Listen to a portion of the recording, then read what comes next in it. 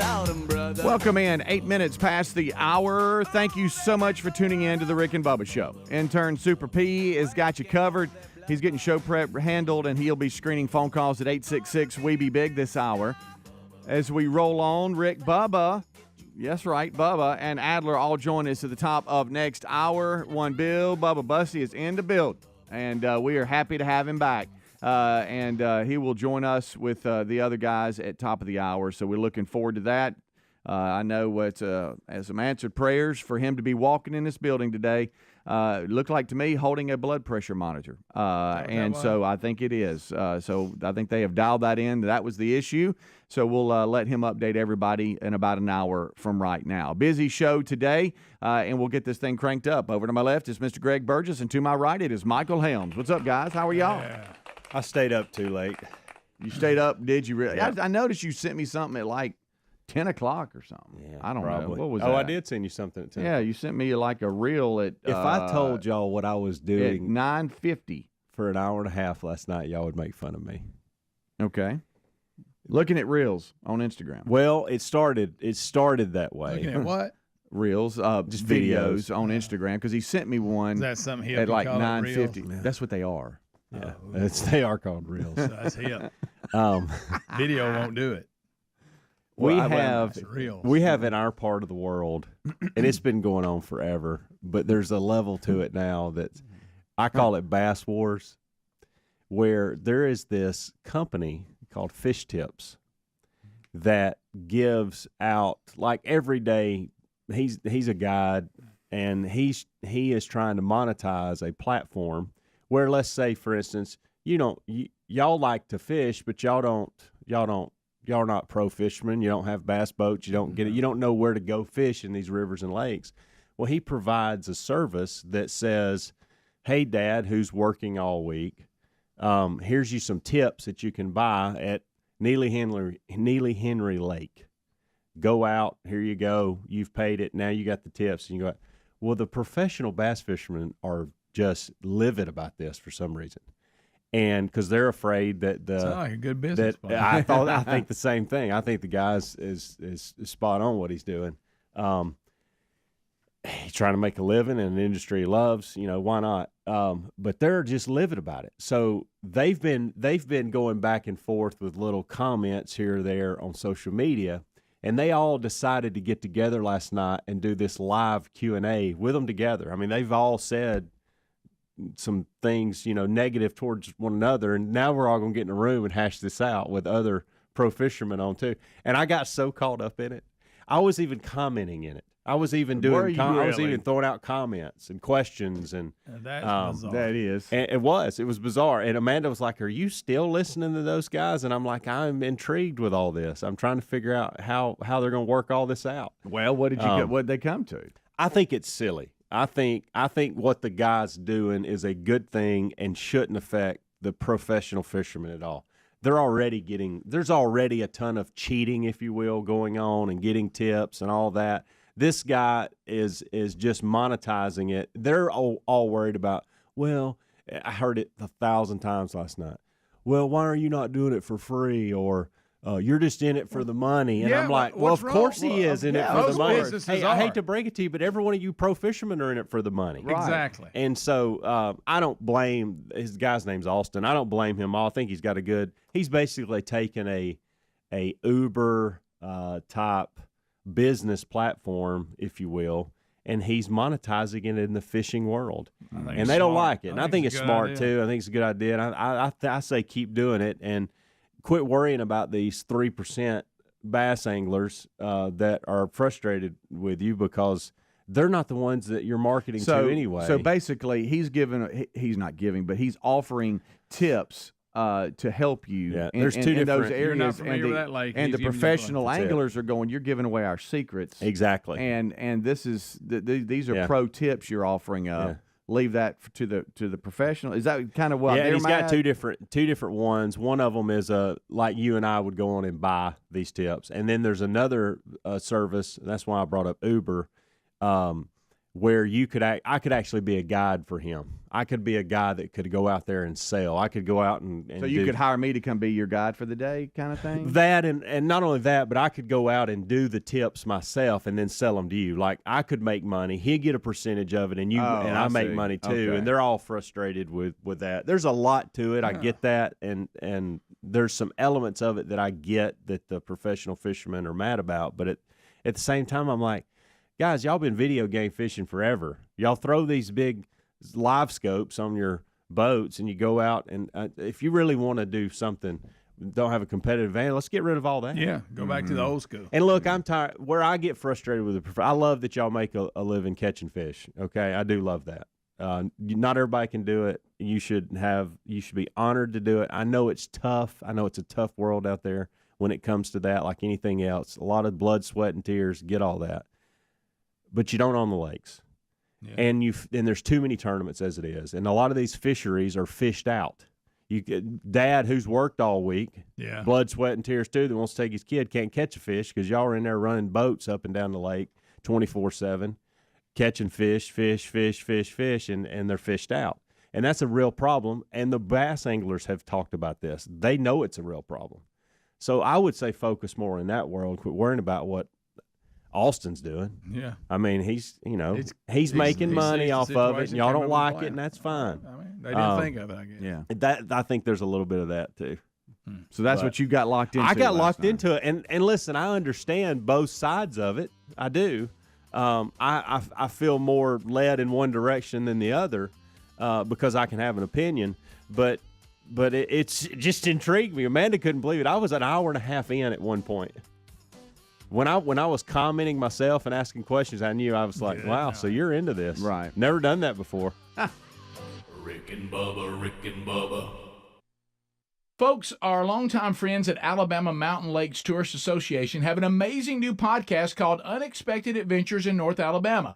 There's so much to do in that area, and on the Unexpected Adventures in North Alabama podcast, you hear conversations with a lot of interesting people about all kinds of cool things to do and see in North Alabama. So just go to northalabama.org/podcast to listen and find out how you can subscribe. You can also listen on Apple or Spotify. Again, that's northalabama.org/podcast today. Whether you're hosting the crew or just looking to bring a little summer to your table, HelloFresh has just what you need, from seasonal recipes to crowd-pleasing eats like a bratwurst bar and s'mores bundle for the kids. HelloFresh makes summer entertaining a cinch. Relax and enjoy summer with America's #1 meal kit. Join today and get 16 free meals plus free shipping with the code BUBBA at HelloFresh.com/Bubba. That's the code BUBBA at HelloFresh.com/Bubba, or find a link at rickandbubba.com under the sponsors button. Got you a free silver bar? Well, okay, we've asked our friends at Lear Capital to do something special for our listeners.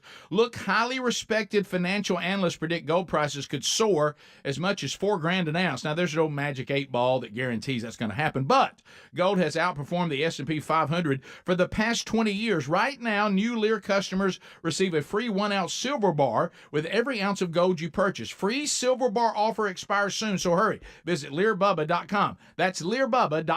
Helix Sleep does it again with an innovative kids mattress made to flip. Why? Well, the firmer side is great for younger kids when they need more spinal support to aid proper development of their growing bodies. You simply flip it over when they're a little older, around 8 to 12 years old, when they want the softer side for sleep. Handcrafted and assembled right here in the USA, Helix is offering 20% off all mattress orders, including the kids mattress.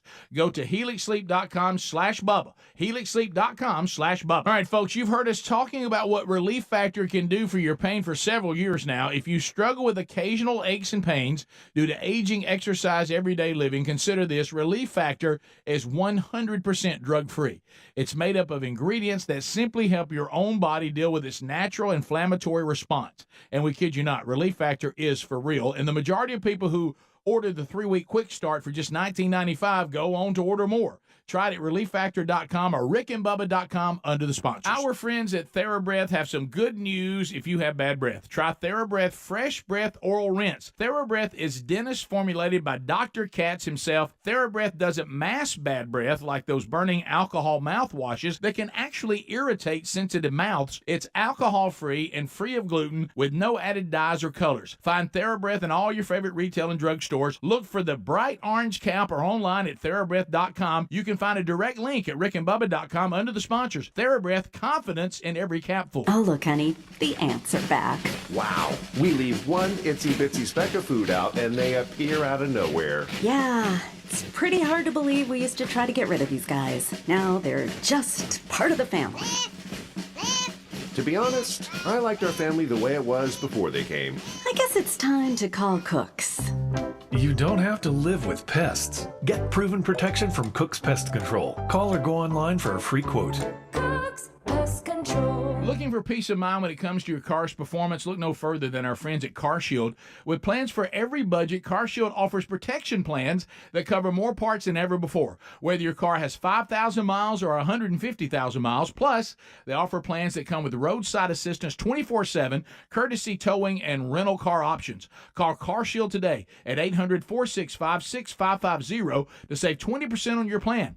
800-465-6550 or go to carshield.com/Bubba. Our friends at Simply Safe were recently named Best Home Security of 2023 by U.S. News and World Report. So they're probably resting on their laurels, right? Definitely not. They're always innovating, like their new 2-in-1 smoke and CO detector. It's hazard detection. It distinguishes between fire and cooking smoke, so you get fewer false alarms. Get 20% off at simplysafebubba.com. That's simplysafebubba.com for 20% off your new system, or visit rickandbubba.com under sponsors. There's no safe like Simply Safe. Attention, all you coffee drinkers. There's a brand new brew that you definitely want to make part of your daily ritual. If you enjoy delicious, good coffee like us, my coffee needs to be your new drink. It's organic, which is so important because if not, then it contains chemicals banned in this country decades ago. You've heard us talk about My Pillow for years on this show, and now they've got my coffee direct from the mystore.com website. Go to mystore.com, enter the code Bubba to save 25% off your order of my coffee, or find a link at rickandbubba.com. Rick and Bubba's in Ohio. Rick and Bubba. Pass the gravy, please. Rick and Bubba. Ooh, it brings me to my knees. All right, 20 minutes past the hour. Thank you so much for tuning in to the Rick and Bubba Show, the number 866-WE-BE-BIG. We have got the crew here. Bubba's back today. We're excited about that, so we should have a full staff. Adler will be joining us here shortly. Looking forward to everyone being back in and having Bubba back in the saddle, ready to go. Daryl Johnston is our RBU this week. I know we've had him on a few times, but it's been hit and miss and there. And, hey, we had you for a segment, maybe two. But they're going to jump into a long-form interview with Daryl Johnston, talk USFL, talk his time with the NFL, and more. So that's going to be a great conversation today as we record that, and that drops on Saturday morning. Make sure that you're following Rick and Bubba University, the podcast. If not, subscribe and get notifications, and make sure that you're doing that. And we'll send all the links out on social media Saturday morning when that's available. All right, so we're rolling on back, ready to go. The Good Time Gang is here. Helmsy let us know why he stayed up pretty late last He's night. mad about fishing. Yeah, well, a lot of folks are apparently. It's amazing. We got us a debate out there, and calling it Bass Wars. Yeah, Bass Wars. yeah. So yesterday, just a quick update. We've talked about these dogs or animals that freak out when storms come in. I didn't know it was such a thing until I talked about it the first time, and all of you responded saying, yes, you don't have – let me tell you my story.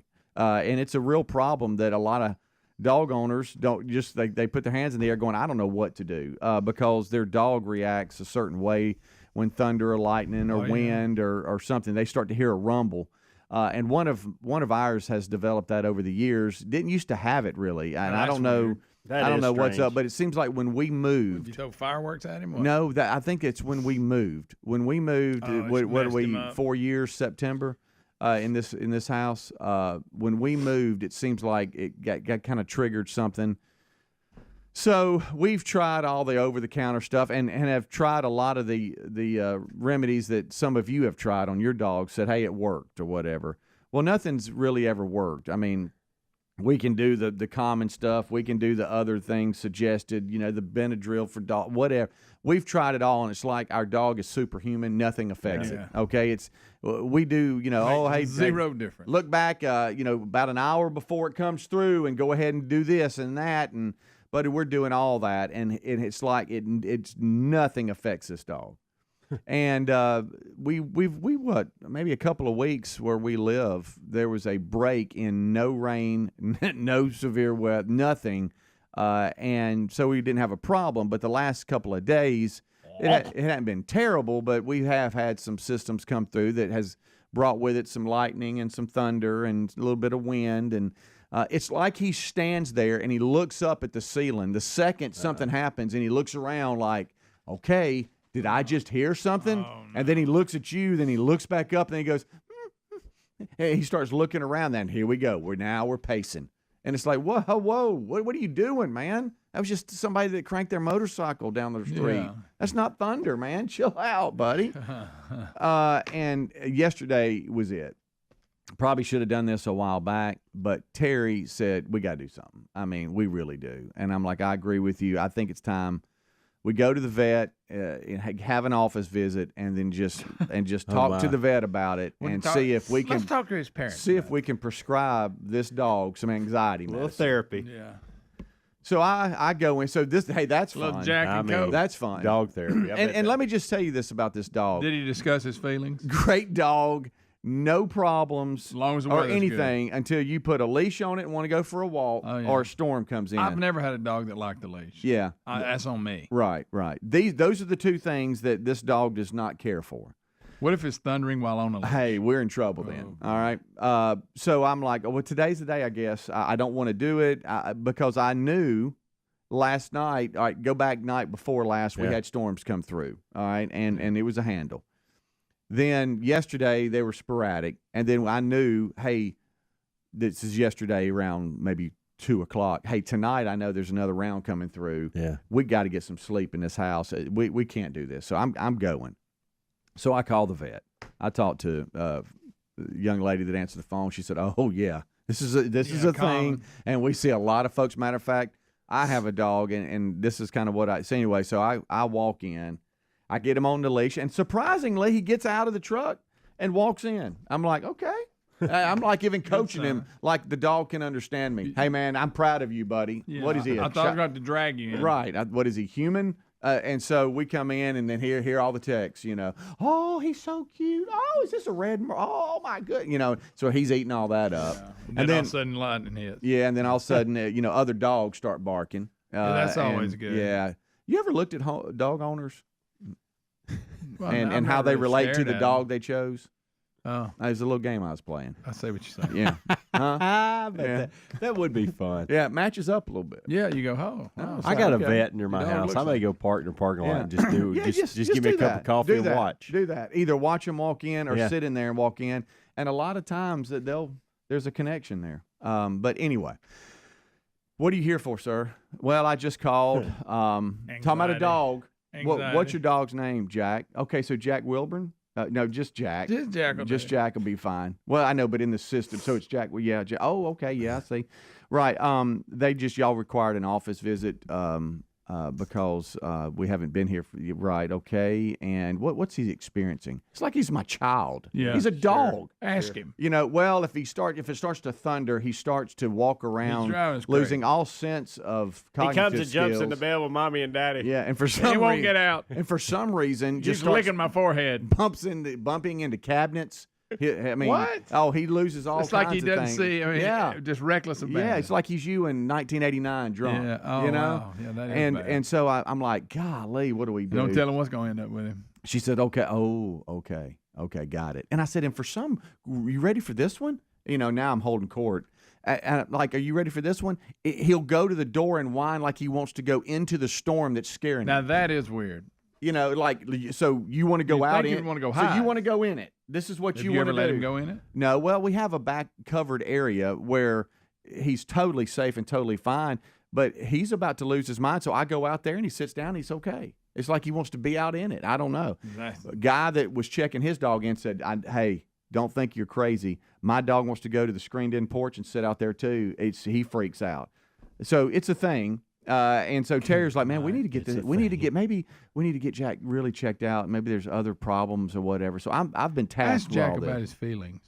So the doctor comes in who was very kind and checked him out, checked all his vitals, checked all his stuff out. Knowing that had nothing to do with anything. Yeah. Right, well, I know, but just, hey, let's make sure nothing else is going on. We all the behaviors. Wait a minute, we've solved the problem. So I, grown man, dog owner, for the first time, actually had to have my dog prescribed medicine for something and buy it yesterday. And as we left, I had a bottle of anxiety medicine for storms for dogs. They make that. They make that. It's a thing. And she said, "Hey, it's going to work." What if a human just took one? Right. So, well, she said, she said actually, this can be used on. This is not humans. What we're doing is not for humans, but it can. You can actually go to the pharmacy and get it for you. You know, it's I don't forget what brand. If I start crying during thunderstorms, I don't know where to go. But how about this? Last night we knew, overnight, hey, we got a problem, so we gave him some. How did that? Well, I mean, at one time he was walking around like a zombie. I don't know. I think he's fighting it. You know what I mean? Like, what's up? Yeah. I just want him to. You have no relief in sight. I don't know. And then, like, one time I woke up and he was like just sitting there staring at me. Oh. Rick and Bubba, Rick and Bubba.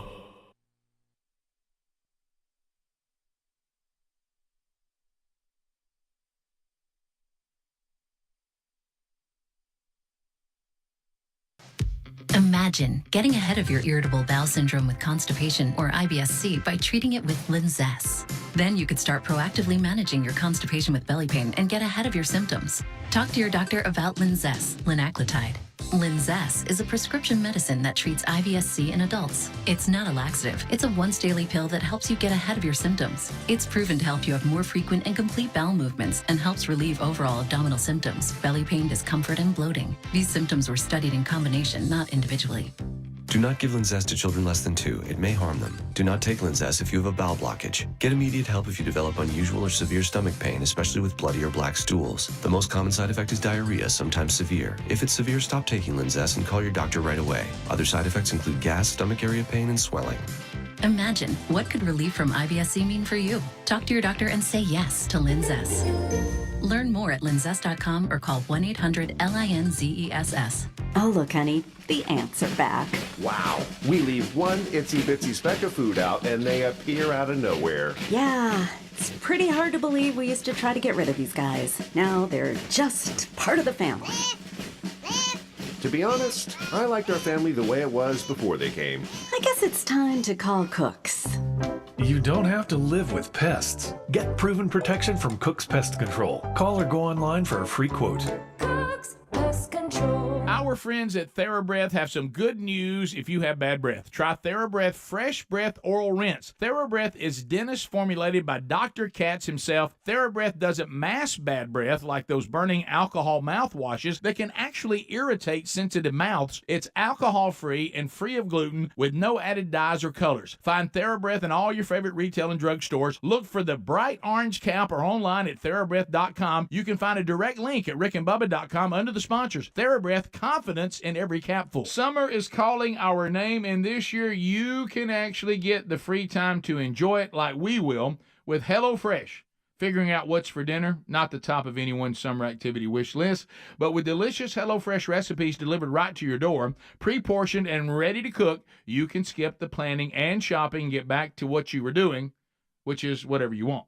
And it tastes so fresh. In fact, HelloFresh's ingredients are picked at peak ripeness and travel from the farm to your doorstep in just 7 days. Plus, it's 25% less expensive than takeout, and HelloFresh isn't just for dinner. They have finger food, snack board, kid-friendly s'mores bundles, new summer selections available from HelloFresh Market. They're a hit at parties. How about this? It'll be a cinch to serve them, so why not take it easy this summer with America's #1 meal kit? Sign up today for 16 free meals plus free shipping with the code BUBBA at HelloFresh.com/Bubba. Or find that link at rickandbubba.com under the sponsors button. Did you know that Alabama Mountain Lakes Tourist Association now has a new podcast called Unexpected Adventures in North Alabama? That's awesome, Bubba. As we all know, there's so much to do in that area of this great state. So what's it all about? Well, on Unexpected Adventures in North Alabama podcast, they have conversations with a whole lot of interesting people about all the cool things and fun that you can do and see in North Alabama. Well, Bubba, I definitely need to check out this podcast. Yes, you do. And I'd recommend everyone checking it out. All you have to do is go to northalabama.org/podcast to listen, or you can go wherever you listen to podcasts. And make sure you subscribe so you never miss an episode. And of course, support our longtime friends at Alabama Mountain Lakes Tourism. Sounds great, Bubba. And again, it's called The Unexpected Adventures in North Alabama. And you can also hear it on Apple Podcasts or Spotify if you're on those platforms. You sure can. We're subscribing right now. Folks, to learn more about how you can subscribe, go to northalabama.org/podcast or rickandbubba.com under the sponsor. 2 words, junk science. That's what the doctors call many of those fruit and vegetable supplements junk science, because they use extracts of common produce department fruits and vegetables, and they have few health benefits. I take Field of Greens because it's the whole organic fruit and vegetable, not a watered-down supplement, and it's backed by a better health promise. Each ingredient in Field of Greens was scientifically chosen to support vital organs like heart, lungs, and kidney health. Others support the immune system, blood pressure, metabolism, and a healthy weight loss. We all want a simple nutrition plan with results so powerful that the next time we get a physical, the doctor says, whatever you're doing, just keep on doing it. Now, this wonderful product is powered by a full spectrum of essential vegetables and fruits, plus science-backed herbs and prebiotics. It can help you stay healthy, plus it's organic. Join us and take Field of Greens too. Now, if you want to get started, we've got you a 15% discount off your purchase at fieldofgreens.com with the promo code BUBBA.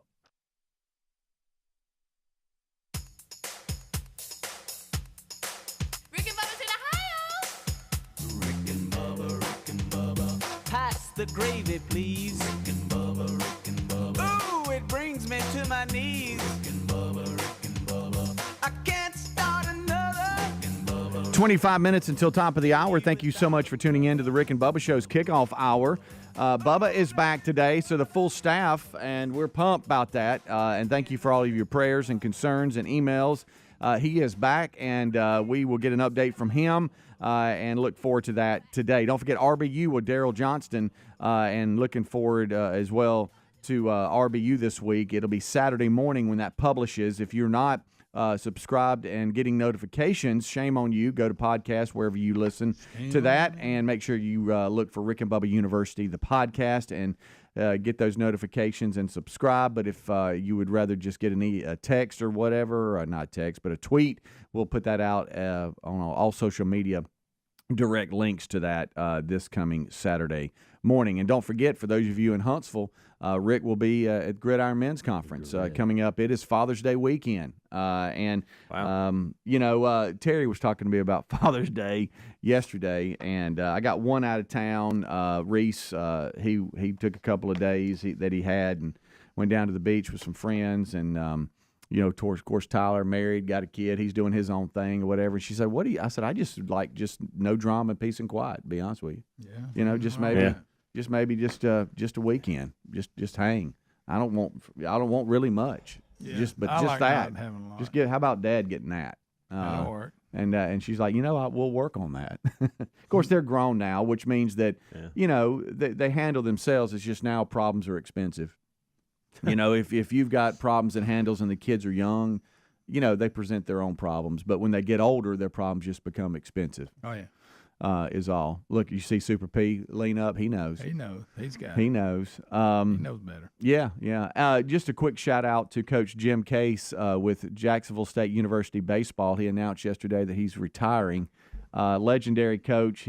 He's done so much for our family. I know he coached our oldest one, Tyler, when Tyler played for him for his years before graduating from Jacksonville State, and just a good man. He cares so much, and I know that this has been a discussion between him and his family for quite some time, and I guess now he felt it was right, and he's stepping away and retiring from the game. It's funny. He's always in the back of my mind. I'll tell you why. because when I left Jacksonville State, when I graduated and finished up, my last year was Coach Abbott's last year. Mm-hmm. And that was a special time Yeah. to be a Gamecock and be a part of that and with what Coach Abbott had done. But Coach Case was coming in, and I was not married yet. I had 6 months before Amanda and I were going to get married. And I was kind of hanging out, doing my own thing, helping with camps and stuff like that. And Coach Case asked me at that time if I wanted to be the graduate assistant, come back and get my master's and all that. And I didn't, because I was done with school, didn't like school anyway, and didn't know that I'd been in baseball for 20-something years, and I was like, I kind of want to do something different. And I've always wondered. That's one of those things I've always kind of had in the back of my mind, what if you'd have said yes to that? Yep. But I've Coach Case has done a phenomenal job. And having to follow those Abbott. footsteps and what all he has accomplished and helped build as a program. And not only facilities are unreal for a mid-major like that, but when you look at the wins, the records, the players, how they feel about Coach Case over the last 20-something years, pretty special man. And 22 years he was the head coach at Jacksonville State, has had, 41 years as a coach at the D1 level. Yeah. But just a legendary coach and a great man. And it's funny because I've got so many Coach Case stories. But because, we knew each other before Tyler decided to go play there. And so there was already a connection. But then you become a parent of one of his guys that are on the team, so you don't want out. It's like, okay, do we still stay in touch? Because now I don't need to be a parent contacting you. You're the coach now. But I think we always balance that real well. But what I handled during the renovation process, Helmsy, that you're talking about, it took about 2 years for them to totally renovate the Jacksonville State facility. And so while they did that, they played, and we've talked about Choccolocca Park, exit 188 there in Oxford, halfway to Atlanta from Birmingham. We've talked about that exit a lot. So for about 2 years, the players and the coaches and everything, when they had to practice or whatever, they got to drive 20 minutes to Choccolocca Park from where they are on campus. And and they all live on campus, and they could see the stadium where they play, but they can't practice there because it's all torn up and stuff. And but I thought he handled that well. They got through it, and then the facility is top notch, and it's opened up a lot of doors and avenues. That's where they played the state championship for baseball this year. They shared some duty with Choccolocca, but that news broke yesterday, and the announcement was there. So we just wanted to take a second and thank him. And listen, it was on the day that Jacksonville State University Athletics had their annual golf tournament too, which was yesterday. I don't know the update if they got it in with all the weather and all that, but. Well, just as he had big shoes to fill, now somebody else has some big shoes to fill. Most definitely. But anyway, so that's there for you. Just wanted to spend a little bit of time on that, and man, means a lot to a lot of folks here on the show, and we thank him for that. I was texting with Tyler about that yesterday, about what all he's done for him, and I think he was reaching out to him as well as a lot of former players are. And speaking of baseball, we got the World Series about to crank up. You've got the U.S. Open with golf. You've got a lot happening this coming weekend. Los Angeles Country Club, which I love the fact that they're out west, because now we can watch a little primetime golf. Yeah, they crank up today. To your point, Helms, they crank up today, I guess, right as the show's ending, because out there it's 8 a.m., with the live show. But I saw a little bit of that. I don't just go run into the Golf Channel, but I was flipping through for a second after I got back from the vet, where I spent about 2 hours of my day yesterday. And they were at the North Course there in L.A., and they were talking about the traffic. And there was a debate because there were some New Yorkers that were there, and they were debating L.A. and New York traffic. And he said, well, yeah, but at least in New York, we go a certain speed limit and we use our horn. Here, you just sit here. Yeah. They were talking about, there's a guy that their hotel was 3 miles from the course, 3 miles from where they're playing from the course. And he thought, man, I'm 3 miles from the course. He took it 45 minutes to get 3 miles. He said that there's there's staff within the PGA and others that actually have rented bicycles and are just they're just biking to the course, because if you get in a car, you'll never get there. That's crazy. I don't want to live in no situation like that. No, not at all. You've heard nightmares of LA traffic, but I guess it's a real thing. Yeah, I don't want to. Because they were having a good old time with it. You know, you were listening to events coming up. You know, the week of the 4th's coming. That's the Nathan hot dog eating contest. Right around the corner. Yeah, and I think you're the only staff member that can sit through that. Yeah, that's the grossest thing it grosses us out. Greg. Yeah, and I've said I wish you had to eat the hot dog like a hot dog and not eat the wieners and then bread separate. I get that. I wish that you were required for it to look like a hot dog and you just eat it. I got a fistful of hot dog franks and I'm jamming them in my mouth, and then I dip bread in water. Yeah, it's just the whole thing. I can't really not eating describing hot it grosses me out. How about this? You're really not eating hot dogs? No, you're cramming hot dogs. Yeah, I mean, you're not eating them correctly. Right. Greg, why would you even bring this up? They should all be in a bun. And you. If you had to do something like that, let's say you had to. We're talking about big events coming up. Yeah, but let's say you had to. How many do you really think you could eat? See, I'm not a huge hot dog fan. No. Understand the situation you're in. Let's say you had to do this and order, I don't know, something that was like, let's think. I'd rather have to eat a bunch of hamburgers. I don't want anything breaded. Yeah. Dip it in water grosses me out. I don't know. I don't saying it. Yeah, but I mean, it's like, Greg, don't do that again either. I just don't get it, man. And then they're trying to swallow. Yeah. Do you think you could do 10? I'd rather talk about Bass Wars again. You could do 10? Yeah, I could eat 10. But like they do, shoving it in there and I wouldn't want to, but I probably could.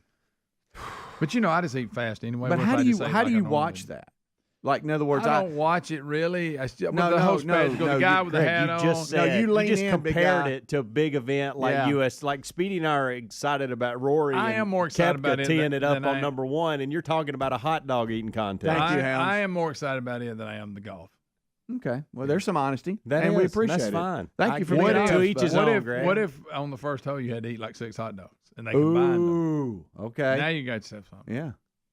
But what I don't like about the hot dog contest, you have these people that they have no chance of winning. They're just up there. That are in it. And why are you even up there? Yeah. They must be getting something for it. Just give me Chestnut and who the next person is, and let's go. Was it the last one that had that protester jump up there? I think so. And get up there and try trying to say stuff, and probably 5 years ago. But and then somebody had enough of it. It wasn't. Yeah, Joey Chestnut took. Yeah, that's it. Yeah, that was a few years ago. I can't remember. Yeah. Remember, he was in the middle eating a hot dog. I was got him like a chokehold. Yeah, he's like, and then takes care of him with that free hand. All right, we'll take a break. We'll come right back. So that's what Greg's fired up about. Oh, my goodness. Your phone calls, 866-WE-BE-BIG. Super P, your intern today. He's on the phone. Rick and Bubba. Paid for by Christian Care Ministry. Let's see, if something costs less, but people are happier with it, that sounds like something to look into, and that's MediShare. Maybe you've heard switching to MediShare to pay for healthcare can save the typical family $500 a month. And that's huge, but it's also true that people are way more satisfied after making the switch, too. The customer satisfaction rate for MediShare is double that of the typical health insurance plan. MediShare works. It's been around for more than a quarter century, and members have shared more than $3 billion of each other's bills. People love having telehealth and a huge nationwide PPO network. So, yeah, you can save a ton and like it better. Imagine being happy with how you're taking care of your health care. So if you're self-employed or part of the gig economy, or you just want a plan you're happy with, you can call right now and get a price within 2 minutes. A very, very smart use of 2 minutes. Here's the number you need. 855-51-BIBLE. That's 855-51-BIBLE. 855-51-BIBLE. This Father's Day, visit Boot Barn for quality gifts and personalized services. Gifts range from durable suede jackets to premium exotic cowboy boots, iconic Western shirts, heavy-duty jeans, and work boots. We provide local same-day gift delivery with gift wrapping and a card included. You can enjoy in-store pickup with $20 off your next order, and our team of experts can help guide you as you shop when you visit your local Boot Barn. Next up, straight talk from Doug. Ever notice that saying no offense is offensive? Like, no offense, but you're overpaying for your wireless. See? Offensive. That's the Straight Talk talking. Get unlimited plans as low as $35 a month from Straight Talk on America's most reliable 5G network. Available at Walmart and Walmart.com. On the $35 plan, first 10 gigabytes data at high speed, then 2G speeds. Refer to the latest terms at straighttalk.com. Based on most first place rankings, root metrics, second half 2022 assessments of 125 metros. Experiences vary, not an endorsement. Pro Paint Days are here at Lowe's. Now through June 16th, Lowe's MVPs members can start earning 20% back in paint rewards via Lowe's e-gift card when you spend $100 or more on qualifying paint purchases. Stock up on top paint brands like our new and exclusive HGTV Home by Sherwin-Williams Spec Right Pro Interior Paint. Lowe's knows pros. Exclusions, restrictions, and more terms apply. See Lowe's.com/L/pro loyalty terms. Subject to change. This Father's Day, visit Boot Barn for quality gifts and personalized services. Gifts range from durable suede jackets to premium exotic cowboy boots, iconic Western shirts, heavy-duty jeans, and work boots. We provide local same-day gift delivery with gift wrapping and a card included. You can enjoy in-store pickup with $20 off your next order, and our team of experts can help guide you as you shop when you visit your local Boot Barn.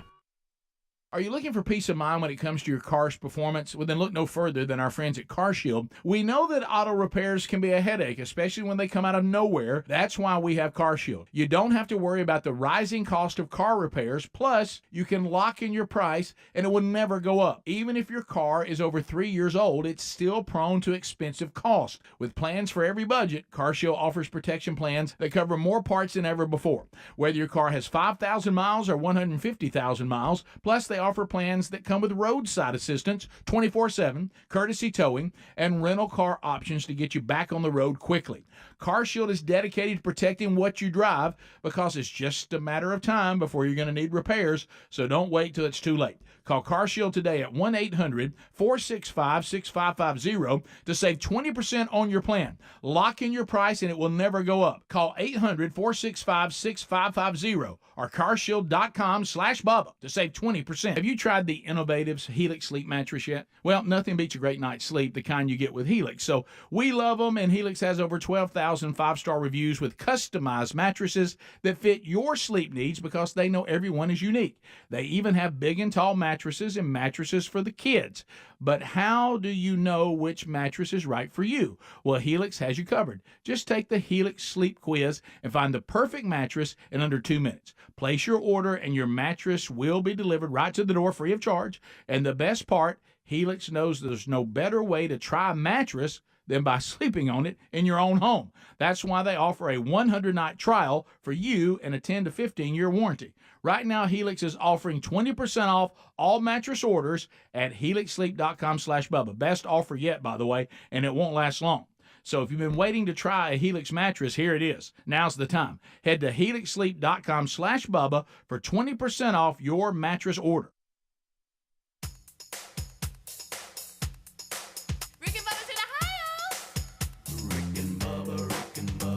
Pass the gravy, please. Rick and Bubba, Rick and Bubba. Ooh, it brings me to my knees. Rick and Bubba, Rick and Bubba. I can't start another. Rick and Bubba, Rick and Bubba. Day without 'em, brother. Rick and Bubba, Rick and Bubba. All right, what's up? It is 9 minutes until top of the hour. This portion of the show, we want to make sure that you're that you're aware of the SSI network of national affiliates and advertising money and all that kind of good stuff that a lot of you might be like, I'm kind of in the market to get my message out on a national level. Well, SSI, our national sales team, they sell this and another popular syndicated program that they syndicate, and they want to remind you that the audience is strong. The Rick and Bubba Army, they support what they hear advertised on this show, and if you're in the market for wanting to get your word out, the network partnership team and our national sales team says they can help make that happen. We've got over 60 network radio affiliates. We've got YouTube, Blaze TV, 24/7 TuneIn digital radio channel, all the social media platforms, podcasts, online showcasing opportunities at rickandbubba.com. It's all there for you. If you're interested, call 203-431-0790, or you can email them at rickandbubba at syndicatedsolutions.com. That's rickandbubba at syndicatedsolutions.com. And if you're just on a more of a local level of wanting to get your word out, that's an opportunity too. Still contact us. We can get you in touch with the local sales teams that do a great job. We work with them each and every day on selling local endorsements or advertising in whatever market you live in. So that's all there for you. All right, so QFTAs. Yep. We've got them piling up, and we thought we'd end this hour with you throwing a couple out that have been emailed in. All right. I want the first thing that pops into your mind with this question, okay? Do not hesitate or think. Just say it. What is the scariest animal? Shark, God. great white shark. That was mine, Greg. Oh, that was wow. mine. That's exactly what I thought of. First thing that hit me. All right, Speedy. I was thinking lion because you said animal. Okay. All right. Something about lions don't. I know they would kill me and rip my head off. Yeah. But he said animal. Yeah. Okay. What? Shark's an animal, isn't it? Okay, I guess so. You don't think a shark's an animal? Well, I was just thinking of a land animal. No, but what I was saying. I'm just thinking like a land animal. With, I got it, but okay. I'm saying lions. I look at him, I go, oh man, something about that's majestic. But then again, he'll slap your head, slam off. Yeah, if you're sitting right there on the rug, a lion sitting there, we'd be scared to death. When you first look, you go, oh wow, look at that. Then, okay. wow. Right. All right. This one may take. You didn't like sharks. Just say it. Well, I didn't. I wasn't thinking water. That's fair. Okay, that's fine. That's fair. That's okay. But how about this? You could ask, what's the scariest thing in the ocean? Right. But I tell you, a great white does scare me. Yeah, the great white, the way he looks. Please don't think I'm not scared of them. So you ain't scared of great whites? What is one thing that you need to throw out at your house and you will not? You're holding on to it. Wait a minute. Wow. Do you know what the first thing that popped in my mind on this? The beach chairs in the garage that we never use. We never use them. And I know you're going to think. I was thinking they're not the beach, but the old bag chairs that I've had forever. Yeah. That probably even if I want to sit in one, I need to go get a new one. Yeah. Every time I'm cleaning out, I see them in the corner. I go, I think I'm gonna leave them. We keep these. So beach we still chairs. use those, but I know what you're talking about. Yeah. We keep these beach chairs for years and years. And the minute we go to a beach that we need them, we have to get new ones. Exactly, and the same thing with the umbrella. Boogie boards too. The For some reason, the boogie board. For some reason, we think we need to keep boogie boards in our garage. My kids, I remember going. I'd look and they had every boogie board there was. Sure. How about true story? Reese going to the beach in the attic because I was tired of looking at it. I put a beach chair and a little umbrella we just had to have last time we were at the beach. Yeah. And he said, "Hey, Dad, do we have one of those or whatever?" Because we're staying right there on the beach. And I'm like, "Yeah, it's in the attic," and I'd have to move the trailer with the four-wheeler on it. And, oh no! And then we moved half of JC's apartment because now our garage is a storage unit. And I'm like, "Son, do you realize what we'd have to move and then all that just to get one?" So, but I thought, when you leave it down there. Yeah, and then I thought we bought one for moments like this, and we're not even using it then. I know. Good night. All right. Have you ever done one of those Western family photos? Yes. Have not. Have you really? Yep, I have, and we have photos. We have proof of that. Were you in Gatlinburg? We were, and we decided, you know what, we're doing it. Tyler didn't make that trip, but JC and Reese did. I've always wanted to. Do you remember the trip that we went and it was everything was iced up and whatever? And I said, I'm going. I remember you. And we went there and got there, and it was the best time ever. Snow. Remember everywhere. you went to the car museum? Yeah. Because you had these free passes from the fitted up there. And then we went to the Ripley's haunted house, and we were all scared to death. Scared. That's when that guy came out looking like the penguin, going, JC. Yeah. And running down stuff oh, gosh. We were screaming, run, Dad. JC. That's hilarious. Goodness. I remember that. And we couldn't get the elevator to go because we were like, open up. And he was like, JC. And he kept getting closer. And he was like, Dad. He knows my name. When's the last? It must be real. When's that's freaky. What is the last time you ate something fresh off a vine? Ooh, down at the Lenore Farm. What was it? Blueberry, watermelon. I don't think I've. Look, did you see the way he turned around and looked at you on that? That don't count either. They kind of like shark. Yeah, kind of. Watermelon? That's on fine. the vine, they grow. Where do you think they come from? That's fine. Watermelons That's just appear for no reason? That's a big one. That's fine. Yeah. Did you have a knife and cut it up? I did. Okay. Messy. They're a little messy. Right. I'll be honest with you. I'm not big on watermelons because they're just a big mess. They are. I'm much more a cantaloupe guy. Mm-hmm. Have you ever gone to the refrigerator and saw a Lunchable and said, I want that, Never. and ate it? I don't like Lunchables. There's nothing about them. People used to bring them to lunch at work, and I thought, why are you bringing that? This has so many. I'm thumbs down on Lunchables. I am too. Yeah. This one, I could list 20 items. What is the worst thing you have used a credit card for? Put air in a tire. I guess, yeah. No, I don't mean like a they've check started taking card. those instead of coins now. Yeah, I don't mean like check card. I'm talking about like actually credit. You talking about buy something? You bought something with money you don't have. Oh, good Lord. good I've night. done that so many times I can't name them all. Well, that's what I said. I could name 20 of these. For real. So we just had to have one of those stowaway hitch things you can add to your hitch, and it's like an extra suitcase for your all your belongings. That's not a bad and we purchase, just had though. to have it. Yeah. And so we bought it, and then we used it like 3 times. Yeah. And like, why'd we have to have that? By the way, I just thought of something in my garage that needs to be tossed, and for some reason I won't toss it because it's nice, and nobody will ever use it. It's a bicycle rack. One of those that you plug into the thing. Yeah. We ain't got a bicycle in our house anymore. Yeah, There's I not still got one one of those. bicycle, How but many there's times this do you nice use the bike. rack? We used it twice. We took it to Florida one time, and then Sharp. Amanda has used it a couple of times. I got that in the attic too, right by the beach chair. And there is no reason for us to have a bicycle rack. Well, you never know. You may get a bicycle. You one never day. know. They might want to go Does anybody somewhere. need a bicycle rack? Like, easy now. Like They it's probably that. do. Let's see. Maybe one more. Oh, here's one. This will be quick. They said, be honest. What percentage of time do you wear your seatbelt? Do you wear it 100% of the time, or are you an 80% guy? I'm 100%. I'm 100% too. That may shock people. I'm 100%. I know people that will get in cars on short trips and won't put it on. But Let me tell you where I went. I went from the guy who felt weird with it on. Yes. Now I feel weird with it off. Yep. Yeah. And Plus, I can't stand the beeping. See, when I would work for Alabama Power, even though the law, there was no seatbelt law, they had a company rule that you had to wear one. Right. So I got in the habit of doing that. Because you're scared of the man. Yeah. They won't lose the job. Yeah, I always wear mine. That Well, is thank it. y'all for those questions. I That's hate we good didn't have stuff. time for more. We'll crank some more up maybe tomorrow. Rick and Bubba, yes, he's here, as well as Adler. Join us next. Bubba, Rick and Bubba.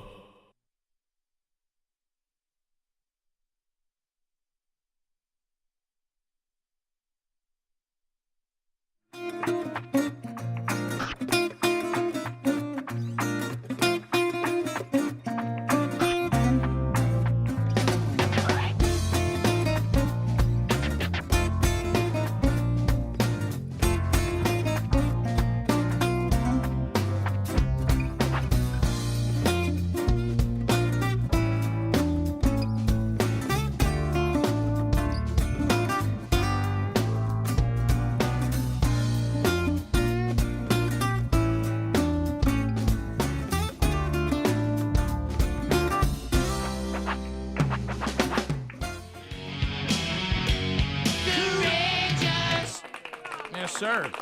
Driving and crying. Fly me courageous. How about it? Won't you fly me? So we have much to do. For those of you out there, we do have the Butterball electric turkey fryers by Masterbuilt. They could happen at any time throughout the week. Looking forward to them coming in and starting off Thanksgiving, and then that goes into Christmas, and that goes into the New Year. And, of course, that'll explain also why, if you're watching on CRTV, you're watching some of the video and content we put out, you may start seeing a Star Wars pinball machine in the background. You know, we were talking yesterday about how different our line of work is. Yesterday in this studio, you heard these phrases. Now, anybody else, I want you to think about it, your office. Has this conversation ever taken place? And here's what happened. Well, what do you think about putting the pinball machine right there? We'll have to move the wheel of meat and relocate free metal. So, sentence, isn't it? Yeah. So, is there any other office that says we need to take the pinball machine and find a spot for it? We may have to move the wheel of meat and completely relocate free metal. You know, it's just the burdens we live with. Right. Now, those of you that may not know, when we use the term free metal, it's from that hilarious story that we did involving the sign Free Metal, where the guy would come and just play his guitar in your front yard. So anyway, a drum set and a guitar with an amp is set up for Eddie Van Adler, and sometimes I'll sit in and play a little bit of drums here or there. So we had to move the drum set, the guitar, and the amp to a different location to make room for our new Star Wars pinball machine, and maybe just shove the wheel of meat just a little to its left. So there's free metal. Do you remember free metal? Yes, I love free metal. Rick, that is one of the funniest things. Free metal. And we're glad to offer it here sometimes during the break. So about $5,800 to $6,000 worth of pinball machine goes into the 12 working days of Christmas. So that'll be one of our giveaways, and we'll give you all the other giveaways as we get a little closer. But as far as the turkey fryers, that's going to happen this week. So be paying attention for that. Hey, it's the holiday season. You know what? There's going to be a chance to win so much stuff, and it is so much fun giving all this stuff away. I know. And, you know, with the turkey fryers, I was one of those guys who used to be scared of frying turkeys because of all the tragedy. Oh, sure, yeah. And then when Masterbuilt came out with this one, and it's so safe, we've used it every year since we got one, and I tell you, I didn't used to like turkey because I thought it was too dry. Well, it is a totally different meal now. Yeah, no offense. I don't know, wherever you went, but if you don't know how to make turkey, it won't be very good. It's supposed to be juicy and delicious. Moist, tender. Won't you fly me? It shouldn't be like dry, hard, and difficult to chew. If it is, you're not cooking it right. Nope. Staying with this theme, I have to tell y'all something that happened at the house concerning getting into the holiday season. I heard Speedy talking a little bit about that in the kickoff hour, too, and Helmsy also discussing it. And I had something happen that I really didn't have any control with. It might be a negative on the system I usually work. We'll be right back. Rick and Bubba, Rick and Bubba.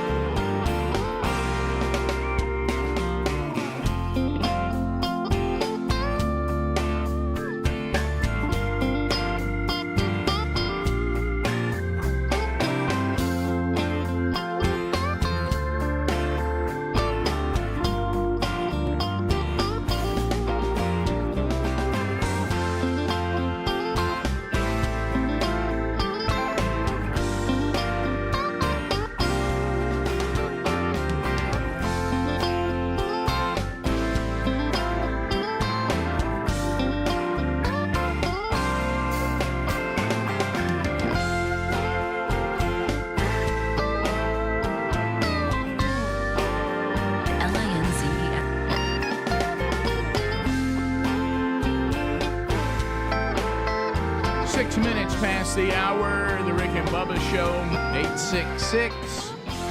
We Be Big is our number. We start this hour with the national anthem.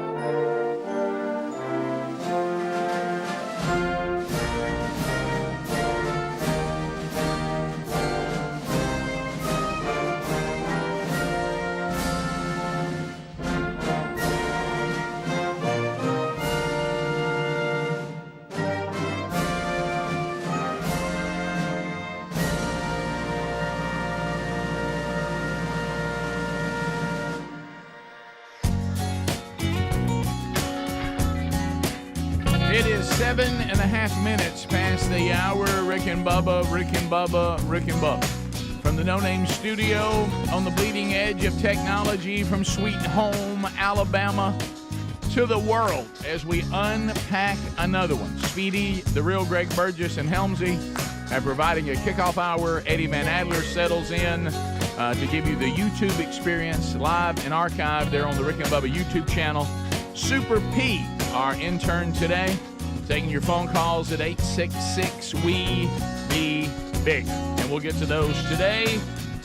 The man with a golden voice, professional lunch eaters, man of the year, the inventor of pizza in a cup, Shakespeare's worst nightmare, and the master of the King's English.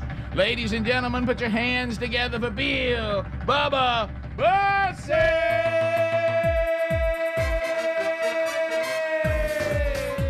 Howdy, Bubba. How about it, Rick Burgess?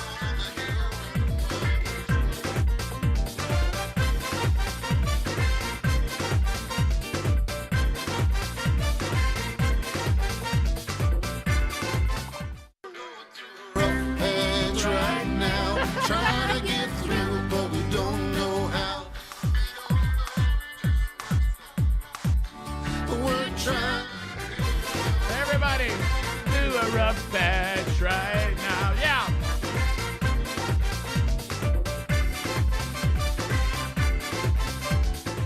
Going through a rough patch right now. There it is. Welcome back, Bubba.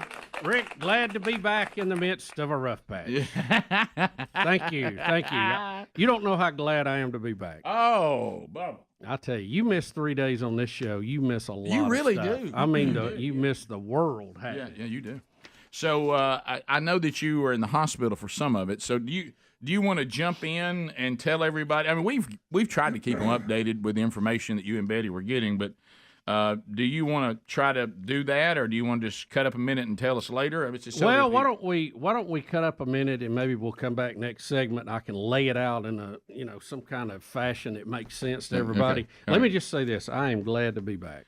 Well, we're glad you're back, and the audience is glad you're back, and it's like we've said all along. The name is Rick and Bubba for a reason. You said, I've said, anytime any of us are out, I hope that if somebody's missing, it matters. Well, yeah, you do, but at the same time, we have such a great team here, such a great staff, and I want to thank them for covering in my absence. That the show must go on. It's the oldest saying. The show must go on, and y'all did a great job, and I was getting reports. Some of it I couldn't watch or listen to. Yeah. Yesterday I saw a little bit more, and people were coming in. I mean, literally coming in my hospital room and saying, "Hey, did you know Mike Pence listens to y'all and has been listening to y'all?" I go, "No, I had no idea." All right, so just to hit some, no, I had no idea. To hit some of the highlights that some of the normal stuff happened while you were away that we've been commenting on for a while, but. While you were away, a story broke that there is a potential cult trying to buy Warrior, Alabama. Right. Okay? I've been following that story. We dove into that pretty good. We think that the kickoff hour and puppies may be killing Greg. I saw Greg go to sleep during a segment. Yeah, completely asleep. Yeah, I understand. Look, Greg drives. I don't see how he's done what he's done for as long as he's done, because I did it for a short amount of time and it'd like to kill me. Well, now he says that with this puppy thing, now he's getting even less sleep than he gets when he had no puppies. Yeah, I mean, me driving 10 minutes is killing me. Yeah, so that happened. I'm now best friends with Mike Pence. Right. You might not know that. Right. I told Bubba in the break, and I think a lot of people agree that version of Mike Pence, which I think is the real Mike Pence, that guy, I mean, when he's sometimes, because he's so professional, he comes across as a little dry. When he was on this show, he was cutting up, wanting to walk songs, and I don't even remember him talking very long about running for president at all. He really just wanted to cut up and talk about the show and talk about walking songs. Well, he asked me, "Can I walk the bed out?" as we've talked about it. Right. Mike Pence may be too good a guy to be president. Yeah, I do think that. I really believe that saying that Mike Pence, belongs in all the state of our government now, I think he's too good a man and has too much character and integrity to be in that swamp. It is a swamp. Yeah, and so anyway, but had a great time with him. So that happened while you were away. Now you will be glad to know Tuesday night I did watch a little bit of Skinwalker Ranch, but I wrapped myself in aluminum foil before I did it. So I was in a Faraday cage, so it couldn't get me. You know I got that weapon today. Enough with the Skinwalker thing. You know what? Can I see if you agree with me on this? And this is no dig at them or the show, okay? But I got a chance to. I just happened to be around the TV Tuesday night. I didn't like that they went off to that other place. I found that episode to be very boring. Well, that's another show. Well, they didn't they go off there though during the actual Skinwalker time frame? No, they've got The Secret of Skinwalker Ranch, and then they have a show called Beyond Skinwalker Ranch, and that's where they have sent this other team out to investigate other phenomenon that may be tied into Skinwalker Ranch. Bigelow had both of them, both places. But I thought in the Skinwalker thing, they're sitting in a room talking to them, and they said, we're going to go to this other location. Well, maybe they did. Maybe I missed that part. Yeah, it was. I was wrapped in aluminum foil. It was easy to miss. Right. Let me see if I have this right. Isn't Skinwalker when it airs? You know, it's. New I thought episode. It was 9. It's actually 8. It was on at 8 this week because I missed part. Was 8 though an old episode that runs before? No, the 9? The new episode where they were digging came on at 8. Because I tuned over to get ready for the 9 o'clock, and they were already digging. Okay, like, hey, okay. So on? I did see the other show then, but it had them in the other show at the beginning. Yes, because I didn't see it till 9. They kind of set up the transition, and you knew I didn't like that. You know there were going to be spinoffs. It's no Skinwalker. I didn't feel connected to them. I don't know why we're in some saloon. They never explained to us why that place is still set up like an old western town. Is it a tourist place? Why is this guy standing in the saloon? Yeah. It looks I needed some explanation. From a big gold bust, everybody just. But I'm just going to tell you, and the audience agrees, I think you got to get away from the Skinwalker thing. Well, like I say, I watched it with aluminum foil wrapped head to toe, Right. so I was in a full Faraday Don't take cage Travis's calls. except for about 2 inches. Don't text him anymore. I mean, we got to be done with this. Skinwalker Ranch has been nothing but disastrous for you. Well, we can't argue with the numbers. How can we walk around it? There's no way. I mean, it may not be connected, but you know what you do when you're trying to find out. You got to take stuff away. Yeah, you do. You got to look at it logically and attack it in an appropriate manner. Will you not talk to Travis anymore, or at least give it a break? Well, honestly, I couldn't text the last few days. Good. It wasn't a problem. Okay. I couldn't. I was under orders with my right hand not to do anything. Okay. Including holding a phone. I'm glad Greg's not in here. This is a good time for him to go get coffee. You couldn't. You had to learn to use your left hand to wipe. Yeah. You know what I mean? Greg asked was there a stranger in town. It was a stranger in the house. We'll be back. More Rick and Bubba coming up. Rick and Bubba, Rick and Bubba. Just ask him a question, sit back, and let him go. Yeah. What if that buffalo decided to just run and jump into the student section? What would happen? He would go into the student section with 8 people hanging on ropes around him. Yeah, I mean, even though it's a small baby buffalo, they're still powerful. If that buffalo decides today we're not running in this direction, it's like a truck. What are you going to do? Helmsy asked a good question off air in the kickoff hour. I mean, do you have to run the 60 in a certain time to even be beside that buffalo? Yeah, I never see fat people happen. How do you try out for this? I mean, do you have to run at least a 6'5" to be with that buffalo? Look, they're all wearing cleats too. Yeah, Serious deal. One guy in the back looks like he tries to slow him a little bit. Did you see him lean back? Like You see him right there? See him pull him back? Yeah, I think you're right. Rick and Bubba, Rick and Bubba. Today, America goes to the polls, midterm elections. Man, that ain't cool. United we stood. Divided we fell.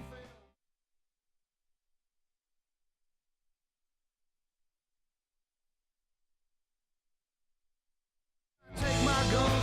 Good luck with that. We're mounted up, baby, about to bring old America back. Welcome back, Bill Bubba Bussey. Glad to be here. Thank all of you for being part of the Rick and Bubba experience. Going to the polls today. Everybody get out and vote. Let your voice be heard. Now, the Trump rally last night at Cape Girardeau, Missouri, of course, the home and place of where Rush Limbaugh grew up, his brother David Limbaugh, who is also from there. Hannity was there doing his show live. And Bubba and I got to texting last night because we're both concerned about Hannity. because Hannity, has that. I'm talking about that Irish blood just flowing through his veins, and he's also a New Yorker, and you combine all that together. It's a powerful combination. You got a feisty fella. Yep. And we love Sean. He's been good to the show, and he's a good guy. And but he does get fired up. And Bubba texted me and said, "Hey, Hannity just said something about the Saturday Night Live cast, and he told me what it was, which we're about to play for you." And I immediately dialed over. And when I dialed over, and Greg, this reminded me of you a little bit, and it would have owned you. When I dialed over, after you hear this, keep in mind, Hannity was talking again. He says, "I'm really upset, and I'll be honest with you, I'm trying to hold back." He didn't do a very good job. He claimed he was holding back. Look, so here it was. This is Hannity and Cape Girardeau last night at the Trump event. Now, this is before it starts. They're doing their show from there, Hannity's America. And he is this part of his monologue at the beginning or something? Yeah, I think he was just doing his show. He was playing some clips from some of the left and how they're claiming Trump's acting away, but they're doing. It's just they're mad at Trump because he acts like them. Right. That's the bottom line. Yeah. And so he plays. They said, "By golly, we're the only ones that can act like this." Yeah. And so he gets so upset with what the Saturday Night Live skit concerning, one of our war heroes that did 3 tours. And of course, in one of those, lost his eye, and it's Crenshaw. And what state is he running in? Is it Texas? Anyway, I'm not sure which state, but we'll get that while it's playing. Yeah, but here's Hannity, and he's furious at Saturday Night Live. Listen to him. How despicable on Saturday Night Live, one so-called comedian making fun of Republican congressional candidate Dan Crenshaw. Oh, a hero who lost his eye while serving our great country as a Navy SEAL in Afghanistan. By the way, all of you on Saturday Night Live can go straight to hell over this. You owe this man a profuse apology. Now, that was him holding back. Yeah. Hey, what he said? Look, I'm very upset. I'm holding back. That's good. That's all I can do to keep it together. Look, I can tell you, you go to these Trump rallies, He gets so mad. and they've got the feel of a college football game, Right. and you get fired up and you get pumped, and I mean you just let loose. Really. He said he was sweating last night because he was throwing so many footballs in the crowd. Did you hear what Bubba just said? Huh? He says you go to these things and the crowd gets stirred up and you get carried away. Yeah. Yeah. Yeah, we You know sure that. do, don't you, Bubba? Don't you, Bubba? I wasn't out of control, I didn't cuss anybody. Did you cause a big deal in the country and work the crowd to a frenzy, and Trump said something that caused a huge deal? Yes or no? That did happen. Let me say this to everybody that was in Huntsville that night. Right. We had a great time. When I got there, Rick, and there were people lined up and there were vendors outside with balloons and cotton candy, I'd never seen anything like that at a political rally. It just has a different feel to it. It's hard to describe. It's very much like a big-time college football game. Bubba, at one time you had them chanting, "Build the wall." Yes. Well, yeah.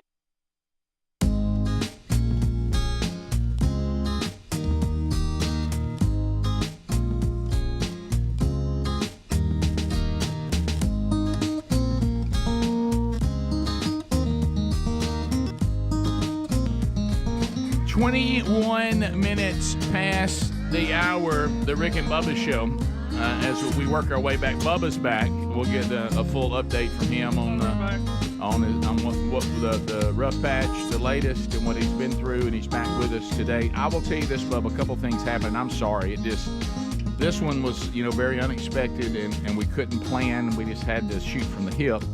And I know how much it bothered you. It happened to hit around payroll time, which is in your area, and you literally had to tell me to go into your office, and I can't imagine what that was like. I'm glad you got in there. Well, and I felt when I went in, I was like, it's like going into a sanctum. I was like, I know I'm not supposed to be in here. I felt like a little kid.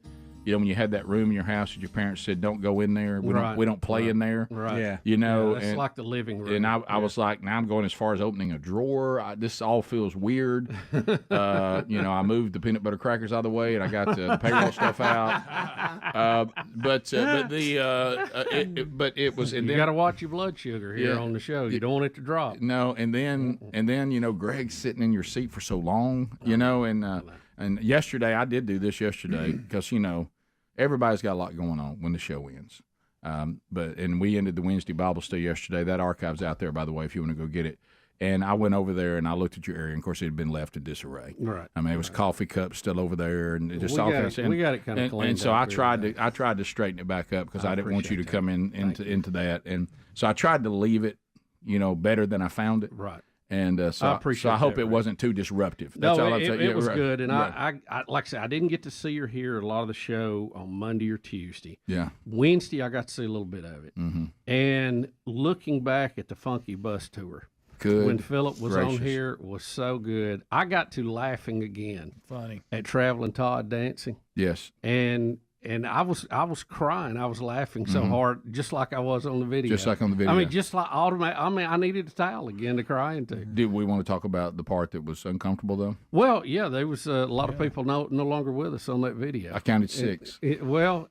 And I counted at least 5.5. Yeah. There wasn't that So, many people on the video. Yeah. Did you just say 5.5? Yeah, well. What are you doing? Well, I mean, I was counting me as one of them, hanging on by a thread. Yeah, but you weren't. Or 6.5. I know what you're doing. I didn't know.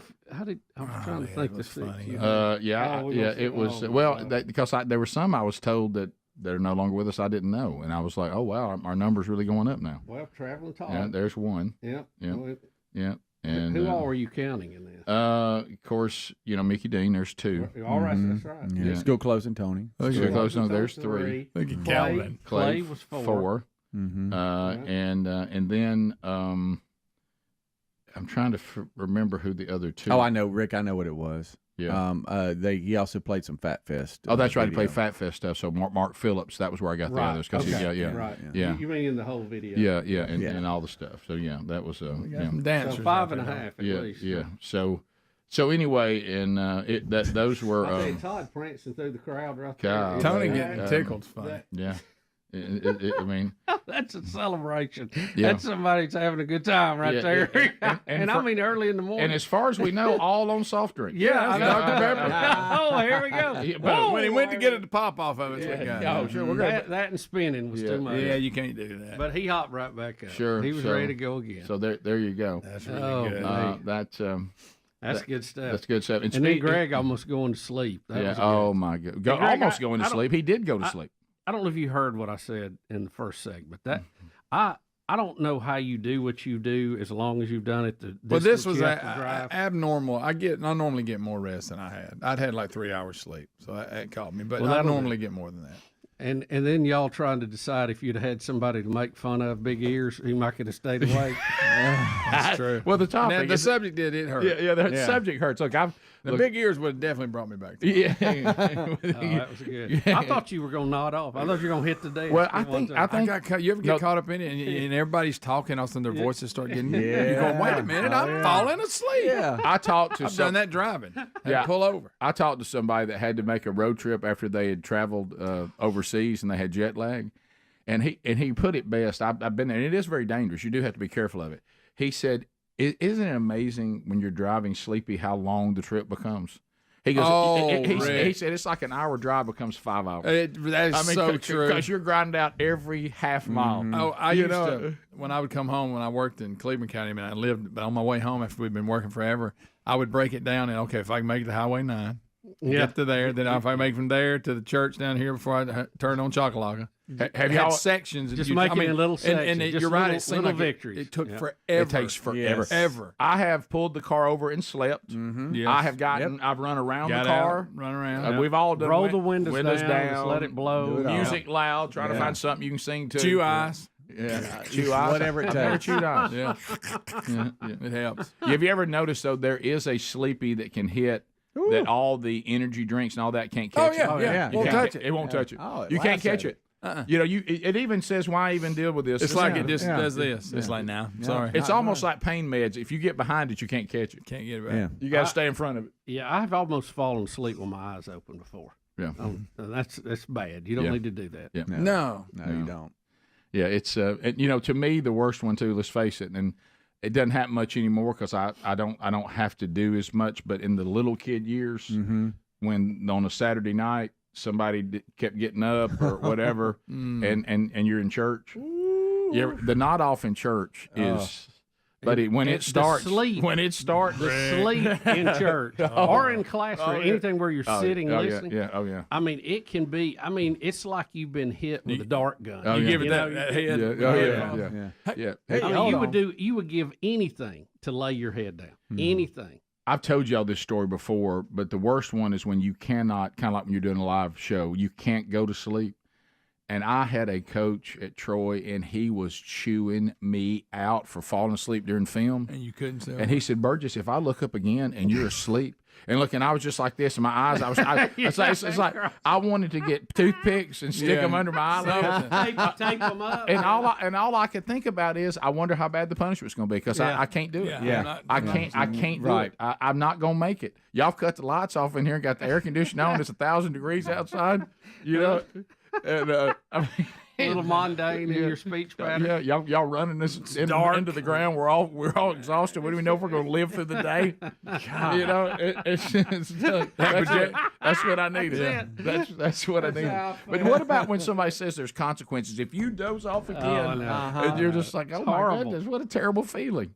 And you think, and I don't know if you're like me, I get mad at myself for not getting enough sleep prior to that. I go, why didn't I? But sometimes you just wake up. You know, and look, let's all face it. I've had the wife say, "Are you asleep?" when they're telling you something like that. They got something they want to talk to you about. When Betty talks to me, it puts me to sleep. Me too. Sherry's wife. It's just so relaxing. I said, baby, your voice is so soothing. It's so soothing. Feels so warm. When you talk to me, baby, that's like somebody rocking me. Yep. I mean, I can't. You shouldn't have waited till we got into bed and I got my pillow just like I liked it to talk about this. I'll tell you something else will put me to sleep. I prefer to drive. And I know you're that way. If I ride, I'm going to sleep. I can't stay awake if I don't have my hands on that steering wheel. I'm fine usually if I'm driving. If I'm in that passenger seat. Up and we've heard stories of the company conference call where somebody starts snoring. Oh, that's one of my favorite stories of all time. Hey, who's that? Who's snoring? I want to hear it again. I don't know. Hey, is somebody snoring? I want to hear it again. And he looks down. He looks down. He doesn't see. He didn't put the mute button on. Look, and he said, for some reason, I jumped out of the bed in the hotel room and just stood there like I didn't know what to do. Rick and Bubba.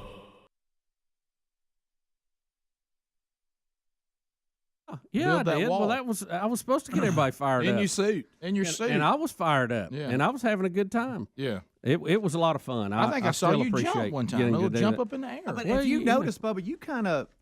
we all get caught up in it, but you really get caught up in it. Think of some other big moments when you're up on stage and you get to going. There's a face you have to watch. He has this face that comes over him. What Rick is trying to say. If you ever see that face, get ready. What Rick is trying to say, I got Trump fired up, and that's when he made the quote about the NFL. Yes, it was that night, look, by the way, he said Adler's that. Found it. Adler, look at him coming out the shoe. You think he ain't ready? He's got his hair perfect. He's got his suit hanging on by a thread. It was. And his suspenders got all they want. He's got his suspenders, and they're fighting. And there he's all. There you look at him. Look at him. There he is. Yeah, that big was flag. Let's Skype him. Electric atmosphere. It looked good. Oh, that's playing it back. I love it. Well, here it goes. You can't help but get fired up, Rick. We got to watch it. I'll tell you when the face is on. See, there it is. There it is. There's that face. There's that face. There's that face.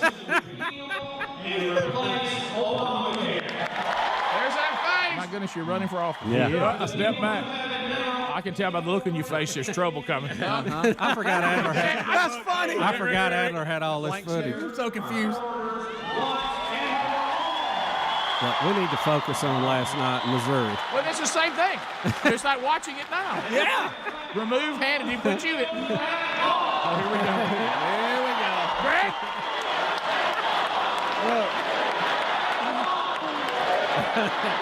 Bubba, you started this. Look at his hands. Y'all, he's got both hands on his Oh, my gosh. What did you do right? I ain't seen that much energy since that buffet. Sick him. I was winded right after. He's causing a riot. No, y'all. What a memory. Well, what was funny last So you have the Hannity. Hannity got away from him. By the way, he told everybody sharing that hell to go to hell. let me tell you, too, Hannity early on, Trump had tweeted out that Rush and Hannity was going to be on stage with him. Right. Well, Hannity had tweeted out, no, I'm not going to be on stage.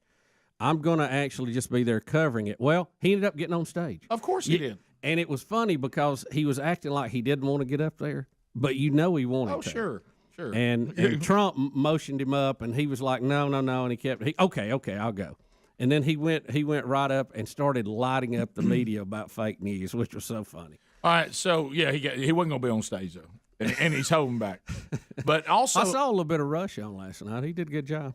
Also, last night we had a woman pass out, and we people were acting, is there a doctor in the house? Please, a doctor. And then someone, I guess, started tending to her when the president asked for a doctor, and then the whole crowd began to sing "Amazing Grace." Is that correct? And please look at Trump's face while they're well, and that's why we're going to play this. But let me say this. Speaking of Hannity, when Hannity was talking last night about how many Make America Great hats he signed, he said everyone that was handed to him was soaking wet with sweat. He said these people stay out there 6 to 8 hours just to get in, and they're on their feet. And it was storming out there, too. They were standing in rain last night. Yeah, he said, but they're all exhausted, but they want to be there. And so, this lady collapses, and the crowd breaks out into Amazing Grace, but we just, I don't know. No, it's just watch Trump. Keep your eye on him.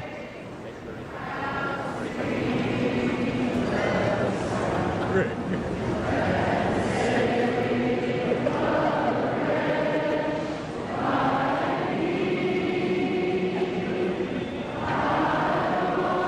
don't know what to do. Well, it's kind of awkward moment. It's very awkward.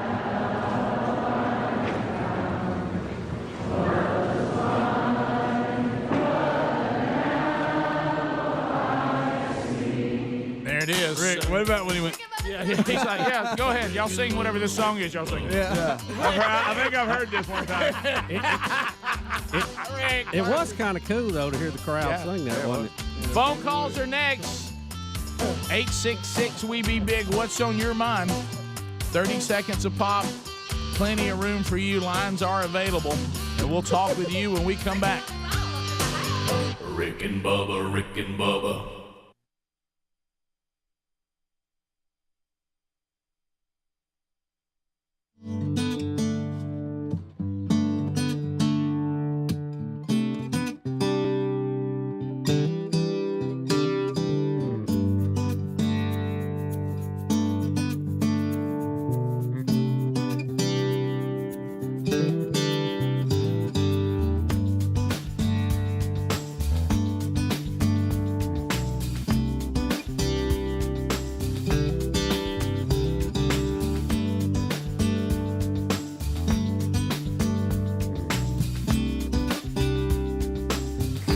Bubba is back. It is 35 minutes past the hour. Carshield.com/Bubba. I know there's nothing that takes the air out of summer travels quite like your car breaking down. Hey, you can't have nothing. Now, if that automobile that you're driving right now is not under warranty, when that baby breaks down, there'll be more than hassle. There'll also be straight cash, homie. And let me tell you, there's not an automobile that exists today that has a repair less than $1,200. Oh, so they get you for a K when you walk in the door. If they just see you, if you just call and say my car's not working, they say, well, we know it's at least $1,200. So what you need to do is to find a protection plan for that automobile so you can drive with peace of mind. And carshield.com/Bubba can certainly do that.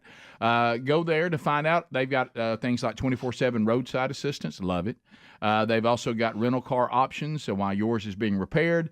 They also have opportunities for you to, in your plan, have the towing handled, courtesy towing. So go to carshield.com/Bubba now to find your plan, and that'll get you 20% off. Or be sure you mention the Rick and Bubba Show and the code Bubba when you call CarShield at 1-800-451-7776. Get that automobile protected, and then go drive again with peace of mind. So, Bubba, you're back. Glad to be back. Do you want to take us on your journey? All right, so here's the deal. For the past couple of weeks, several times, I just didn't feel right. Didn't feel myself. We've talked about that. Just term a little before. off. Something wasn't right. I'm not sure myself. And you have shortness of breath. You have some chest pains, and even last Friday, I think I texted you and said, "Man, I don't feel good. I don't know if I'm gonna make it today." Now you threw something out Friday about stomach cramps too. You threw that in there. Yeah, I had some stomach pain too, and that goes with a lot of that. And so this weekend, Sunday morning, I woke up feeling very odd again. Mm-hmm. And I told Betty, we were at Lake Martin, and I told her, I said, I just feel like I need to get back home, get closer to the medical community, and we'll take a break and see how I feel, but something ain't right. I just don't feel right. So we come back, and I'm planning on taking a nap and resting, and she says, "No, we're going to the ER. We're not going to play around with this. We're gonna address it." And I said, "Okay." So we go, and they get us in at the ER, and so many people I need to thank at Grandview Hospital. It's a long and distinguished list, and some of their names I can't pronounce, but I'll thank them anyway. Sure, we'll try. So they get us in, and they they can do an enzyme test and see if you're having a heart attack. Right. Yep. And they said, that's clear. So we don't think you're having a heart attack, but you're obviously having some uncomfortable things going on. So we're going to get you in here and look you over. So they did, and we looked at, we did the sonogram where they're going to look at your heart, look at your what am I trying to say, your valves and everything. Mm-hmm. And then it was a call, do we want to do a stress test or do we want to go straight to heart cath and look at everything? Because I had a stent back in 2018, and, we know people, you do, everybody who's had stents and they had to have an extra one had to have one cleaned out. They can go in now and laser some of those things and roto-rooter through them. So I really, they moved from heart attack issue to possible blockage, that was causing some of these issues. By the way, in the emergency room, they asked if I'd been under any stress lately, and I just started laughing. That's funny. Did you sing the song to them? Did you look at them and go, I'll answer it like this, I've been going through a rough patch right now. So we decided to go ahead and do the heart cath and just know for sure. And we did that, and they said, you're clean as a whistle. Stent looks good, heart looks good, no problems. They even said, while we got you in here, we're going to look at your kidneys too. Okay, let's do it. Look at the kidneys.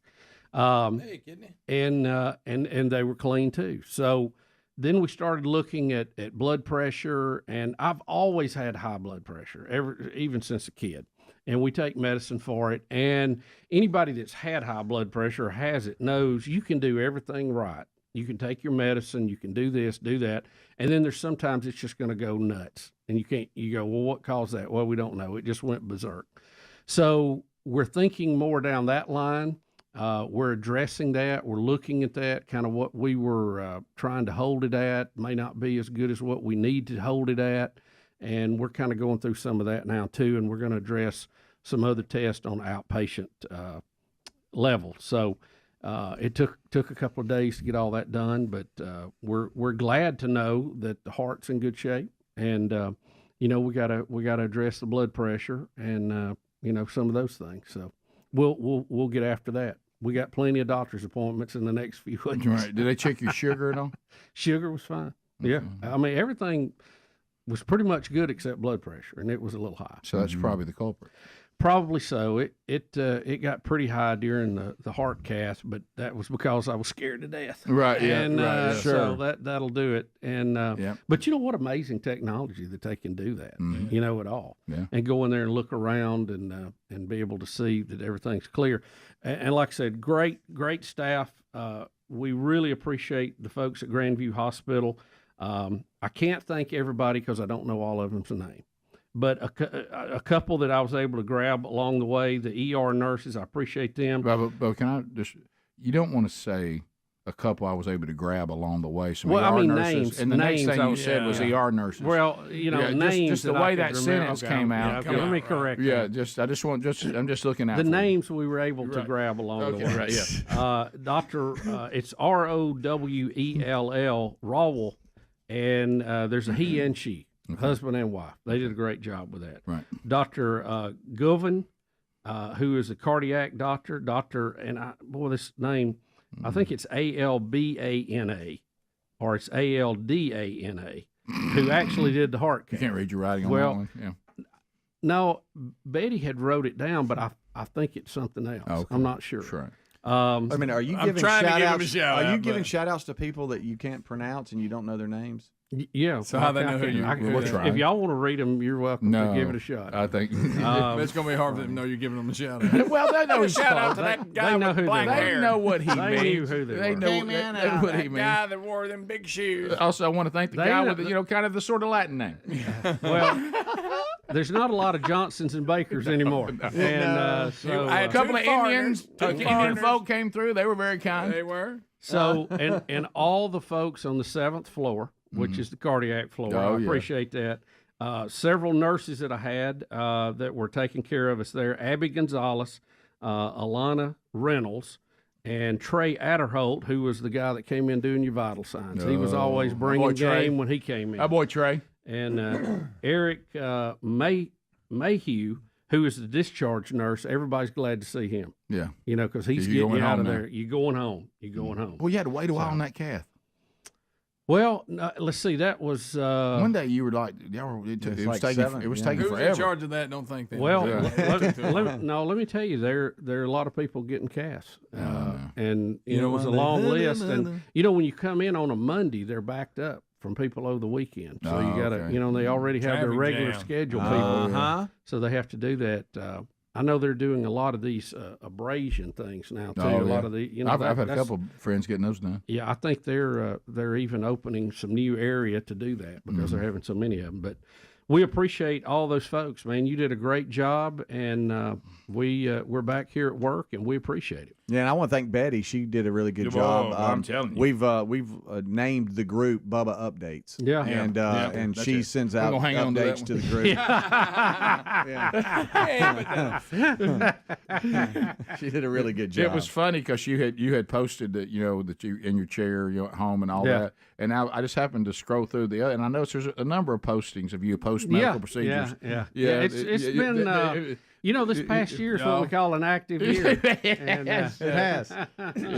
Well, when you went and checked in on Sunday and you went to the hospital, I know that one of the first things they do is you go through the thing. Hey, let me check your blood pressure and all this kind. Was it high then? Yeah. when you checked in? It was high. Like alarming, like were they like, oh, I don't remember the exacts, but like I said, mine's always run a little bit high, and maybe we should have been a little more aggressive with some of that. right, but, right, yeah. It's it apparently it mimics the feelings that I was having. Yeah. All right, If it's high or low, by the way. Let's look at this picture because a lot of people were commenting on this. You're kicked back in a recliner with the blanket, but you have your shoes on. Why are your shoes on? But because I've been walking around the house, and I just walk plopped around down barefoot? and I threw a blanket up there so the dog would jump up there. Right. Shoes The on. dog likes to have a blanket. Yeah, when okay. it jumps up Because there. everybody was like, normally when you get in your chair, you kick your shoes off, pick your feet Well, up. actually, I did that because New Balance is such a good advertiser on the show, and There I you wanted go. everybody to see Oh, that. okay. So, There we I go. try Plus to, your feet. Well, I that try expl- to take care of everybody. That explains the My Pillow and the Rick and Bubba and the blanket. my quilt. We'll be back. Bubba's back. Glad to be back. And look, I want to mention one other thing. We'll All right, come back okay. about this. 15 minutes to the top of the hour. 866 We Be Big is our number. Yesterday's Bible study archive available for you. A new Rick and Bubba University. We're doing that today. That'll be out this weekend. Rick and Bubba, Rick and Bubba.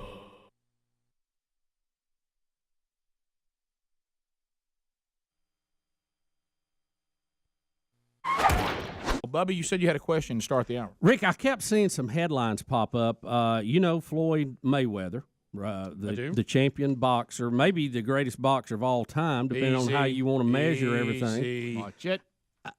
Rick, it looks to me, and I started looking at this in the break, it looks like he is going to have a boxing event on New Year's Eve.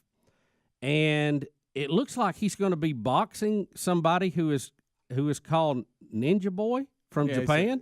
Are you familiar with this? No. Kickboxer from Japan. He is a championship kickboxer from Japan. Now, Rick, he looks like a teenager. And he's just barely 20 years old. He's a southpaw. Just a few months out of his teens, barely known outside his home country, but he is well known in Japan, and he is taking on maybe the greatest boxer ever. He says he has a left hook that is a bolt of lightning that will change the world. Say that again. He says his left hook is a bolt of lightning, and it will change the world. How's his jaw when Floyd hits What him? is Mayweather doing? I mean, he's making money is what he's doing. I know, but hey, boy, he needs it. Look at this kid, though. So now he's just going to do these not kind of fights. Mayweather's not a great old big guy anyway, but this guy looks like he's half his weight. I know it. Rocking that hair. How much to take a kick from the kid? Well, he's a kickboxer. Are we going to kickbox or are we going to box? No, you got to take a kick. I'm talking about with Mayweather. What are these guys I'm talking about the Japanese ninja. No, I got all that. What are they going to do? Are they going to When box they fight or are they each going to other? kickbox? Mayweather. I was just asking if y'all would take a kick from and him. Ninja Boy. Says He here- says I shouldn't worry about his kick. He says he has a left hook. That's a bolt of lightning. I think we might, if you're going to do it, bolts there, of lightning. Now, Mayweather change the world. Mayweather's never been beat, but neither has the Ninja Boy. He boasts a 27-0 record as a professional kickboxer with 20 wins by knockout. It says in the story there's still no details as to how the rules of the fight are going to play out, whether kicks will be allowed or not. What? So they still haven't. Yeah. Wow. So I thought it'd just be a straight boxing match, but they're considering it may not be. Yeah. Now Because when he fought McGregor, it was just straight boxing. Yeah. Right. Now They didn't let McGregor the kick. Japanese ninja, whatever, he says, I don't care what the rules are. Okay, because he's going to change the world with his Now, I left can't hook. say the kid's name, of course. We'll have to Yamamoto, wait. Samijado. Yeah, Listen to somebody this. else says. Listen, here it is. Did you get the audio, Speedy?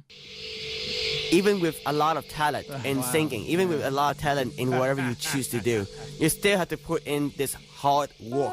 And you need that determination and perseverance not to give up. I can't believe you found that. Now, Rick, he became not just a champion, the world junior karate champion when he was in 5th grade. Well, that doesn't mean you can beat He shifted the to world champion kickboxing boxer. a year later. Yeah. He made his professional debut at the age of 16 and became a world champion within a year. Well, you may Guys, be. I owned the shuttle run in 6th grade at Glencoe Middle School. Yeah, I heard but about I that. couldn't do anything with Usain Bolt. They said that your shuttle run was a bolt of lightning, also changed the world. But I will go back to this again. I may be the greatest rugby player in my country, but that doesn't mean I can go start for the NFL. Thank you. Rick, the things this kid's saying, though, is amazing. He said that he has a punch that boxers don't have. He says, as you said, doesn't care about the rules. I want to be the man who changes history. I'll do that with just these fists with one punch. Just watch. So he's going to Okay. one punch. Confident little fella. Well, Mayweather's even acknowledged how good he is. So I guess we'll see. He's 4 inches shorter than Mayweather. You know Mayweather's making that cash, though. How much? How you old is think? Mayweather? Ooh. Anybody know how old he is? You talking about money? How much? 41. Uh-oh. 41 against a little gym rat, little lightning, squirrel, little squirrely kickboxer? I don't know. This could be. I don't. It's hard for me to imagine. Ricky's got a left hook that'll change the world. I see that. It's a bolt of lightning, and it will change the world. The fact that he is so different from what Mayweather usually fights at least makes it interesting to think about and maybe tune in for. There's got to be some footage of Tien Shin that we can watch. Don't y'all think? How about just that undefeated record? Just here's some mowing footage down right people. here. So Mayweather. Have you found footage yet? Let's see him in action. I'd like to see him fight a little bit. Mayweather acknowledges he's an unbelievable talent. He says he's very special. He's fast. He's strong. I'm older now when it comes to experience. I have that on my side. He has youth on his side. He's going to bring a lot of excitement. Oh, Tien Shin. Mm-hmm. How do I see this fight? Because I'm all over it. Are you really? You're in, huh? I would love to see this.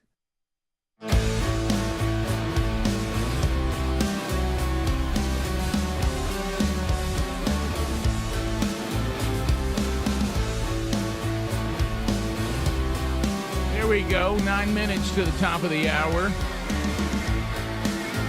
fired up and ready. So Bubba is back, and it reminded Speedy of a shout out because he had. Is this a cardiologist you want to give a shout out to? Yes. What is it? This is the state of our show now. I know. Yeah. Dr. Richard Clay is a cardiologist in Huntsville, and he is who performed the 5-way bypass on my dad, and I think saved my dad's life.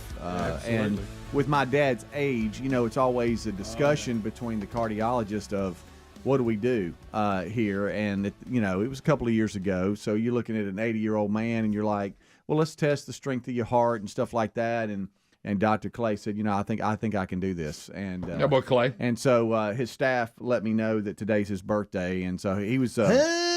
He's a good man, a great doctor too. So happy birthday, Dr. Clay. Keep his name on speed dial. Yep. Happy birthday, Dr. Clay. So Dad's doing great. That's good. So Rick, what was really odd about this, and I don't want to make too much out of it and try to make something it's not, but the feeling I had, the uncomfortable feeling I had with this, was exactly to me the same way it was about 5 years ago. I know when I had know. that block. Yeah, right. So the fact that they went in, they didn't find anything, and I'm glad they didn't. And hopefully and that's what the science of this says. I'm just not too sure that you guys and our audience didn't pray that thing away. We might. I can't set that aside. Right. Well, it could be. Yeah. It happens. And boy, I tell you, when they said nothing wrong in the getting the heart cath, I'm like, wow, all clear. I couldn't believe it, really, because I expected them to say, yeah, that's closed because up. of the way you felt. And we're going to have to rotor it out or put another one in there or something, Yep. And when they said that, I thought, wow, that is really bizarre. Yeah, that's. But it felt exactly the same it did before. Well, you know what? Let's just. Thank you, Lord. He's the same God, as we said before, no matter how it goes, because He is completely in control, but let's not overlook when we pray about something and it goes our way. And man, we got some prayer soldiers in this audience. Buddy, what are you talking about? I mean to tell you, What are you talking about? It ain't no big deal for them to move a mountain. I'm so thankful for all of you. Thank you. Y'all have had to pray over so many things over the last 29 years and 6 months, and we are just so thankful for you. We really are. And as much as I appreciate it, I'd like to be, one leading the prayer and not the prayeree. Right. It's okay with everybody. Well, move to the circle. Well, and as they address this, and of course, it's interesting because I went through a thing where my blood pressure was spiking too, and I had the very similar symptoms what you're talking about, and so I had a couple of doctors working on it, and one was not a cardiologist, just general doctor, and had said, well, let's try some blockers and all that because whatever you were on is not getting the job done, and then that wasn't really working either, or a blocker, and I called the cardiologist that we deal with because Dad's had 5 bypasses, and we have heart disease in our family, so you want to stay on top of that. And he, of course, saw what the other doctor prescribed. He said, "No, that's not going to do it. Get rid of all that and do this, and this." So he got the blood pressure down, and it worked. So, but then I took on a commitment to do a little better, and I made some major changes in my life health wise. So. And I was still taking these blockers and all that. So I'm sitting in my house one day, and I'm just sitting there like that. And Sherry goes, "Are you all right?" I said, "I tell you, I got no energy whatsoever." And she goes, "I think you need to go take your blood pressure." Because I'd never dealt with low blood pressure ever. Okay. Right. And I'm sitting there and I'm like, I go in there and my bottom number was 45. and so I text the cardiologist. He goes, okay, get off the blockers. Get off the blockers. And get off. And now you got to get back to something more normal. Isn't that funny? Because you can overshoot. So watch for that. Yeah. Betty is in such good shape, and she's always had low blood pressure in her family. Sherry does too. And like we were messing around with the blood pressure cuff, and we checked hers, and it was 90/45. Right. Yeah. And I'm like, yeah. How do you even move it around? Yeah. How does the blood even go? Right. Yeah. Down to your feet and back. Yeah, I mean, how does it move around? Yeah. I mean, I'm glad to have the low number there. Yeah. I was during the Bubba Updates text group. She had mentioned when you went back for the procedure that. Praise God, they found nothing wrong. but it was like past dinner time, 6, 7 o'clock, I think. Yeah. And I asked the question, please tell me they haven't made that man starve all day waiting on surgery. And she said, unfortunately, yes. And I was like, oh my gracious. How'd that go? So you had to sit there all day? Oh, I lost 5 pounds during this process. Gosh. And they didn't remove anything this time. No. Yeah. Did you go, hey, can you run and get me something? Well, I had some crackers Sunday, and so I didn't eat a lot then, and didn't have anything Monday. And then Tuesday was the days are running together. Yeah. now. One night I did eat something right at dinner, but the procedure day though was really it was in the evening hours, and I'm like, good. Oh, I was from morning to 7 o'clock. I didn't eat anything, so. But you can't, you got to do what the test requires. Well, see, there you can do it because you said you can't do it when you have blood work. There you go. Right? Well, when there's nothing available, you actually can do it. Yeah. When you're laying in a bed and can't get up. Well, that's the thing. If you're nowhere near food, if you're strapped to a bed and nobody will let you have it, right? So the next choice, time you have blood work, you need to fast during the show. We just need to lock you to your chair. Yeah. Well, I mean, it's not required. I mean, there's a certain hour there. Yeah. So I've got it now, so I can have breakfast. Yeah. But not have the blood work till 3. Right. So that clears it. Mm-hmm. And if anything, eating before ought to make it worse. It's not going to help it any. Mm-hmm. So yeah, true. So there. So there. there. But you're saying you can fast if somebody will strap you to a bed and you can't get up. If I don't There's have no to, food within 4 miles. If all I have to do is lay there and watch TV, you don't really work up a big appetite. Yeah, well, and then the other thing that proves is what we've said 1,000 times: these people that are so obese, it's killing them, and people keep bringing them food. Exactly. If they can't get it, then don't bring it to them. I've never understood that. Matter of fact, they have to eat whatever you bring them. They can't get up and go get it. Yeah, I mean they ain't going anywhere. If you have to take the side of the house off to get out. They Golden ticket seats. I hope you are listening. Right. Yeah. Well, it goes back to the. Oh, by the way, Penny Miller emailed Betty and said she apologized for bringing sausage balls. Oh, yeah. That's funny. Well, some of y'all, That's a good one. under the best of intentions, y'all killing Bubba. Right. Y'all killing Bluebell. Y'all killing him. I mean, don't say that. I'm just telling you, y'all got to stop bringing I'm stuff. glad up you here. weren't here yesterday when Buffalo Wild Wings brought all their food. Let me tell you something. I almost came by Listen, just to say hi. the amount of food. Hey, the amount of food that was left over because you weren't here, it made a big impact. Well, because I believe in charity charge and what it stands for, we went to eat at Buffalo Wild Wings for lunch. So you started your health regimen right out of the gate. That was the first time I got out, and I needed to get out. No, their and make sure I could drive. Their salads are fantastic. They really are. Yeah. I'm So sure is that's their what. chicken. I'm sure that's what you got. Well, it was chicken. Grilled chicken. I don't know how it was prepared. Okay, top of the hour. Rick and Bubba, Rick and Bubba.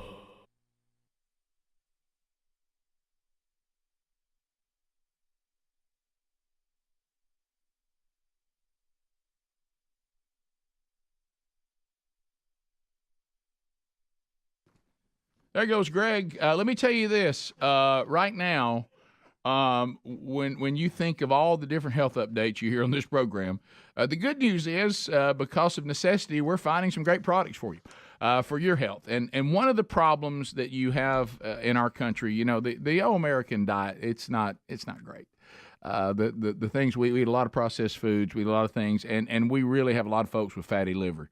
As a matter of fact, and if you have fatty liver, you're 3.5 times more likely to have heart failure than if you don't have it. And the American Liver Foundation says here in America we got about 100 million people with fatty liver, which means, hey, you're at risk. We throw a lot of stuff at the liver that we really shouldn't.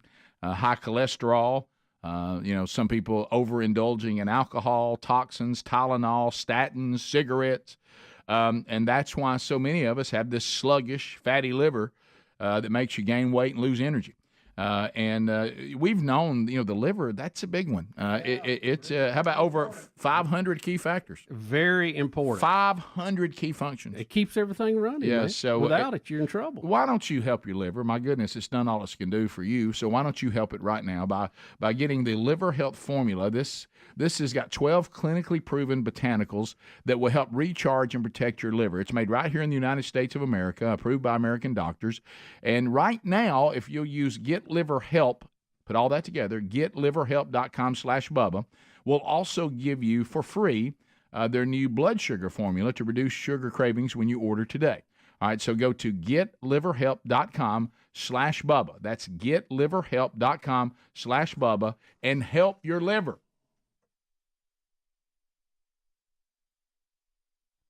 I mean, Speedy, if if you it's got not too big footage, a I hassle want to to see him boxing. If it's Or not kickboxing. if it's not too big a hassle to see it, I'd like to. Yeah, well, I got his knockout highlights. Yeah, I'm not How about that? Hey, have you got any highlights? This guy.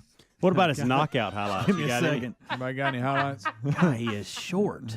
Yeah. But is he Tien lightning? Shin is Yeah, Is but he greased? Has he got a left hook that looks like lightning? Oh my gosh! Oh, here he is. Here he is. Yeah, Rick, he looks so young in this. He Oh, really well, does. he's got little. He's a tiny little thing. Yeah, Is he his- even is has his Wet hair left under his is arms. strong. But he just seems so tiny. Oh, good night. He can't do that for just boxing. Did he knee the guy? He Is that did, what got him? right in the gut. Can I tell Mayweather, do not agree to kickboxing? No. I mean, make him box you straight up. Yeah, for sure. Because that's what he did with McGregor, didn't he? Good night. Well, he does have a nice little left there, doesn't he?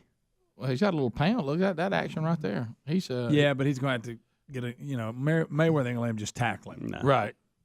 But look at him jump around. He's like a squirrel. Well, he in is there. like he is. He's a squirrel. He is the human squirrel. but can he take a punch from Mayweather? That's the question. If Right. Mayweather can ever hit him, he might not be able to land a punch. I know this. He says he doesn't care about Wow. the rules, but I He think does it's have very a quick important. That's left, quick, doesn't he? man. What did you see how quick that left was, That's Rick? At the changing the beginning of world. It's a bolt of lightning. that? Watch it It's to very, begin. very Run that frightening. one back. Speedy, Really and likes show to get the up on the beginning of road. Yeah, he's changing the world. with it. Well, those hands would get You want me through to a go back or fastball in a keep minute. going? Yeah, his kick Good seems to be night. deadly. Oh, There's that left. I just saw it just then. It is a bolt of well, lightning. he'll knee you in a second too. Yeah. 41. I'm worried about Floyd being You 41. go back, Bubba. You said. Was it that At one the- you wanted me to go back? No, it was the other. It was right at the beginning of that one right there. It's I after think. this right here. Okay. It's just I how think it quick was at he the very kinda- beginning when he hit him real quick with that left. Okay. Yeah, We're watching highlights, y'all. Yeah, Sorry. we're watching. Yeah, we're trying to get to the Tien bottom of Shin. this. You'll- Anybody want to tackle that last name? No way. No, Nashikawa? that's tough. Is that right? And Nashikawa? left. Nasukawa. That was the left right there. Go back. It's right before that. Yeah, I saw it. Yeah. Good. Wow. It is. Tien Shin Nasukawa. Tenshin Nashikawa. Tenshin Nashikawa. Konnichiwa. That's our go-to. isn't it? Konnichiwa. So so that's going to be an interesting battle right there. I'm kind of surprised Mayweather would agree to this. Oh my gosh! It looks like he's fighting Adler on this one here. Look, watch this next one. I think this is Adler. He is fighting Adler. Adler, Gosh, get him, Adler. Get up, Adler. Adler, get up off the ground. Adler, get up. I mean, grab him. Adler You know, was wanting to go Southpaws give boxers trouble. Remember We'll be Rocky? back. Yeah. So, of course, that was a movie. But we'll be back. Rick and Bubba, Rick and Bubba. So a number.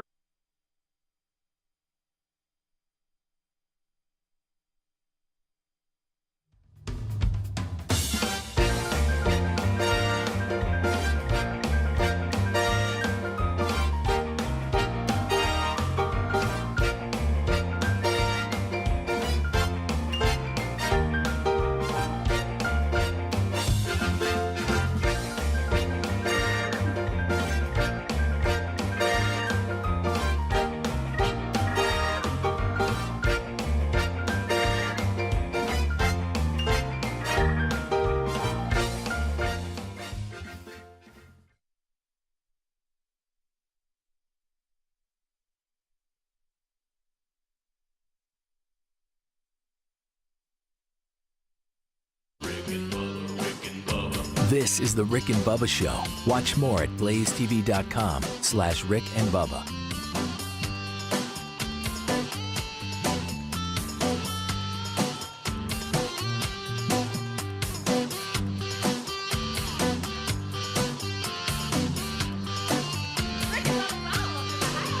Rick and Bubba, Rick and Bubba.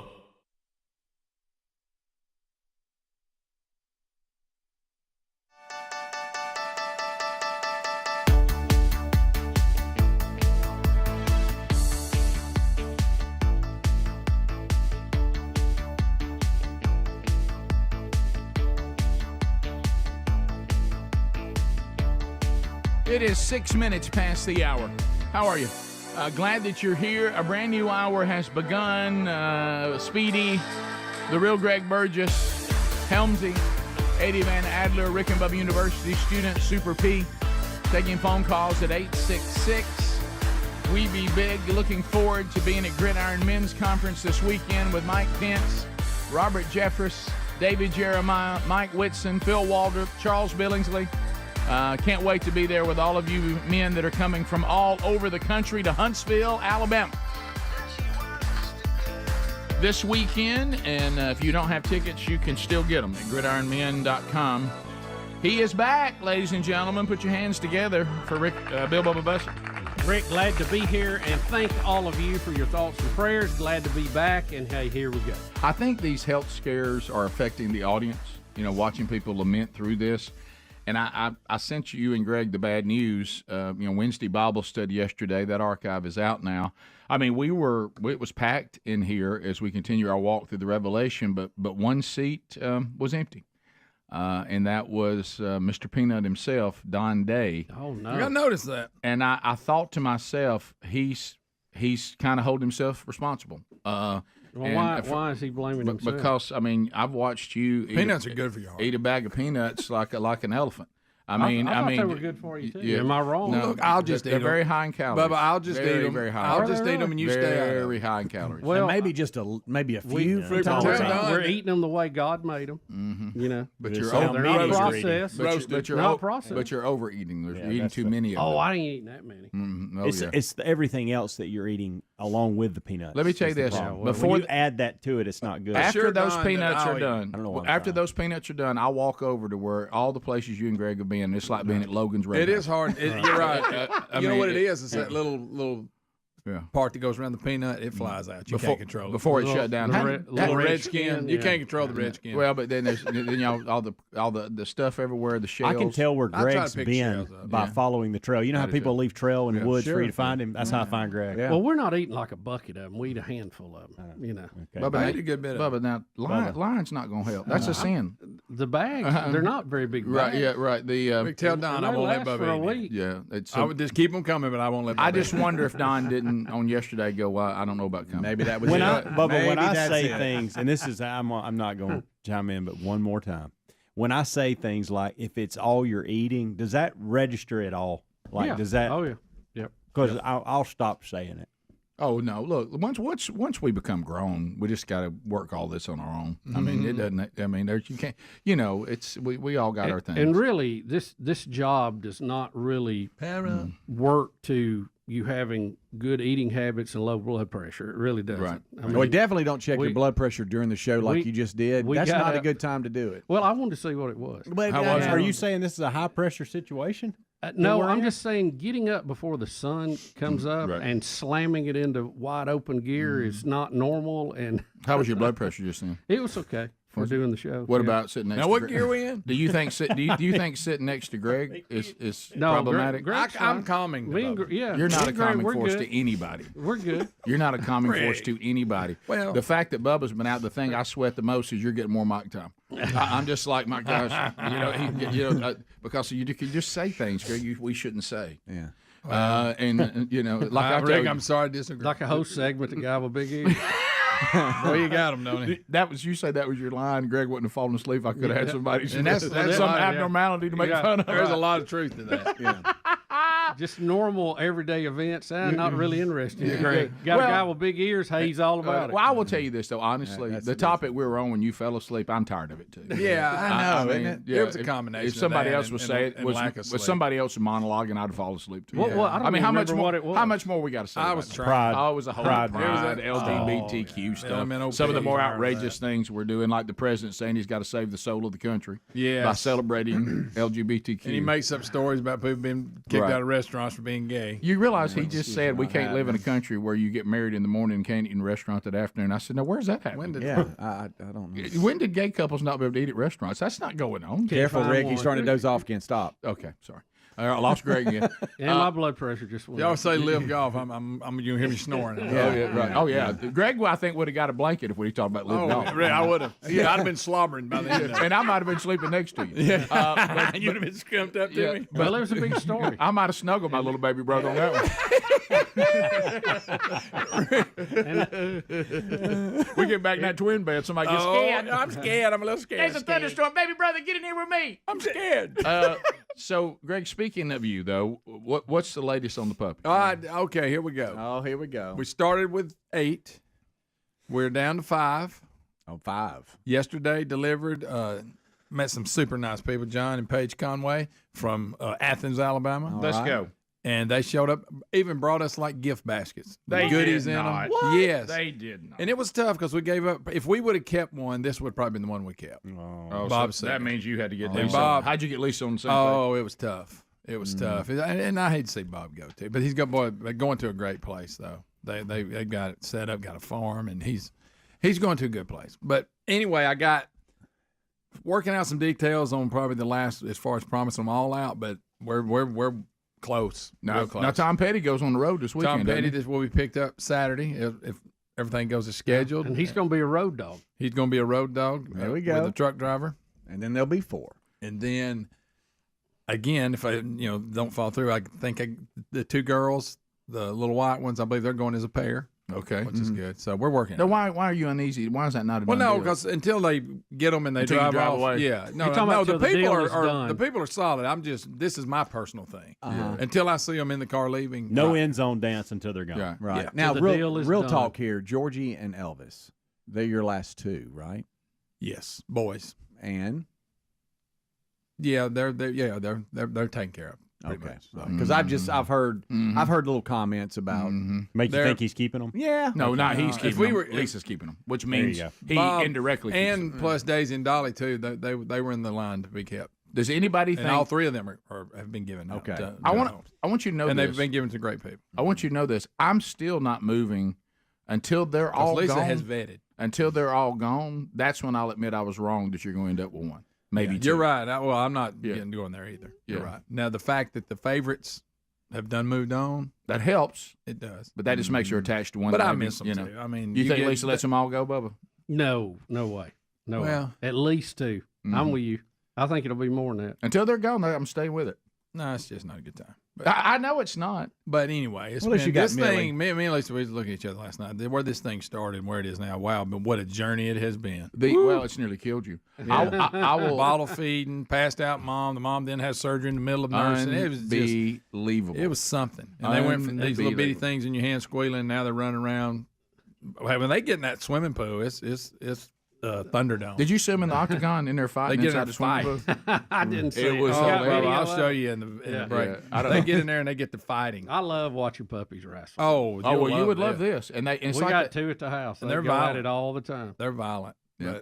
But anyway, so it's been quite a journey, and maybe it's slowly winding down. But again, maybe I said. But I feel great about You the better people choose who it. I'm just at the Look, last Bubba. 2. Bubba, they get fired Look, up. Yeah. Look, Was this it? Yeah. Look at them in the It's funny. octagon. It's really like WrestleMania where yeah. there's just people everywhere. Yeah, it's like what they I call like it, the that one mayhem. was about to get away. One of them grabbed him by the tail and pulled him Oh, yeah, back, yeah. and then he Look at went him. nuts on Look here, some got one on the back. Look at there. Oh, watch out. Look Boy, at them it's in the just octagon. pandemonium right Yeah. now. They are in the octagon. Kind of wish. That black one jumping around. Oh yeah. That's Elvis. That's Greg, did you Elvis. take your pen home yesterday from the animal 2x2. I did. I Think sure of it. did. I So I appreciate put it in that the truck. 2x2. That's some good-looking dogs. Oh man, they are. They Old really mutts, are. You can't beat an old mutt. No, You know what? You just can't. you, no matter how hard you try. But the struggle continues, but we're getting through The it. struggle. That was a tough one yesterday. Letting Bob Seger go, that was a tough one. It wasn't tough for you. Hey, he's gonna be a farm dog. Yeah, he's How about pretty that? dog. He was pretty too.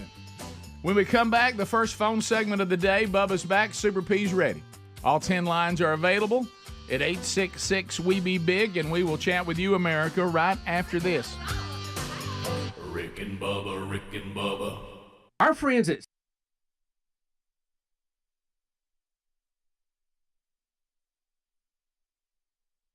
Of things going on out there in the world, Bubba, did you see, with it being the midterm elections today, what we're watching, and we talked about this a good bit, is that especially the Hollywood left, they're getting meaner by the day. And, we heard Hannity's comment about the entire cast of Saturday Night Live last night from Cape Girardeau. But Jim Carrey and Ted Cruz are going at it. Have you been watching this one? Well, I saw the headline this morning, and I thought, well, what has Jim Carrey done now? Well, again, this is what Twitter wars, and I'd look. I don't.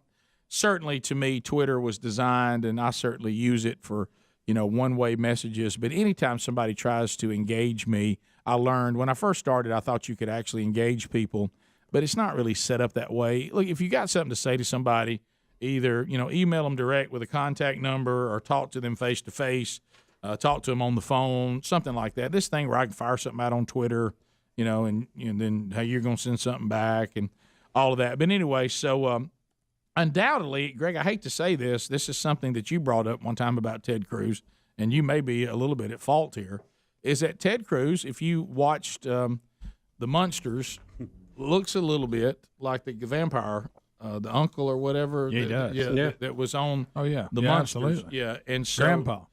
Grandpa, that's the one, yeah. And so undoubtedly, Jim Carrey agrees with you, and he said that he's referred to Cruz as a vampire. Vampires are dead, and everyone knows to vote Democrat. And so he and Cruz have been going back and forth on Twitter about this, and for some reason it has really set Cruz off as well, as he keeps tweeting back to Jim Carrey, and this is concerning the Beto guy, that's trying to go against Cruz. Beto O'Rourke. Yeah, and so Hollywood liberals all in for Beto, but Jim Carrey made a mistake here, and talking about all the different things going on, because what he said, what Carey said, I'm sorry, I was giving the response from Cruz. Go Beto, go Democrats, vote like there's no tomorrow, was what Carey said. Let's make this Tuesday like the end of every great vampire movie. Pull back the curtains and let the sunshine turn all those bloodsuckers to dust, referring to Cruz as a vampire. And then he comes back and says that just like vampires are dead, everyone knows the dead vote is for the Democrat as well, meaning the Democrats having to win. So they've gone back and forth.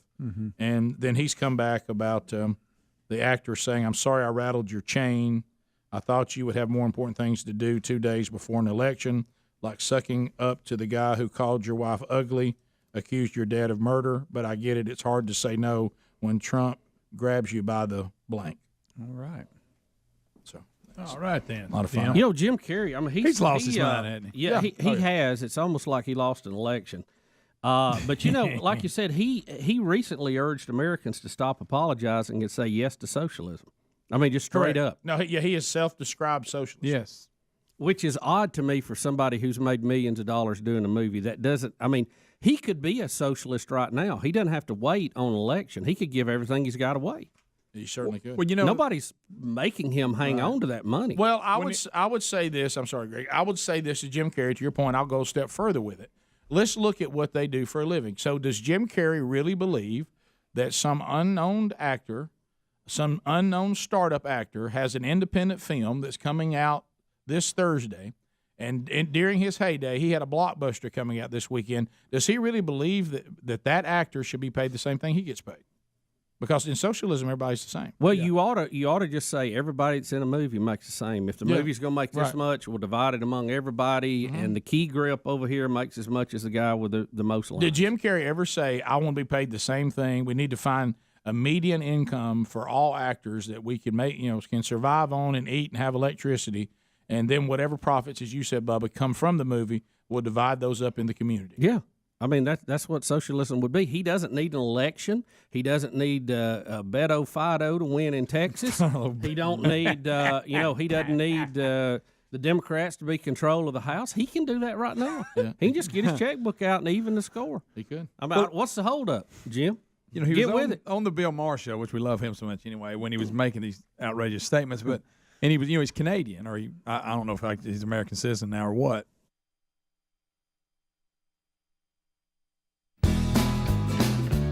Here's our first phone troll of the day. Bubba back. Phone calls coming in on any topic you want to talk about.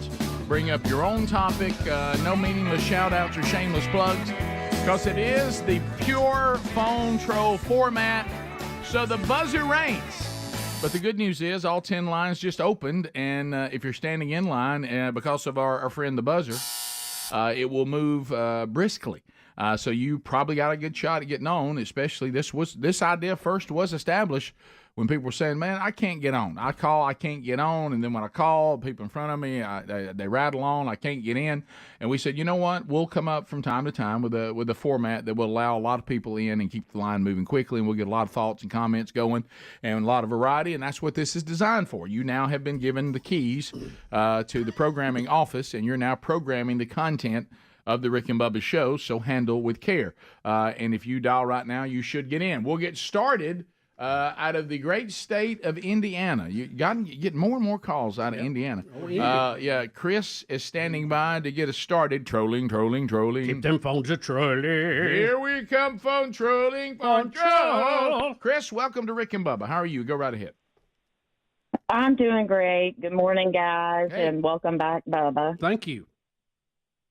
I just had a little tie-in to the story you guys did yesterday about the lady that was in the coffin and then started knocking. My great aunt used to tell a story, and I have no reason to doubt it, that a friend of hers that she played with, the little girl, her toy box was her own coffin. And according to the story, what do you mean? The little girl had scarlet fever. They pronounced her as passed. And during the ceremony, it was a glass coffin that they used. And they saw condensation on the glass, and the child was actually alive. And survived, and that was her toy box. Wow. Now, when did this happen? Was it a toy box before she was put in it, or was her toy box after she lived? It was a toy box after she lived. I I see. guess Okay. her parents kept it, odd. and that's how they used it. Kind of an odd idea. But yeah, That's really odd. I think I'd go and take that to the That- dump. Yeah. yeah, exactly. Head but to the yeah, landfill with that that one. was the story. You probably can't throw a coffin away in a Wow. landfill if I had to guess. Bubba gave you his timeout. Only Helmsy's timeout remains. That's a Lines weird call. are available. Man. 866 We Be Big if you want to join us. Let's go to Kevin. Welcome to Rick and Bubba. 30 seconds. Go ahead. Hey guys, how you doing this morning? We're good. Great. We're good. Great. Awesome. Hey, I just wanted to say I'm glad Bubba's good. Just keep up and take care of yourself, brother. Thank you, sir. But I have to tell you, all this talk about heart stuff started to make my chest hurt. It does. It always does. All right, guys, you have a good day. Thank you, buddy. Yeah, I'm with you. Anytime somebody is discussing, especially if it has anything to do with chest and breathing. Yeah, I can just feel it. I just feel it getting heavy, don't you? Yeah. If anybody, and if anybody's itching, I start itching. Oh, yeah. If anybody talk that story that Adler told about all those seed ticks, good. Remember that? I itch for a week. Those things When were, it burrowed into his skin when he was looking at it. Those things were on me for a week. Yep. I couldn't get them off of me everywhere I go. As a matter of fact, one of our sons had some sort of rash breakout after being out in the woods, and I told him, I said, "Look, be careful. That could be seed ticks." Right. Well, I mean, now I think went that straight to it. every time I They're on see somebody everything. now with a rash, I think they have seed ticks. Yeah. And I'd rather have that than that Long Star tick.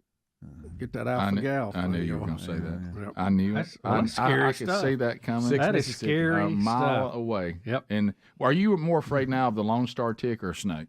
Still snakes. Still snake. Yeah. He wears a white shirt in the woods. He does. Ain't that right? Well, a tick And didn't- snake bug. A tick didn't bring down all of humanity.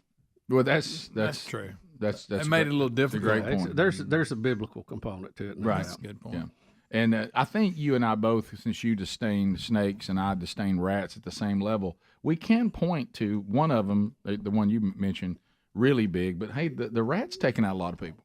The bubonic plague. yeah, it was a big one. That was a big one. As long as they had they that don't- one on their side. I don't like them. I don't want to be in a big pile of them, but they don't strike fear like some of the other things. Tyler in Tuscaloosa. Tyler, 30 seconds. Y'all Go see ahead. that snake in the ceiling fan? Hey, Monkey Grass and Green Acres, guys. Thanks for the call. What's on your mind? Oh, no. Hey, I got a question for y'all. Thinking about the excommunication of the 19 churches from the Southern Baptist Convention yesterday. Yes. They all voted on it. Rick Warren said something about it yesterday. I was wondering y'all's opinion on it.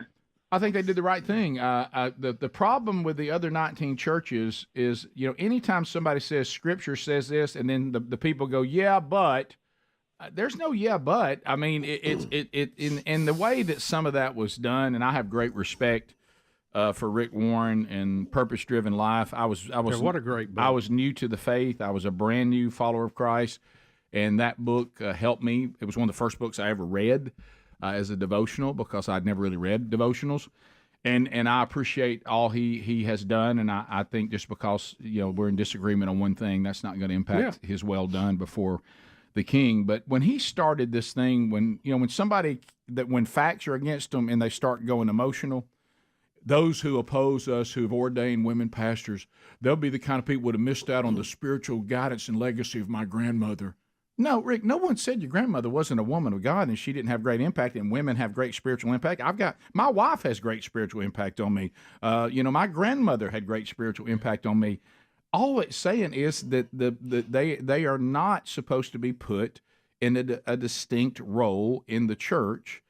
That's it. And it's not that those roles are more important than other roles. They're just distinct in men and women, and the roles are beautifully distinct. But when you start saying things like, if you don't think there should be females ordained as pastors in certain roles in the church, that you think women have no spiritual value, that's just hogwash. That's a bunch of emotional, psychobabble, gobbledygoo. And the Southern Baptists looked and said, this is what Scripture said, and this is what we're staying with. And if y'all continue to defy that, you can do that independently, but you're not going to be part of the convention. Look, they did the right thing. It's there's a and lot the of vote wasn't even close. There's a lot of things that we could debate, scripture wise. That one is pretty clear. So why are we arguing about it? But that doesn't mean inequality. And I hate to break everybody's heart.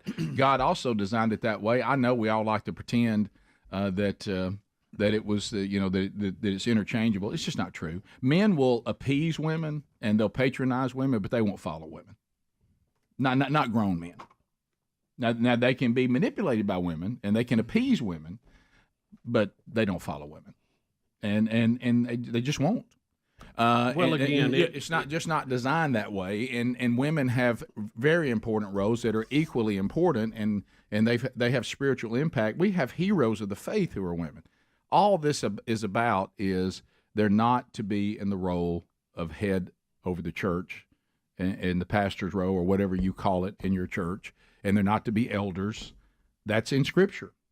Yeah, what does it say? Yeah, and that's the end of the conversation. You don't have to add anything to it. You don't have to debate it. What does it say? Right. That's what it says. All right, good. Move on. And when your argument always has to be yeah, but that's not a good argument. Now we're getting into emotions, and and Rick Warren knows, and the other 18 churches know that one thing we're not supposed to do is follow our heart.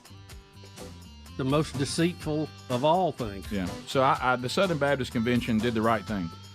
And the vote, again, as I said, wasn't even close. It was 88 to 90% that voted to remove them. We'll be back. More Rick and Bubba coming up. Rick and Bubba, Rick and Bubba.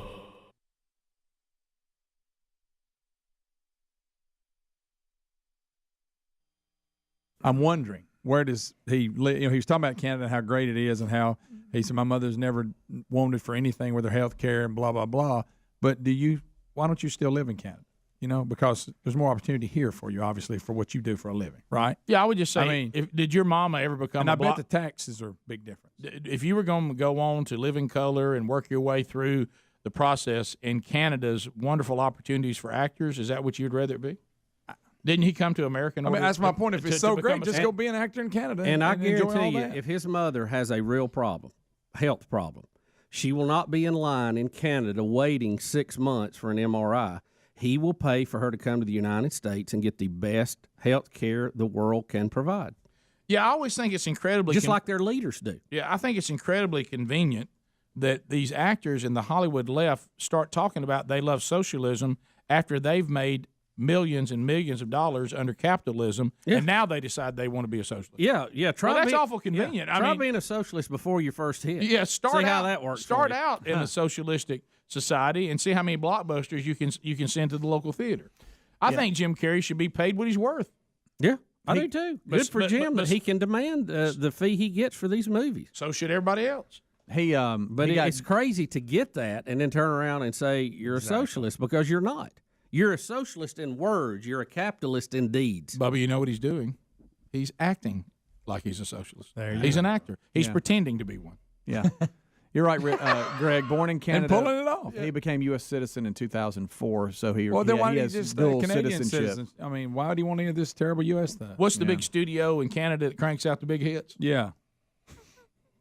Yeah, The what's Toronto- the top the Toronto actor? Film Festival? I mean, what? That Toronto Film Festival's packing them out, isn't it? Mm-hmm. The top actor in Canada. What's he knocking down? Well, compared to the top actors in Canada made money in America. Yeah. Well, Jim, and I can give you a tell great list of them. To start with, Jim ought to be embarrassed because in Hollywood they've shown there's a big pay gap between male and female leads. No doubt. He's got an opportunity to correct that first. Right. Then he could go and up the wages of everybody that works on those movies. I mean, he could do a lot if he really was, had the convictions of what he's saying. Let me tell you what Jim Carrey is. I wouldn't blame you. I go, look, you believe that? You're doing that? That's great. Jim Carrey's life is like this. Let's say there was a limited amount of food for everybody, and we thought everybody ought to be the same. And Jim Carrey, after he's had 3 plates, says everybody else should just get one. Yeah. I mean, that's what he is. It'd really be better if we all just got 1 plate. Then there'd be enough to go around. You've already eaten 3. Well, yeah, but now I think it should just be 1. Well, you mean after you've had your 3? So you're full, and now you want the rest of us to only get 1 plate because you think that's right. If you a true socialist would have never gotten in the position Jim Carrey's gotten in, he ought to be embarrassed how he used capitalism to set himself up for life. And now he gets to sit around on talk shows and talk about how we ought to be socialists. So nobody else will get the same opportunity he got. It really is one of the more perplexing things for a rich Hollywood person to say is they're socialist. That is crazy. It is. Because they have not done anything in their life that looks socialistic. Nothing. Except talk about it. Right. And apparently act like it. Yeah. 15.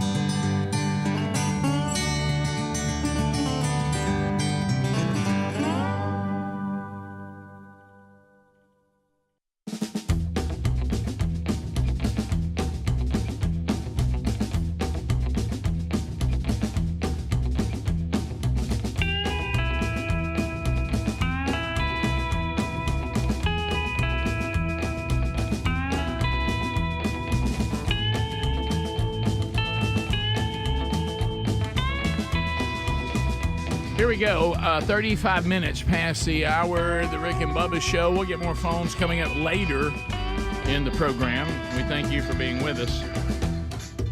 I will tell you this, when you talk about health, one of the things I've added to my health regimen, Speedy, I know you're doing it. Many of you across the audience are doing this, Field of Greens. Man, I love this product. Fieldofgreens.com. How does it work, Rick? I've heard you talk about it. I got distracted. It's not complicated. The bottom line is the body has everything that we're eating is fuel, and so we're either putting good fuel in our body or we're putting fuel in that. Or sometimes you hear things. You ever heard anybody tell you saying that, oh, you just did that. You know what that is? That's just meaningless calories. That food you just ate gave you calories, but it gives your body no benefit whatsoever. So you're thinking, well, what does the body need? Well, we've researched that for a long time, and there's certain fruits and vegetables that are perfect for the vital organs to operate the way they are supposed to.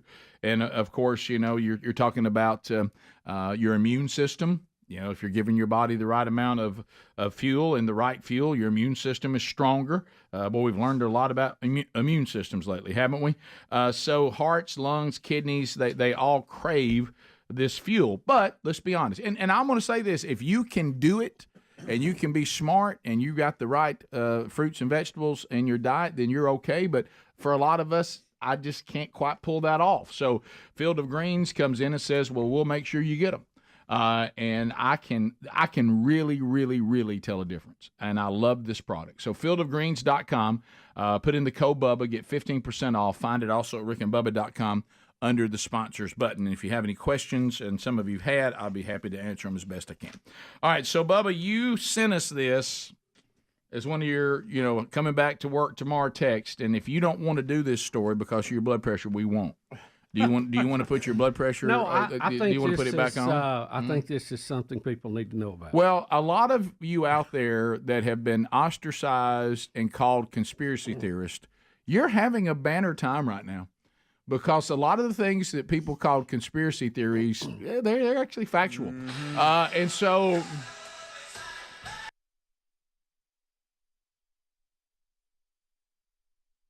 Pandemic. Where did it come from? And today, new information that seems to have identified patient zero.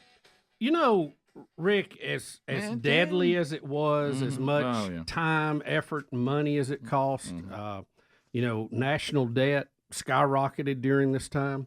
And if we want to prevent this from happening again, we've got to know the postmortem on this thing. How did it start? Where did it start?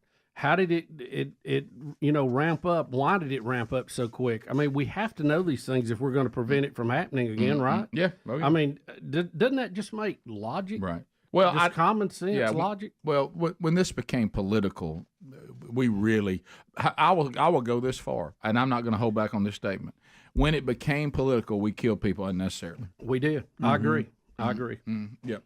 So who was the real patient zero? Well, there's another investigation. According to multiple U.S. government officials, part of a lengthy inquiry by an independent news outlet, has said that the 3 Wuhan lab scientists who were genetically altering COVID virus were the first 3 people to fall sick with it, according to the new information. Well. Of course, we knew that. We knew it back to what John Stewart said because it was on the side. Yeah. They were members of the Wuhan lab suspected to have leaked the pandemic virus. They were partaking in a gain-of-function research at the Wuhan Institute of Virology on SARS-like coronaviruses. Now, I think to begin with, and according to this story, and I'll nutshell it here for you, at the beginning of this, they were researching the viruses because of the SARS outbreak they had in China several years ago, trying to figure out exactly how it mutated, how it got ahead. Understood. But it turned into something else. Right. They discovered a COVID virus in a mine shaft in China, brought it in, looked at it, was working on it. The military caught wind of this and came in and took over the project. And the Chinese military was looking and working at this with eyes on making it a biological weapon, no doubt. It got away from them, and we had a worldwide pandemic. And this COVID-19 virus is the closest thing in nature that we have found to what we all dealt with, and it was originally discovered in a mine shaft in China. So the bat sandwich theory is no good unless all 3 of these scientists at the same time went to the wet market and ate a bat. Right. That's the only way it holds up. You can take this story and you can put it in your bat cigar and you can smoke it. Okay? And the thing it's exactly what we all thought it was. This is just another investigation proving once again that this was a gain-of-function project in Wuhan that was done by scientists who had some issues with their technique and keeping this thing safe. There was a U.S. group looked at this lab like 2 years prior to this. They said there's a problem here. Yes, all that was fact. The Chinese military got involved. The very first 3 people to come down with it worked at that lab. And it was like in October of 2019. Right. And then from there, it went south. And you look at where, just follow the news stories of where people were getting sick. Mm-hmm. It started in Wuhan. It spread across China. Then it jumped over into Italy and some of the other places. And then it was a wildfire. And then of course what helps with all this going on with all the partnerships? Well, somebody in the partnership can be put in charge of the narrative. That was very helpful. Yeah, it really was. And what he pulled, what Fauci and the gang pulled, is what you used to pull in that game. You're getting hotter, you're getting colder. Right. Remember, what was that game called? Where you would somebody try to find something, you go, oh, no, you're real hot. Now you're cold. Yeah. You know, and they, I know what you're didn't talking they about. have a name? And what he would do is when you would go, okay, what about the Institute for Virology? How you say it again? Virology. Virology. What about the Institute of Virology? You're cold, real cold. No, get away from there. You're not even warm. See, and he got to be the guy to say that where we were, and so he said, no, don't look there. No, don't look there. It's on the sign. It's got the study of viruses on the sign in English. No, matter of fact, people who do that they're xenophobes. They hate Asian people. What? I mean, isn't that where they were studying? Remember that report we had that wasn't real secure? Right. No. You know, if they would have just said, that's one theory we need to look at, but they didn't. No, they went overboard to try to sell the wet market. That narrative, the bat sandwich. That narrative was so demonized that if you even went there, it was shut down on social media. Here in the United States. You were a wicked person, and you were a conspiracy theorist, and you were a whack job. Now remember, they were so good at the propaganda. The common sense of virology on the sign, you would look at it and go, but the things they're saying to me, they say I'm an idiot to think that it may have come out of an institute of virology in China that wasn't secure, where they, of course, are run by a dictatorship. And Rick, do you realize how dumb it sounds that they were able to get us off that narrative?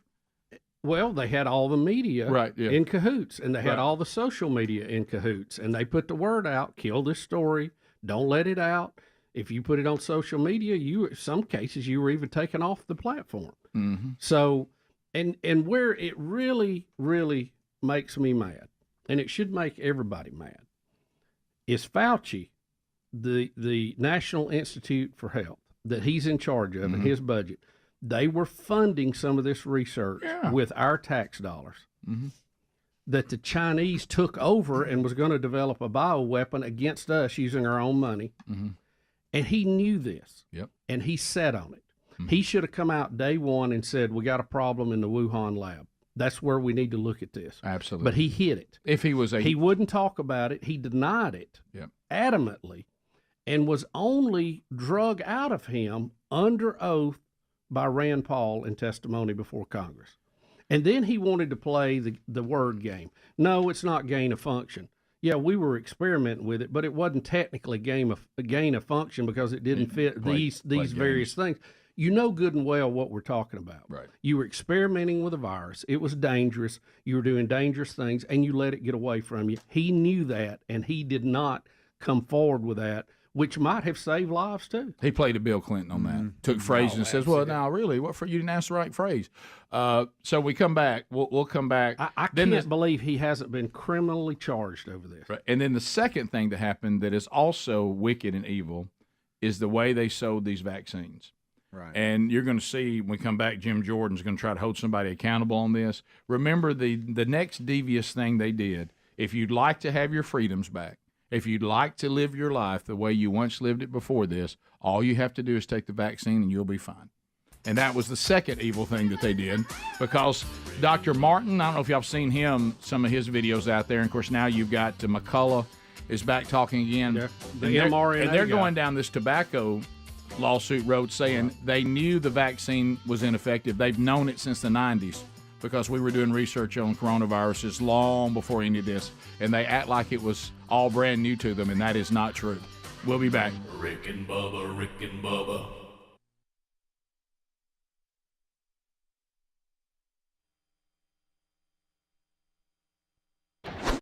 But Speedy seems to be struggling with the fact that he thinks Taco Bell is throwing a birthday party for a 106-year-old regular. Yeah. And he thinks it's the same woman we just talked about. Didn't we do this story? But there could be multiple. I'll give you that because silly me, I said they look You realize how many alike. Taco Bells there are? I know. Now, Rick, Dang it. let me ask you this, though. Does that look like That's her, by the way. That That's looks the like same her. one. There's Same only one. It ain't been a year. I know. Rick, Now, I'll look. give you that. It has not been a year. Either it's another year, same woman, it's a different woman. And if it is, we need to find out what is the deal with people 100 years old eating at Taco Bell. I remember. Here's what happened. Remember, she went in. The story was based off her going in to get coffee.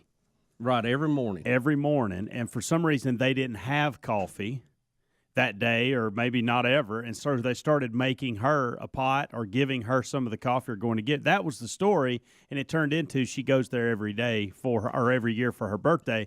So maybe the story a couple months ago was based off the coffee and her going every morning. But we did the TV story on it. It had was like a story on her birthday. I know, but I think they just included the birthday part as the story about the coffee. I'm trying to help you out. That's the most plausible. I'm trying to help you thing out right here. there. Maybe they do it twice a year. That's why she's 106. She didn't have a birthday but once a year. You know what I'm hoping for? When you get that old, you have it twice. What I'm hoping for, if you eat at Taco Bell a lot, you live to be over 100. And there's a bunch of them. Yeah. Because that's good news for us. I'm just telling you what happened. Y'all can take it or leave it. I don't care. Scenario one. Bite that burrito. So scenario Hello, one. 100. Scenario one, the same woman a year's past, we didn't know it passed so fast. No. I'm giving the scenarios, Greg. You got to lay the scenario. Scenario two, this is another woman who loves Taco Bell that's 106. It's not the same woman. Mm-hmm. Scenario three, what Helmsy said. They did a story about her coming in there every day, and now they're back to update us that she's had another birthday. The other one was not a story about her birthday. Mm-hmm. All right, and then there's four. We did a story that was way old last time, and now her birthday's coming around. That's possible. All right, I can actually answer the question. Is it possible the story want it? aired after her birthday, maybe No. 3 or 4 months? I can tell you it's a different woman because Told you. because They look alike. What? They're 100. They're Because over they're 100. 106, Everybody gray probably head and have glasses on? Of course they do, Speedy. But anyway, go They ahead. tend to favor. Helms, go ahead.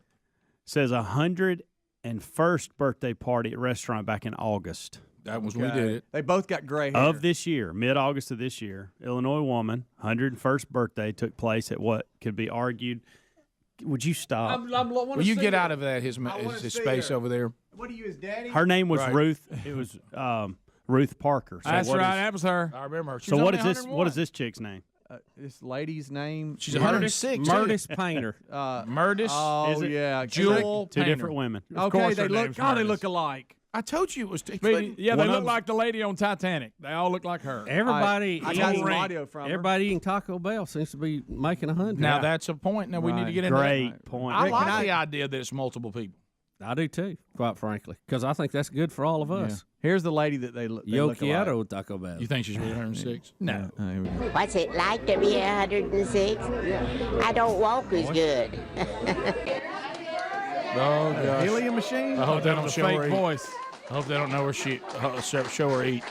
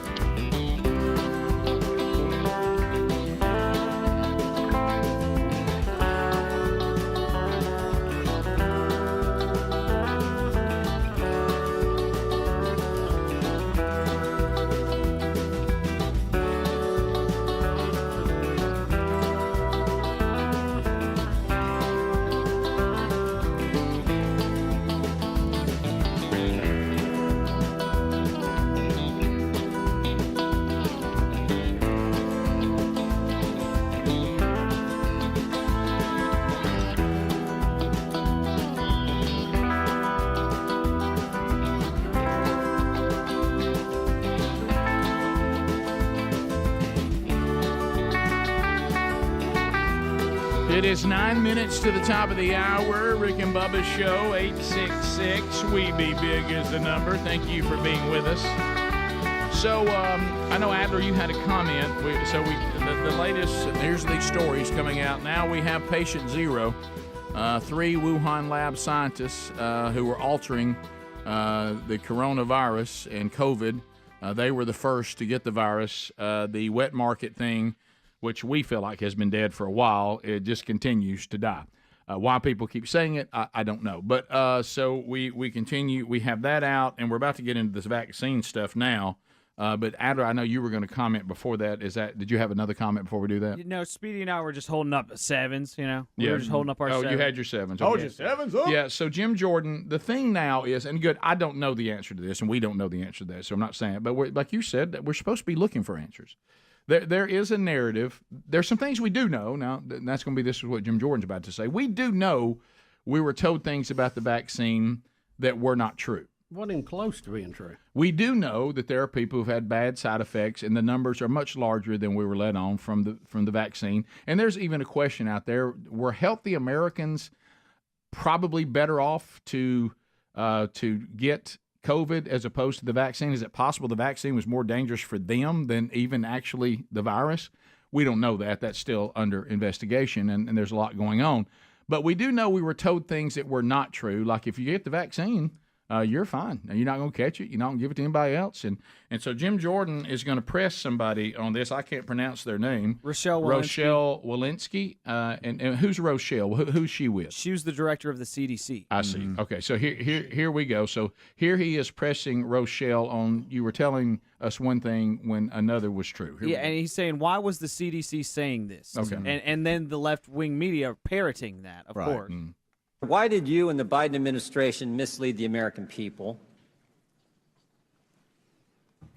You'd have to say more. Wouldn't claim March 29, 2021, vaccinated people do not carry the virus. Vaccinated people don't get sick. We got that information from clinical trials, but also real-world data. It seems to me there are a number of statements you make in there that aren't accurate. Do vaccinated people carry the virus? In March of 2021, the vast majority of data demonstrated that the vast majority of people were not getting infected if they were vaccinated. That's not what you said. You didn't say the vast majority of people. You said vaccinated people do not carry the virus. Was that accurate? It was generally accurate. Generally accurate. Why not just be accurate? Why not just tell the American people the truth? Why don't you say to the American people just what you said to me? We're big boys and girls. We pay your salary. The government is supposed to be of the people, by the people, for the people. Why not just tell us the truth? I was speaking. Was 6 weeks later when you said if you were to get infected during post-vaccination, you can't give it to anyone else. Was that accurate? What was the date of that? May 19, 2021. At the time, we had the Wuhan strain and then the Alpha strain. That was the Alpha strain that was circulating. That was generally true, yeah. Generally true again? Why not again? Why not tell the American people this is generally true? I couldn't tell you the exact data on the vaccine effectiveness of symptomatic disease and severe disease at the time. What I can tell you is that we generally saw that if you were to get infected after you had been vaccinated, that you were not carrying the virus by transmitting it to somebody else. You could not transmit it to others. But we know that's not accurate. It was at the time. Now, what happened? Yeah. Really? How could a fact ever be accurate at the time if it was wrong? Yeah, a fact. And this lady was in charge of the CDC. Mm-hmm. Yep. This is supposed to be the top of the top doctors who are protecting us from pandemics. Mm-hmm. And you see the word games we're playing.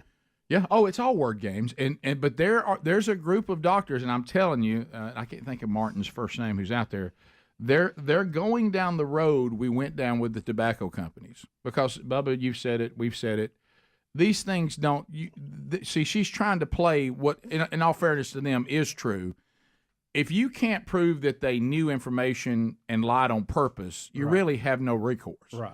Because really, it may be, and I'm going to give her benefit of the doubt. Now, he is right that you shouldn't have made such, absolute statements. You should have said, in general, here's what we're seeing. Mm-hmm. But see, they didn't want to do that. They didn't want to do that. They made bold statements. Our president, it just mocked what they said, and then we got mad at people that wouldn't take the vaccine, and we said they're the problem. Mm-hmm. If they would just, and look, this went to Republicans and Democrats that were doing it to us.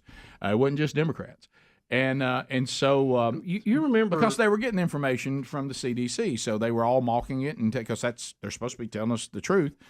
But anyway, there's doctors that are saying, I'm telling you, the first time they said it, they knew it wasn't true.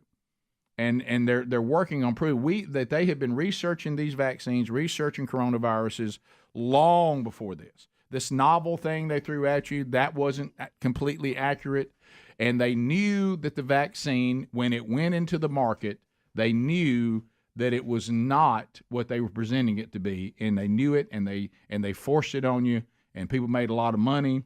And then when they came back and started saying, well, it's mutating, and we can't keep up with it, but then they just kept on telling people you're still better off to have it, that they knew all this beforehand. Now, if they prove that, then you got a whole nother story.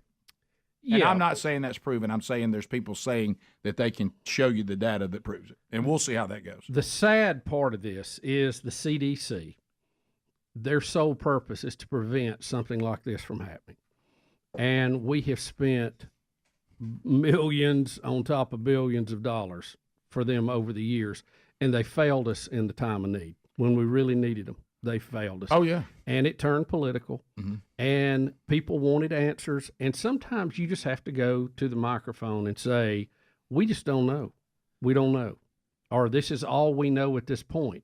But they made these assumptions. They sold it to us, Rick, if you remember, like the vaccines we got when we were kids, like for polio. You get it one time, you're never going to have to worry about it again. That was 100% how it was sold. And that was 100% not the case. Yes. And again, I think they knew that, and they were just trying to get something so everybody get off their back. So what is this? I got 1 minute. Okay, here is Robert Redfield, the director of the CDC before Rochelle Walensky. Redfield was sidelined and kicked out for taking the lab leak theory as an option, taking it seriously. Here's him talking about that in 2021. I think what you've seen over the last 18 months is no new evidence to suggest that this evolved from nature. Haven't seen any evidence of it being associated with any of the animal species they've tested, over 80,000 animals. But we have seen growing evidence to support that this in fact was a consequence of a laboratory leak. And he was removed for those kind of statements, and Rochelle took over. Yeah. Well, he was removed when Biden went in, but he was on this show. I mean, we had him on the show twice, I think, during all this.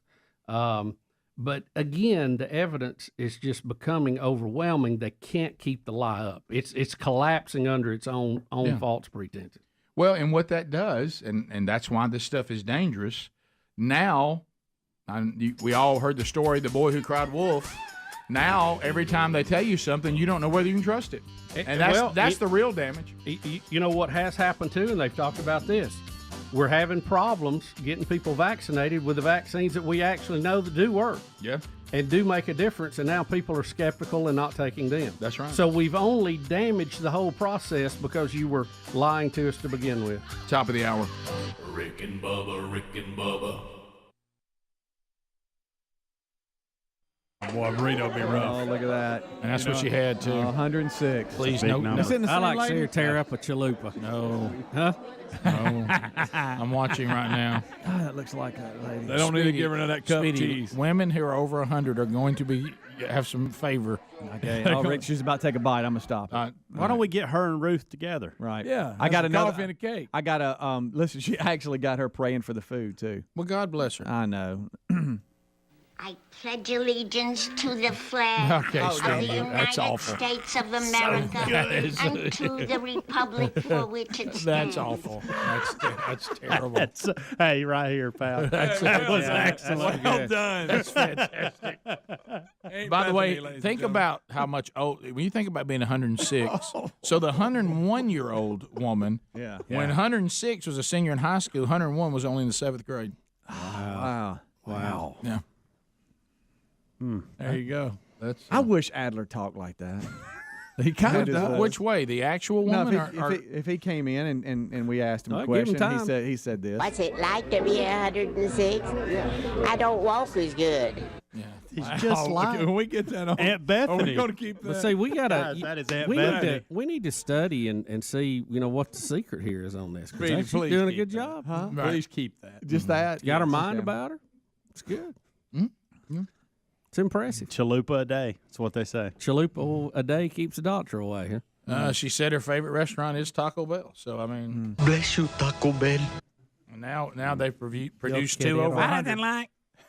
Yep. I tell you what. She comes in all the time. A taco and an enchilada. How about that? Rusty's in the Navy. I need to hear her say that. All right, she was born in 1912. Yep. Wow.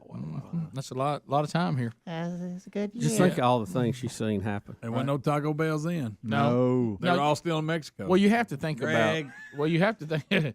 Yeah, you have to think about what she's saying. Taco Bell has not been around for 106 years, Yes, so it has. She hadn't been eating it really that long. not on her grand scheme of life. Yeah. It's a fairly late Percentage-wise. addition to the menu. Percentage-wise in her life. She hadn't ate I a think lot. she started eating at Taco Bell when it didn't matter anymore. Yeah. Justin in Alabama. Justin, go ahead. What's going on, Rick and Bubba? Hey, buddy. Go ahead, Justin. Yeah, just listening to y'all. Speaking of Taco Bell, hell, my girlfriend, her and her stepdad and little sister, they can eat Taco Bell every night. Her mama was saying the other night they keep on eating Taco Bell. They're going to turn into tacos. Wow. A laugh entered the booth.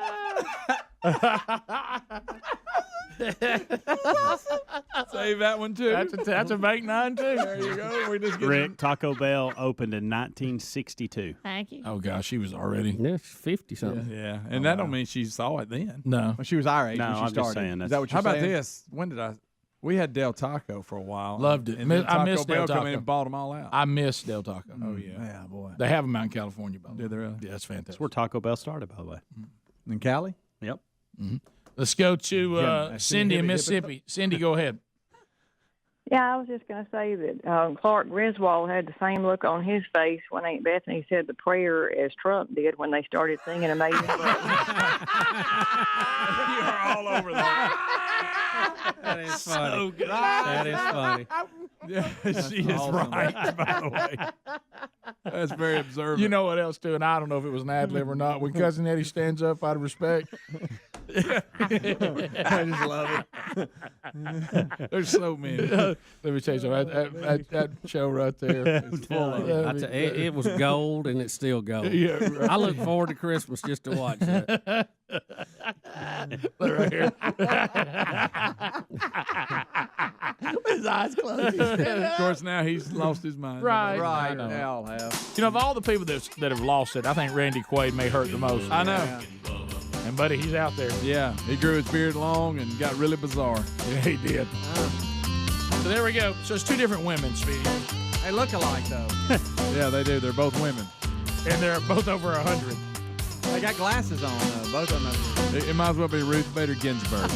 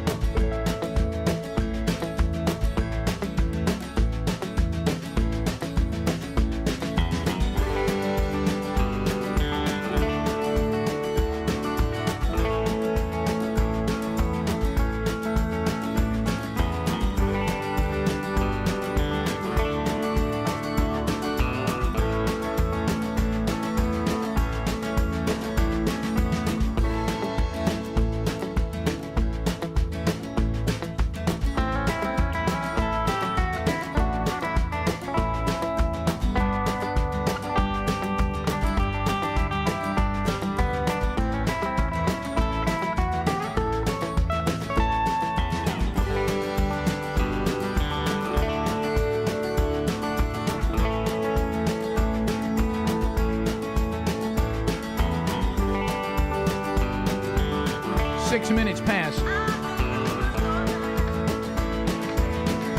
But I do know that I love you. You walk around this town with your hair all up in the sky.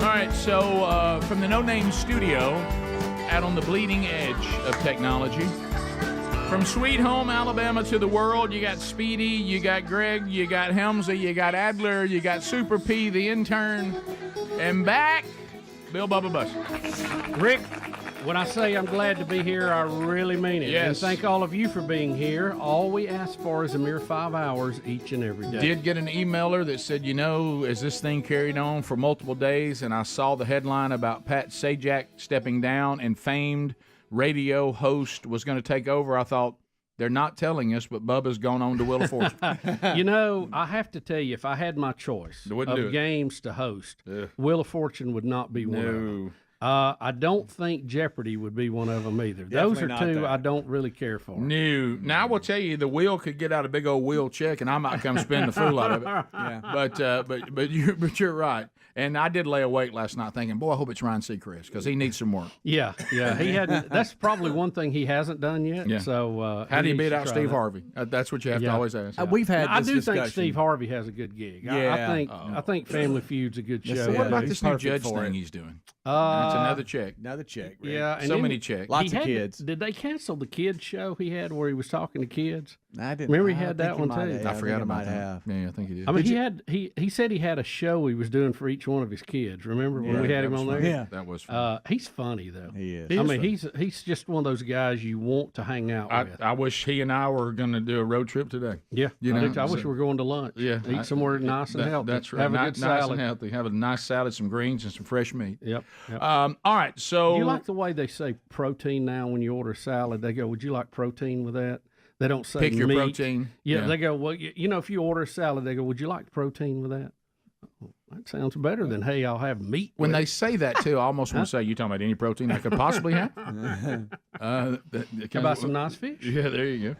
All right, so we have our Biden updates. There comes the head. There we go. Where did he go? Where'd he go?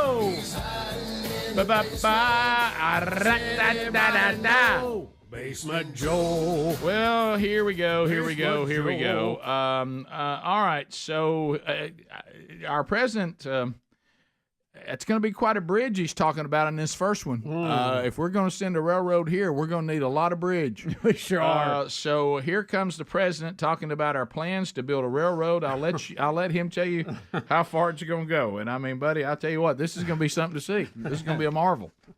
Well, we're going to win, and we're going to help. We have plans to build a railroad from the Pacific all the way across the Indian Ocean. We have plans to build in Angola, one of the largest solar plants in the world. I can go on, but I'm not. I'm going off script. I'm going to get in trouble. Well, that's true. Don't you know he gets lectured on that every day? Read the teleprompter. Not go off script. So tell me, I'm confused. That's a lot of railroad. How are we going to build a railroad from the Pacific all the way across the Indian Ocean? With one bit, y'all know bridge. where the Indian Ocean is? That's big. It's a lot. That's a lot of distance. A lot of bridge. That's a lot of bridge. Bubba, this time he just has a brain malfunction so bad the audience just starts laughing. All right, so here we go. Leader of the free world. Leader of the free world. It's the world's leading emitters to help poor countries deal with the impacts of climate change. They called it the G7, the Build Back Biden, Build Back Better, and we realized that got confusing. So now we don't call it that. What we call it is, here's the bottom line. Look, we're the ones that caused the problem. Wait a minute. You never know. The United States. We cleared all our land. Huh? We did all the things to make things more easy for us to make money. What is he talking about? Guys, What a new world. He's lost. What a bunch of look now, here, now, here. I'm rambling. Right now, before our very eyes, we're seeing the weak spot, the underbelly of democracy. We are. Where we can have a problem. When you get people in there that don't know what the H they're talking about. Yep. The heck that is. Now, what is this next? What is the next one here? Adler, give me some help on this. That's in the hallway after this speech. Somebody, the most recent, the video that we played with Chuck Grassley talking about the video or the audio. Stand up, Chuck. The audio of Ukrainian bribes and things like that on Hunter and Joe. Somebody's about to ask him about that, and his reaction is just to laugh and walk away. Okay. Are there tapes that you accepted bribes, President Biden? Is that true? Would you comment on the arrest of the former president, sir? Oh, wow. And just see that little grin. He just laughs and walks That little on. grin. Is it funny to see that hall when we walk down? Is that not weird? Yeah. I've stood right there. My little self has been standing that right crazy? there. Your little self. Your little self. So, Bubba, I want you to know, too, speaking of Biden and the impact he's having on our country, my wife and I have adopted the thing from that childhood birthday party that you told us about, Cram It Clown. Oh, yeah. A new one found its way into our vernacular over the weekend, Get Out of My Barn. and now another one we do, if you start talking you can't make your point, we both go, what am I talking about? What am I talking about? Stand up, Chuck. Stand up, Chuck. What am I? Oh, good. What am I talking about? All right, so now we get into everybody's favorite press secretary, Karine Jean-Pierre. So keep in mind, and Adler, you were very, very much out in front of this, trying to be sure we all understood that the word equity is not the same thing as equality. And Karine Jean-Pierre, everybody's favorite press secretary, wants us to know that equity is at the center of everything they're doing right now. And we see that. But she's just going to tell you. I think because of the president's action, he's been very clear. He's been very clear how important it is, even just looking at his economic policy, how important it is to leave no one behind, have equity at the center of everything that he's done. If you look at every piece of historic piece of legislation that has passed, that he has signed, it has equity at the center of that. And that's because the president has that in mind, right, to make sure that we have equality, to make sure that we leave no one behind. Yeah, but then you went to equality at the end. That's not equity and equality is not the same thing. She called it equality finally at the end, but she said equity the entire time till the end. Yep. Which equity is a different game. That's got that socialism, communism. Yeah. We divide it up equal, and whatever someone has, you should have too, no matter what the situation is. And we'll make sure you get it. We're going to equalize everybody, and everybody's going to be equally poor. They've kind of stole the word, like we've seen in a lot of other words. Right. We've had people change the English language. Just I didn't know you could announce that you could change it. It's impossible to have a situation where nobody gets left behind. That's just it's just impossible. How about some people want to be left behind? Some people get left behind because of their actions. Exactly. Yeah, right. And some would rather not fool with it. Right. Yes, leave the gates to the ark open. Yep. And everybody's free to walk in, but not everybody's going to come to the ark and walk in. You got to leave them behind. Some people want to wallow around in the dirt. Leave them. Yeah, I grew up with people that said unemployment sounds good to me, but then they worked that system, and they were happy with what they were able to get, and they hand it down to their kids, and their kids, and their kids, and. But the other point is this point that where she's trying to make us believe that this man. And the state he's in mentally right now, that he thinks this through, and he is making sure that equity is at the center of everything he's doing. No, he's just signing what people tell him to sign. He's signing whatever his handlers say, sign this right here, we need this. Next, I want you to know, Ashley Biden wants you to know, Bubba, talking about the Juneteenth celebration, which, by the way, notice it's not even here yet. That's Monday. And now, just like everything else, it's expanding. This has become a week-long thing for the Biden administration as opposed to the one day where it actually happened. It'd suit me if it was a month long. Yeah. Now, Ashley Biden is about to let you know that Joe Biden, our president, nobody works harder than him. Now, of course, his vacation schedule would not quite he's hardly ever at the White House. But here we go. America, you are so lucky to have him as your president. I don't know anybody who really, truly works harder for you, for the American people.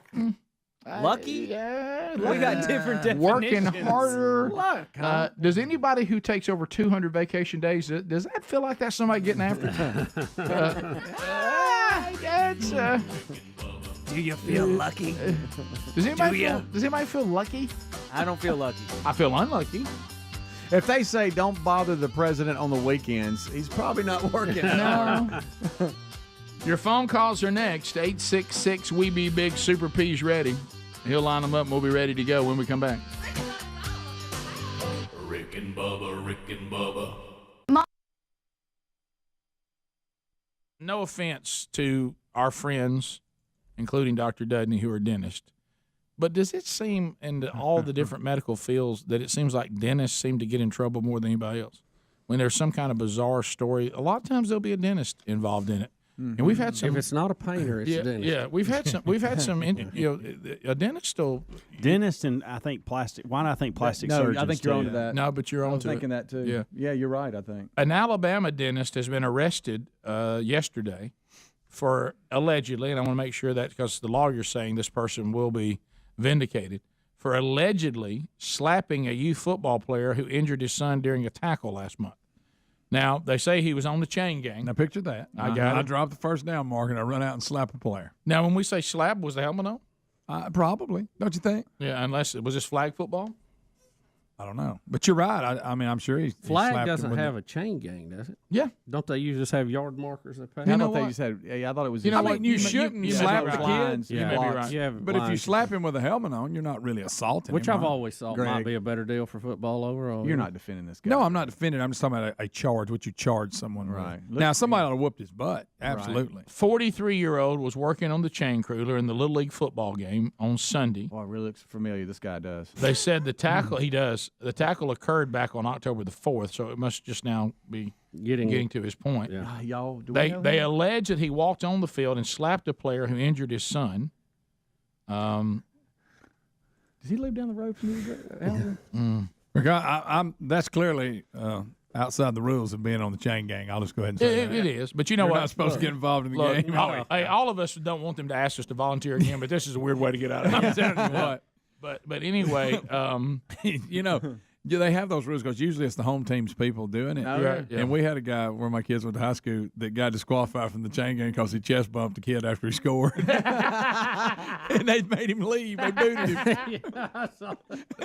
I love having a good chain gang. If they'll mark it just right, you can get those close first downs. You can. But anyway, in all fairness to this man, his name is in the story, but they're saying that they're confident, his lawyer is, that once the facts are heard and examined by neutral parties, his innocence will be cleared to all involved. His innocence will be cleared. He says he hopes the media will report that determination with the same zeal and speed at which they have reported this current matter. It seems pretty straightforward. Either everybody saw you come on the field and slap a kid or not, right? Yeah, this should be hard to prove. This isn't some who done it. There's some big mansion, and now we got to figure out who did. Yeah. I mean, Colonel Mustard with a candlestick. Some people were at the game, and they either saw the chain gang guy come in there and slap a kid or not. Look, right? either the dentist slapped the kid or he did. I mean, come on. Doesn't it seem pretty straightforward? I mean, how can you go? Well, they thought I slapped him. I think the other guy on the other end of the chain ought to know if he dropped it. Yeah, they're trying to mark the ball. I'd also like to see the tackle. Yeah, I want to know if it's really out of line. So I don't know. How about there are people listening right now that this guy has cleaned their teeth? Yeah. There's a guy. There's people listening right now that was at that game. You're right. They know. And you see the guy. But the guys, this was the best picture of the workforce today. So first of all, about 6:45. Oh boy! Here comes Snickerfrizz on a Gator ATV dragging a giant, like a jet engine, behind it to draw off the fairways. That's to blow the leaves. To blow the leaves. Glass. That's exactly the grass clippings. You're gonna love this. Let him park right in front of your place. Let me. Hey, they're loud too. Very loud. Oh, that's part of the story, but it ain't the whole story. Just wait till you hear this. So they were chairs you could sit in out on the porch. And when I realized that I wasn't gonna be able to sleep through the giant blower that somebody was sitting right outside my window, I now was gonna get up, get a cup of coffee because it was a beautiful morning, and go sit in the chairs, look out over the beautiful golf course and the beautiful old trees and stuff like that. Beautiful area. I love to look at a golf course. I just don't play golf. So anyway, I look, and so Sherry comes out there with me, and she had done some running that morning or whatever, which was another funny story. But anyway, so I'm looking, and of course the guy's got his cell phone out, and he's looking at his cell phone as he's driving it. He's got one leg propped up, on the what's the part where the wheel goes under the thing over on the side of the fender? So you kind of like a fender, but there's a name for it when it's over your wheel. But he's all propped up. He's all propped up. Yeah. And so I'm talking to Sherry. Now on the back is a gigantic blower that's on a trailer. And picture really like a jet engine looks. Right. It's got that sound to it. It comes out, and of course it has a little thing that points down or points to.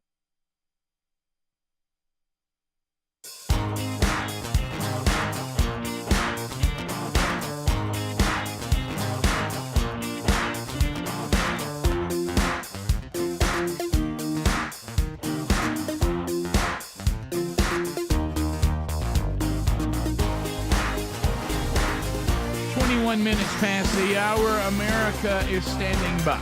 And let's chat with you at 866 We Be Big. Dothan, Alabama, News Talk 1039. Bill joins us. Bill, welcome to the Rick and Bubba Show. Go right ahead. Green Acres, boys. Hey, I just want to know where you can get the list of them.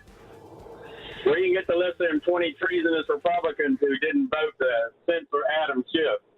Yeah. What was that? The House defeated a motion to censure Adam Schiff over his absolute lying about Trump in the 2016 election when he kept going out everywhere and saying, hey, I'm on the committee, I've seen the proof, and this is going to be really bad. And there was no proof because he didn't see it. Right. And I think what it was, they tied a big fine to him. Like millions of dollars. Yep. And some of the House members said, "Look, we can't be paying out fines for things we say here." So they voted against it. I think there was 20 Republicans jumped with most of the Democrats. We had the vote you got the total here. Yeah. I had it a minute ago on the top, but anyway, so the bill, the censure did not carry. It did not, and he's saying hold the ones accountable that didn't go for that. Also, and we have this in the videos today, 181 House Democrats just told us they're okay with banning gas stoves. Don't miss that vote that just came in. Okay, here was the vote total. It was 225 against, 196 for. 20 Republicans, as well as 2 other GOP lawmakers voted present, along with 5 Democrats. Yep. So he could have had a fine of up to $16 million. This is one of those cases, I think, where they overstepped what they should have been doing. They should have punished him publicly for it. But when you tied $16 million to it, a lot of the House members thought, well, I could be next. Right. So I'm voting against it. Yeah, there you go. They don't want to set a precedent. Right. And I understand that. To the phones we go. Eric in Mississippi. Eric, go ahead. Big ends. How are y'all? We're good, buddy. You go ahead. Just wanted to ask who y'all thought was away from the office more, Bubba or President Biden? You know, as hard as it is to believe this, he still wins by landslide. Still winning. He's still winning. Yeah. It's getting closer, but he is still winning. Yeah. Let's go to Gulf Shores. Sunny 105. Dude is standing by. Dude, go ahead. Good morning, gentlemen. Buddy. Hey, on this equity deal, everybody talk about the ladder of success. Every ladder's got a bottom rung. You take that bottom rung off, guess what? The rung above it's the bottom rung. I mean, there's always going to be people working up and down the ladder. Yeah, and this assumption that you know, and there are cases, you know, where you go, but if we really look at the facts, which is something we're not real popular now, is looking at facts. There's very few people that are highly successful and are doing well financially that it was just given to them unfairly. I mean, it is a tiny percentage. Most of us don't have what some people have, either A, because we don't desire it, there's nothing wrong with that, or we're not willing to do what it takes to have it. Yeah.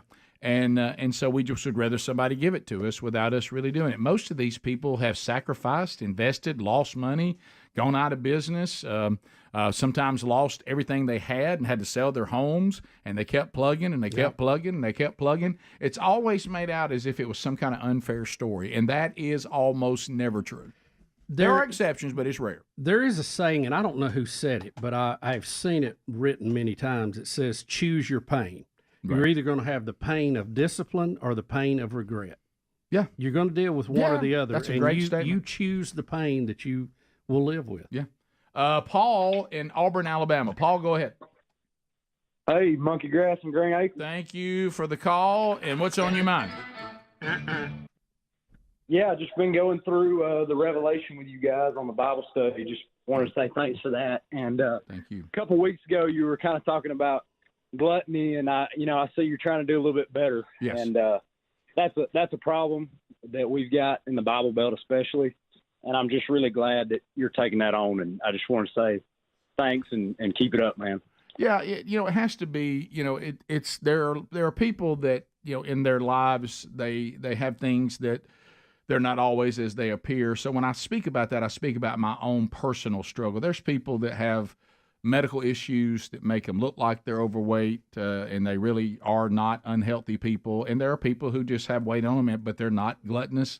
So that's not always an indicator. We don't have some holy BMI that says if I'm 6'2" and I don't weigh 185, I'm sinning. That's not what I'm talking about. I'm talking about my own personal life. It was for me my weight issues, and I pray that I can continue to be disciplined on this. Were associated with gluttony and overeating and poor eating and lack of exercise and not taking care of myself. And it damaged my witness. I think and every time something would come up, people would start emailing, you ever going to talk about the gluttony in your life? And for a while, I justified it. And then the Lord just convicted me that I need to stop justifying it and do something about it. And I'm not doing it to live longer. I could be the first person to die. I may not see tomorrow. I'm doing it because it was the right thing for me in my life to be properly in the right place under God's authority, and to make the witness stronger, to take that off the table. It's a spiritual issue with me. If there's some health benefits to it, that's great. But I mean, I'm still gonna die. But so I'm not really doing it for that. But I'm doing it because I was convicted and finally responded. And that's the only thing that was going to change me. Mm-hmm. I'll tell you, though, one marker, though, and I just friend to friend, I'm really proud of you because what you've done is pretty remarkable. You said you hit 230 the other day. Is that right? That's really something else.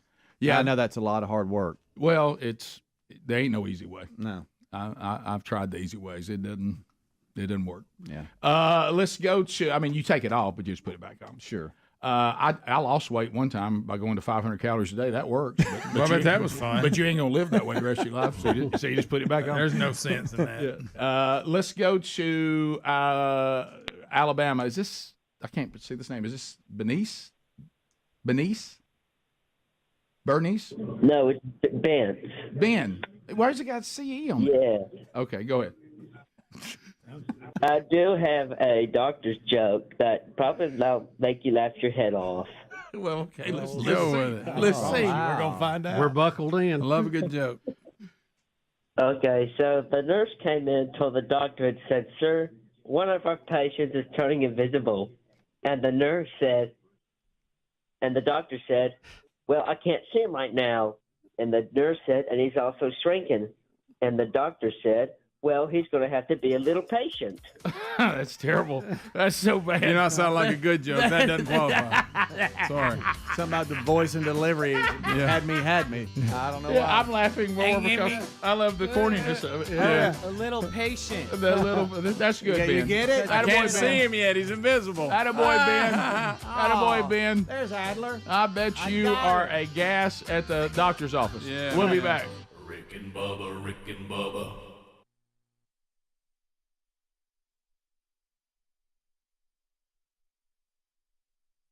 Yeah, Driving the track NASCAR. No, I know exactly. Let me tell you what Kilroy's got going. He's got it pointed straight up in the air, toward the sky. That's really not drying. Okay. Of course, he's playing with his phone, so he's not paying attention. And he's just driving around. He ain't blowing anything. He ain't driving nothing. Okay. And so I looked at Sherry. I said, "Do you think that blower's supposed to be pointed straight up in the air?"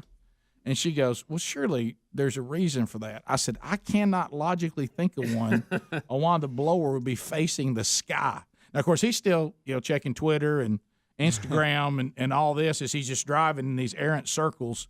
And all of a sudden, I see him turn around and look back, and he goes, "Now, you can't see this unless you're watching TV." Like that. He turns around. And so I said, "Yep, that's the signal that He didn't. Yeah. I couldn't think of a reason he'd be blowing air up into the sky. So really, all you're now doing is just making racket. You're not even preparing the fairway. It's a big noise maker. Yeah. So then he finally takes it and adjusts something and points it in one direction. Yeah. But then, like an idiot, turns around, blows it right back, and blows it right back into the fairway. And I'm like, is this guy? What? Then I got to the point where kind of like the late John Panette used to talk about ordering. Yeah. I wanted to walk in there and stop and say, hey, let me drive this thing and show you what you're trying to do. If you'll get the circle drive set up, you'll actually blow everything where you want to blow it. Yeah. First of all, you've been blowing birds out of the sky by pointing straight up in the air while you're sitting there checking your cell phone and got your leg propped up like you like it. Did you see?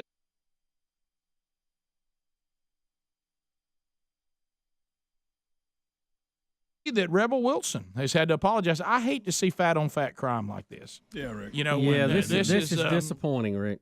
Well, it is. I mean, Rebel Wilson, better known as Fat Amy, wanted to say to Ellen that she was the first plus-size woman to be in a romantic comedy as one of the love interests, but she was quickly corrected that she was not, that Queen Latifah and Monique have both played romantic comedy roles, and she got herself into trouble and had to go back and apologize by trying to stake claim on something two other big women said they had already put the flag down before her, and it started this whole conversation. Never seen so many women want to be known as being heavy. Yeah. And this, have you ever seen such an argument over the No, I'm fat. No, I'm fat. I was the first fat one. So, I was in a leading role, and I was fatter than you are. Right. So she's come back and apologized, said she's deeply sorry. Good. Can you believe the times we're living in? No. She's sorry for claiming she was fat and got a lead role in a romantic comedy. Maybe she didn't want to declare that anybody else was fat because maybe she was just kind of having a good time, and was just throwing it out there going, hey, you don't see many fat people in the row. Everybody just she does the self-deprecating humor about her fatness. She does. And she probably didn't think that she should call anybody else fat.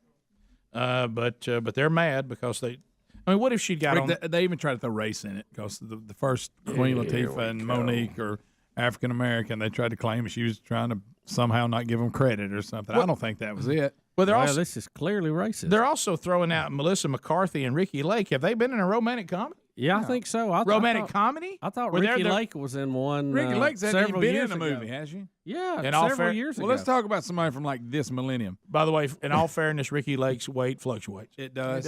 It does. And Melissa McCarthy lost a little. Now, she's had a lot of lead roles, but not in romantic comedy. They're talking about being their love interest. Has Melissa McCarthy been a love interest in a movie? I don't think so. Maybe she has, maybe she hasn't. I don't know. She's funny. But yeah, so. Because how about who cares? You know what happened? Why can't they all just be fat and be in movies? I hate to see fat on fat crime because fat people got to stick together. That's right. Next thing you know, they're pulling donuts out of each other's hands. I know. Well, what I thought was, think about the time we're living in, Bubba. If she had gone to the interview and said, "Well, I joined a long list of overweight women who have really been pioneers, right? And I'm following in the steps of Monique and Queen Latifah." What would have happened? And Ricky Lake. What would have happened then? Yo, you calling us fat? Yeah. I mean, that's what would have happened. Well, maybe she should have played. I'm the first. Is she Australian? What is she? I think she is Canadian some kind of or foreigner. something. She's got an accent, right? She could have been the first fat Australian in a lead. Who knows? They got all kind of terms. They could find a category for it. Well, that's something right there. Let's have your attention. Greg, lead role in fat Australian movies. Our finalist star, female. Yeah, are we? Female. We were talking about that earlier. Are we going to break this down to a category now? Probably. Sure. Plus size romantic comedy. Yes, two. Fat Amy. I tell you, born in Sydney. Hey, if you want to see a heavy couple, just watch this.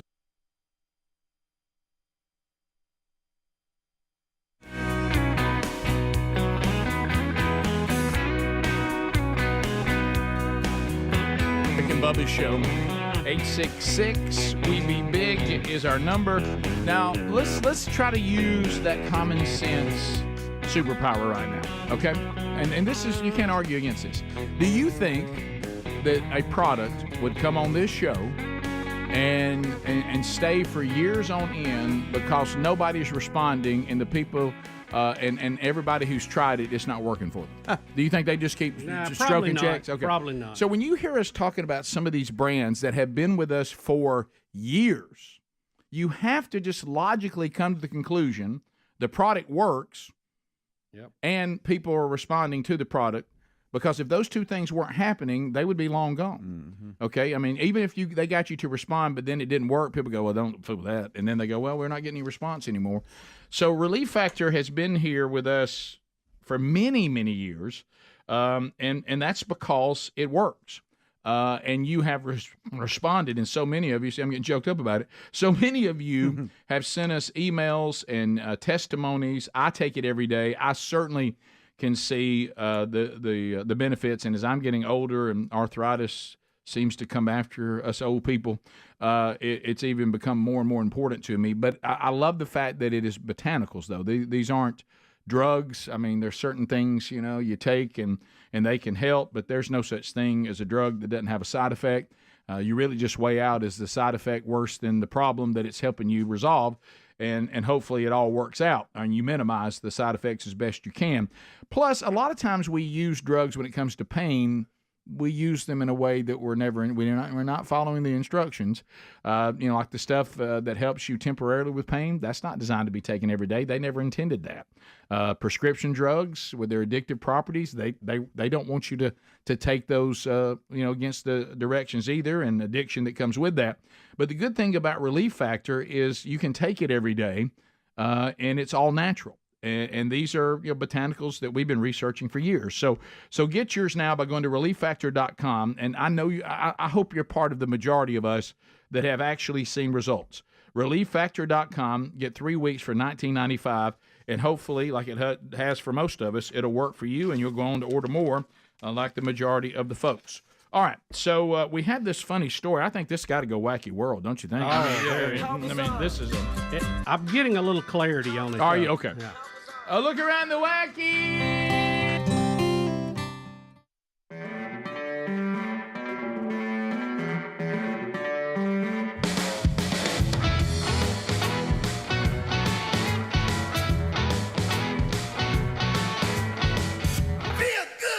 Bubba, the headline says, father fakes his own death to teach his family a lesson. Rick, a Belgian man pulled off the prank of a lifetime when he faked his own death and showed up at his funeral by stepping off a helicopter instead of being carried out by a hearse. There he is. Hey, that's it! Now, this is the key. His name, David Barton, it looks like, with some odd spelling. They call him TikToker David Barton. Oh. So this all had to do with getting some views. Now, they say he, along with his wife and children, decided to orchestrate. So they knew. The fake funeral and prank other loved ones to see who actually cared about the 45-year-old man. So he taught his extended family a lesson. Yes. The immediate family, they were in on it. Matter of fact, his daughter started it off by posting that rest in peace, Daddy. We will never stop thinking about you. Oh, that's awful. She broke the news online. That's Daddy! Hey, Daddy. What about if you didn't go and Daddy knows now? So he wants to see who would actually come to his funeral. I guess that's what. But what if people had legitimate conflict? I know. Yeah, I know. Like they had puppies to take care of. Because let's be honest. Look, I hate to be like this, but it's absolutely 100% true. When somebody goes on in, this all just be 100%. You got your list of people that no matter when it is, even if you have to take off work, you're there. Yeah. Okay. And then there's the people that you'll go as long as there's no real big sacrifice. Then there's those that you wouldn't go, even if you could. Yeah. And I guess he's trying to find out which one of these categories that he's in. Yeah. And then there, wow. Yeah. So they said the fake funeral was held last weekend, was attended by dozens of friends and family members dressed in black, waiting for the ceremony to begin until they were met with a landing helicopter. Oh, my goodness. The dead man, along with a camera crew, hopped out of the chopper as he greeted his mourners to cheers to you all. Welcome to my funeral. What about? I feel sorry for the extended family members that were really upset. All dressed in black. I don't feel sorry for them. Apparently, they've been acting like a bunch of jerks. Basically, this was a big TikTok thing just to get viewers. Oh yeah. What TikTok? That's over the line. It is over the line. Do we agree it's over the line? Well, let me tell you, if I went to that funeral faking death.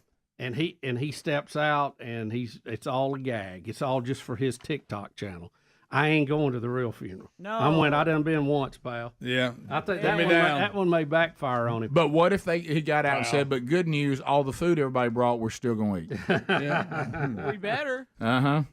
I mean, there were grown men embracing him and crying and stuff. That's over the line. Is it, though? That's from me. Is it really? I think it says a few of the people were not really happy about being Oh, part you're of talking about the ones that took off work, probably flew there. Some people like Never pranks, really some liked people don't. I remember, we had the prank that got out of hand. Scott Dawson's still mad about that to this day. Uh-huh. Now, Garnett got over it. See, it varies. Garnett loved it. He was over it in seconds. Matter of fact, he said, I think this is awesome. Wish I hadn't wet myself, but it was awesome.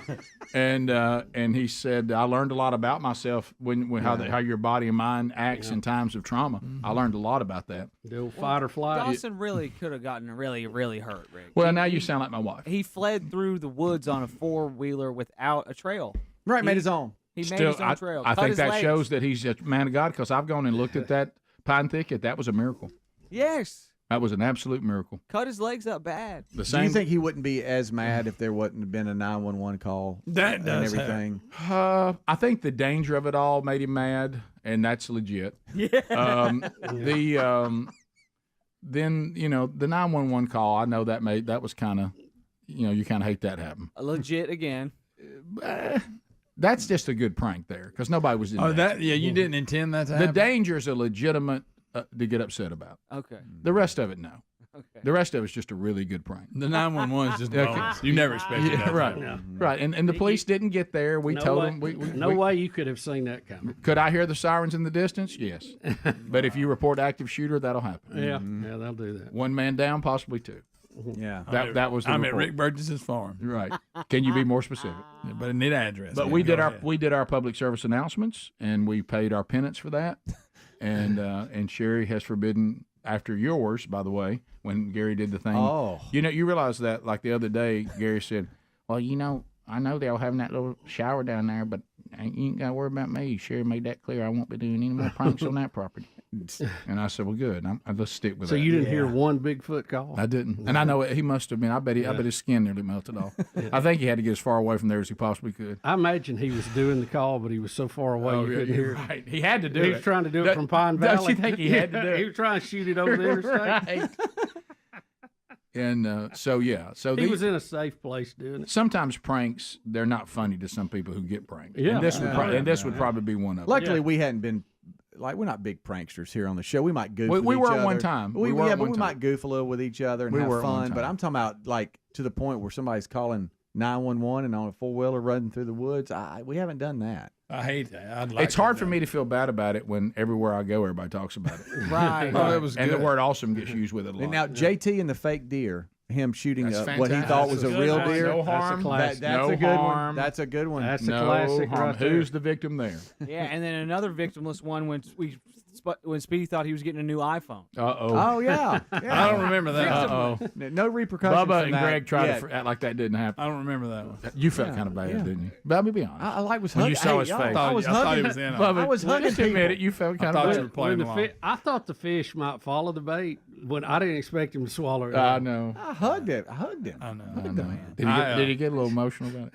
Oh, really? No, I was giddy. I couldn't believe it. You I feel think bad? it was a perfect. yeah. It was a perfect prank because they didn't know I knew the guy that came in, and that they found to play along with it. So it That really made it looked. believable. It seemed like it was real. Rick, it was like Thanks, radioactivity. It just spread. Right. You know, and it just kept dividing, and you couldn't. There was no way to get a control rod. Y'all back never in. got in Okay. trouble for that. So, Greg, you just said to me, and it was drowned We out punished by, ourselves, Speedy. We've never done it again. Greg Burgess just said to me he felt bad about it. Did y'all hear I that? did because honestly, because Speedy, he's good at this. I thought he was playing along with a good bit. That was going to be funny. Yeah, you. But when I wasn't there found that out he day. really, and again, the key was by blind luck.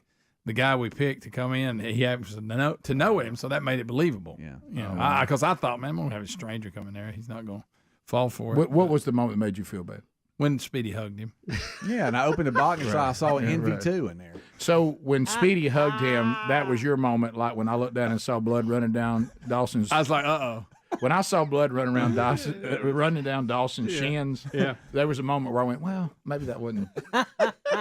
You couldn't catch Dawson to let him know, though. I couldn't. Hey, look, that turned out better than anything. He went from 0 on the 4-wheeler to hero. And Fear does all kinds. It shut Garnett down. He forgot how to ride one, and Dawson miraculously discovered how to drive one.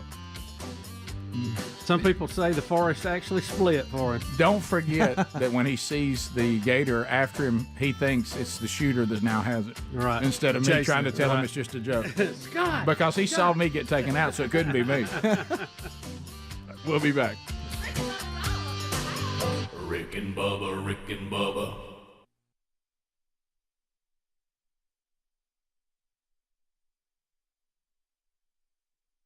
If you're like a mid-level actress and you get oh wow. Let's say you're a mid-level actress. Keeps getting bigger. And you feel like you can win the plus size and you put on about 40 pounds and go make a movie to compete in the plus size category. Yeah. Oh, I know what they're saying. No, the girl on This Is Us. My Melissa goodness. McCarthy played in a sitcom where she and it was a husband-wife sitcom. They were a married couple. Yeah. I guess that's what they're saying. Yeah. Would you gain they're too 80 big and too. 80 pounds to star in a movie? How much? 80. How much am I going to get paid to be in the movie? $2 million. Oh, yeah, What if I've gained already- 180. What if I've already gained the 80? Can I still star in the movie? What about you? Bubba, you have to lose. Yeah. Oh, Would you lose 60 pounds to be in a movie? Wow. I Did mean- you see his demeanor change? Dang, I mean, I don't know. I I don't know that that's even possible. Well, You know, yeah, maybe it's it's possible. Oh, it's possible. It ain't likely, but it's possible. I know how long it took to get 40 down, and it was not. Pretty. How long did it take to put it back on? Not long. Not long. Not long enough. Boy, It's it goes amazing. It was a lot easier. It's But it'll amazing go how quick quick. you put it back Oh, on. It's my easy. God, It's yeah. much easier. adds coming up. back. Really, putting weight on is no issue. When I see people can't gain weight, I just want to scream. I want to slap him like the dentist in Tuscaloosa. Bubba could be the first plus-sized actor to be in a romantic comedy. He could. You know it? I think several guys have already done that. I think that category's already checked. You Greg, think? sorry. Dadgummit. Ken, Who, Sherman Clump? John Candy. Ken in Alabama. Ken, go ahead. Good morning, gentlemen. Hey, buddy. An important statistic for all of us. I heard this morning, and the source comes from Eric Trump, so you might consider the source. But if you're trying to make time to go and vote today, and you're not sure if you can get off work, there have only been 11 months since in the last half century where we had under 4% unemployment. 6 of those have been in the last 2 years under President Trump. Okay. Oh, there's no doubt economically we Thank are you, in Max record-setting time right now. Can I tell you it's amazing? And it's really amazing that this is even going to be as close as it is today with the economy as good as Technology's come a long way. I think a computer just called the show. Yeah, he did sound a little bit like an automated call. I'm going to be honest, Thought though. it was Sam. I was on the fence till I saw them singing Amazing Grace, and now I'm voting Republican. Greg. Did you see Babylon B? I ain't getting around to you, man. Did you see? I ain't riding with you. I know that. Did you see Babylon B yesterday?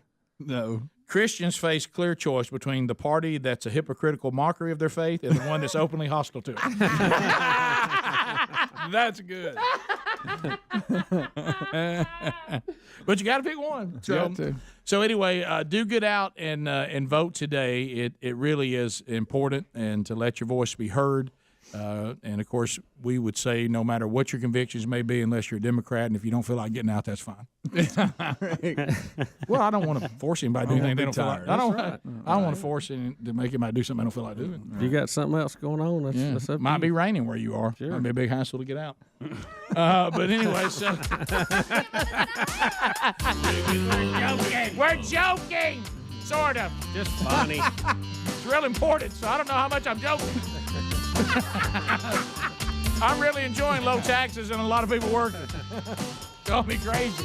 I like our military being taken care of. Call me crazy. Got to do something about that border. All right, thanks for being with us. We'll catch you on the next edition of the Rick and Bubba Show or next hour. Rick and Bubba, Rick and Bubba. Rick and Bubba, Rick and Bubba.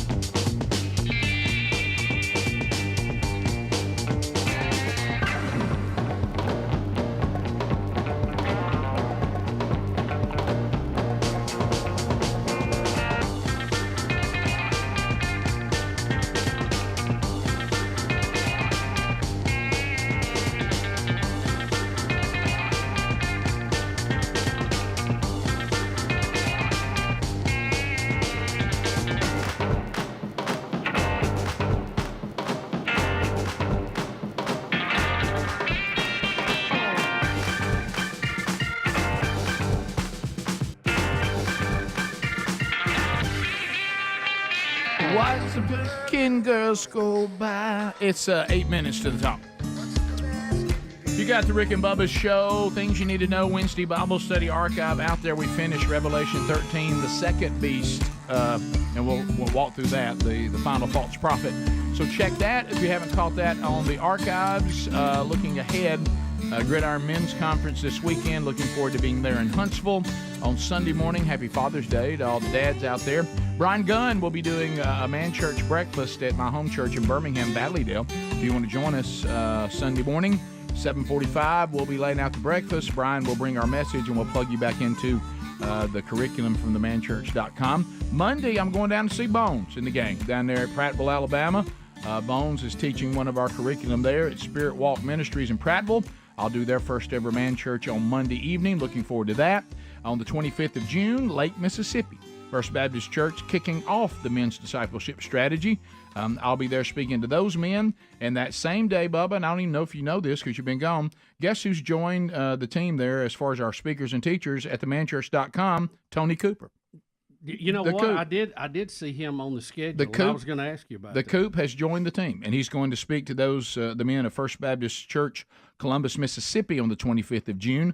That's their next man church as they're going through the second curriculum from themanchurch.com, and the Coop will be with them. Rick Adler told me he didn't know Jimmy Hale was speaking. I know. Gosh, you remember that day when he called him Jimmy Hale. Greg can't let that go. I can't. Hey, Jimmy, good to see you. Well, you mean Greg hang on to something? Oh, my goodness. He'll hold on to it like a snapping turtle waiting on thunder. Jimmy, great to see you. He was so enthused about it. Jimmy's here. Look, it's Jimmy. Hey, Jimmy. There's three things that have always made me so uncomfortable. That was one of them. Uh-huh. The second one was when Adler congratulated somebody that don't being pregnant, and they were not pregnant. That was horrible. They were 6 months postpartum. In fact. Then Speedy shaking the guy's hand that didn't have a hand, and the way Speedy reacted. And him jumping. Hey, those are the three moments that I was so uncomfortable. I wanted to just run as far as I could. So that was a moment where you knew what it was like to be Andy Blanks and Speedy. Yes, 100%. Those three moments. Adler walked up to that girl and said, you should got him do a baby prediction. She said, I'm not pregnant. And then her brother. You said, sure does look like you are. And then her brother. And then her brother and dad started just laughing. They did. And I'm just standing there. I'm like, I'm so sorry. I went to the merch room and just gave her some free merch. Like I couldn't. I'm like, and what was sad is you got her a double X. I thought that was wrong. That was. I didn't think that was the way to go. It made it worse. Yeah, I didn't think that was the way to go. I'm like, what am I doing? Right. So he tried to go the other way, got her small. He's trying to overcompensate what he said. You know, I'm not going to be critical of you on that because that's happened to me before. It has. Remember Speedy live on the air? Oh, yeah, Kick for Cash. Live in Tuscaloosa, Alabama. That was horrible. As our first pregnant contestant, I'm not pregnant. That was terrible. It was terrible. That was so awful. Are you leaving off the list? No, that explains what happened to the Chick-fil-A sandwiches. Yeah. Are you leaving off the list the time Speedy was playing golf and he thought the pastor had a nickname? Pastor. You weren't around there. No, I've heard that story and I wasn't around. That wouldn't have bothered me that much. Would you have laughed your head off at that one? Yeah, I would have been funny. Just sure. enjoyed that one. Yeah, I would have enjoyed that one. That one didn't make me uncomfortable. I'd have leaned in with that one. Yeah. I have this weird thing where it's just like Greg leans into everything. Yeah. I only lean into certain things. I had to run just as fast as I can the other way with other. I too will lean in. I know you will. Go with it. Say it. See? No, there's some times I embarrass myself a lot, and I mean, I don't think I'm unaware when I confuse diabetes and disabilities. That was one Rick where I leaned in. Let me tell you this, and I'll play that bit every best because it came down to the wire. I mean, we're fixing to make the mics hot, and the boy leans over. He goes, "One thing, Greg, could you tell Speedy is disabilities, not diabetes, that we're raising money for?" I just really thought it was. And he kept telling. He said, "My sister and my mother struggle with that." They have diabetes, and they went on. He sat through all that. He could have corrected. He never said a word. We're about to go live with it. That was one thing. But this way, I didn't hear that conversation because that's how close we were to going there. My headphones were on. Yeah. Yeah. I remember, that's the funniest thing. I couldn't believe you might as well have handed Greg a piece of solid gold. Yeah, I ran out of the studio, immediately found Greenwood. Oh, yeah. Who loved it. Oh, yeah. As far as awkward situations, Helms, I got to let you know, man, just now we were in the bathroom together, And for some reason, we started singing, "Going through a rough patch." Yeah. Well, when you left, I realized we didn't have the bathroom to ourselves. I know. There was somebody in the stall. That's good. I realized We're just singing. Yeah. Speedy does have the secondhand embarrassment that's thing. not the weirdest thing you'll hear in our bathroom. No, that's true. Great Well, point. to that point, and Helmsley, you've experienced it a little bit. I'm telling you, who has the worst case of it though is Andy Blank. I've never seen anybody who struggles the most with secondhand embarrassment. I'm talking about like you'll try to push through it sometimes. Like I was telling him and another guy about the bathroom thing you're talking about, Bubba, when I was listening to a lesson from Hebrews while I was sitting on the toilet. Right. And I started telling about how I kept flushing, trying to get it to stop. I'm not making this up. This is not me trying to be funny. Andy walks away. He said, "I'm out." He didn't want to hear the story. Yeah, and I said, "What?" He said, "I can't hear this." he said, "I would literally have to find another place to work." How does it affect him? Just he said it just breaks him down. He said he can't handle it. We had something happen. You're talking about the beatbox? Yeah, we had something happen that I won't go into at the first ever Man Church conference, and of course we all loved watching Andy struggle with it. And if we try to go back and relive it, he'll start sweating. So he can't talk about it. Yeah, he says, "Look, if we're going to talk about this, I'm out. I'm done." He goes, I can't reflect back on that.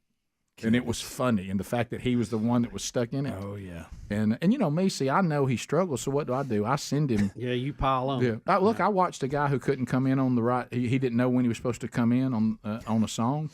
At church one time, and of course I sat here and said, "I'll tell you what, if this takes 30 minutes, I ain't leaving." No, and they kept coming around trying to get him to come in, and he never would know when to come in, and he couldn't get it. And I look, and I see Andy walking out of the church.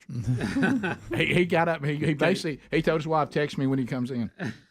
I can't Once he gets started singing, I can't watch him not be able to do this. I fast forward. That one bothers you. That's the kind of stuff that really bothers me. It kills me. I get secondhand on guests. That's sometimes why I over-greet, because I don't want them. I get secondhand on them not being uncomfortable, like they're uncomfortable. You're trying to cover, and I'm trying to cover for. Anyway, but I fast forwarded through movies before, and they're movies. That's funny. Real people. That's funny. They're movies. They're actors, actresses. It's not real. That's funny. And it makes me uncomfortable. I gotta get through this. Oh, I'm out. I'm out. I would literally have to find another place to work. Golly. Adler and the janitor with the headphones got me too. Oh, yes, when they accused him of stealing them. Yeah, I wasn't there. God, then had to write an apology letter. Don't forget about his letter. I apologize for that. Y'all don't have to bring it up every single time. You just misplaced them. They didn't steal them. Yeah. They're still gone. A thief. Yep. No, Xenophobe. Yes, I apologize. Rick and Bubba.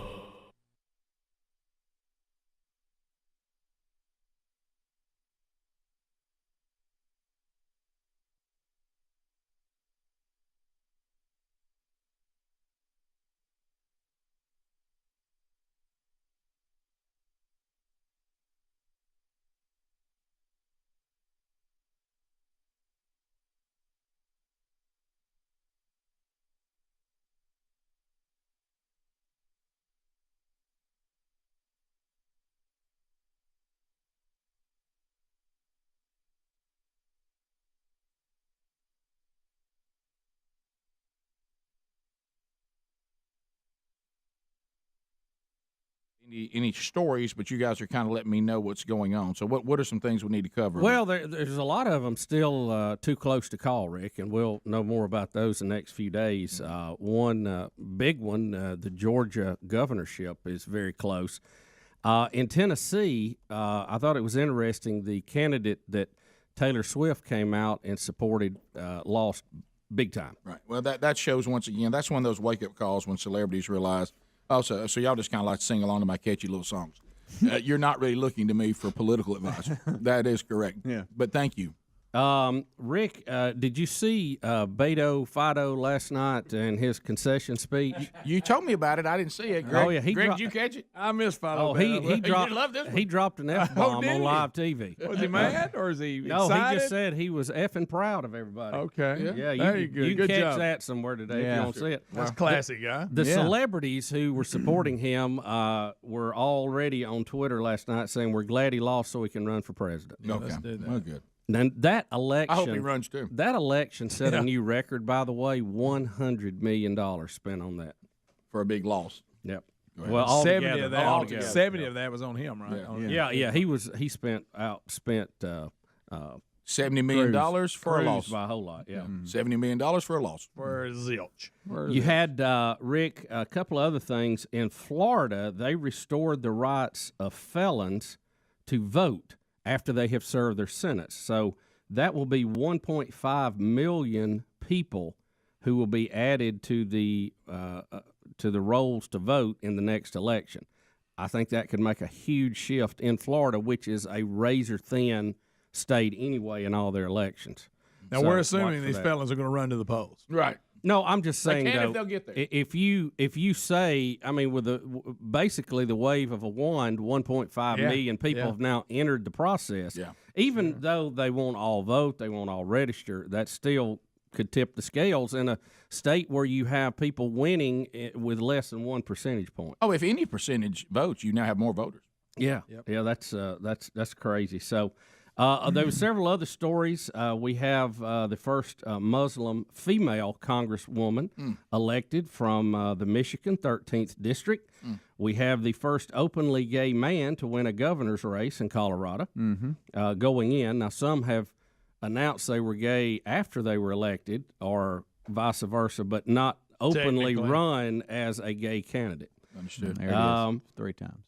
Well, I'm just I saying, know, we just had you remember Cortez from New York. She will be the youngest woman ever elected to Congress. She is the one that wants to totally go full socialist all the way around. Right. Free everything. When asked how the health care and tuitions and all that's going to be paid for, she said, "Oh, the government will just pay for it." Right. Hey, Bubba, can I ask you back to the Michigan deal? Mhm. Is that out of that district where the Muslims have basically taken over Michigan? That is the 15th. I'm not sure. Yeah. Okay. I think it was 13. You said 13th, and I wondered. I'm sorry. Let me back up here and look at that. Wait a minute. Yeah. It is Michigan House 13. Right. So I wonder if that's that area. You know, there's an area there at Dearborn, Yeah. where the Muslims have come in and taken over that entire area, and I wonder if that's where she came out of. We also have the first Somali American Oh, my goodness. congresswoman who is also Muslim. She is from Minnesota's House 5th District.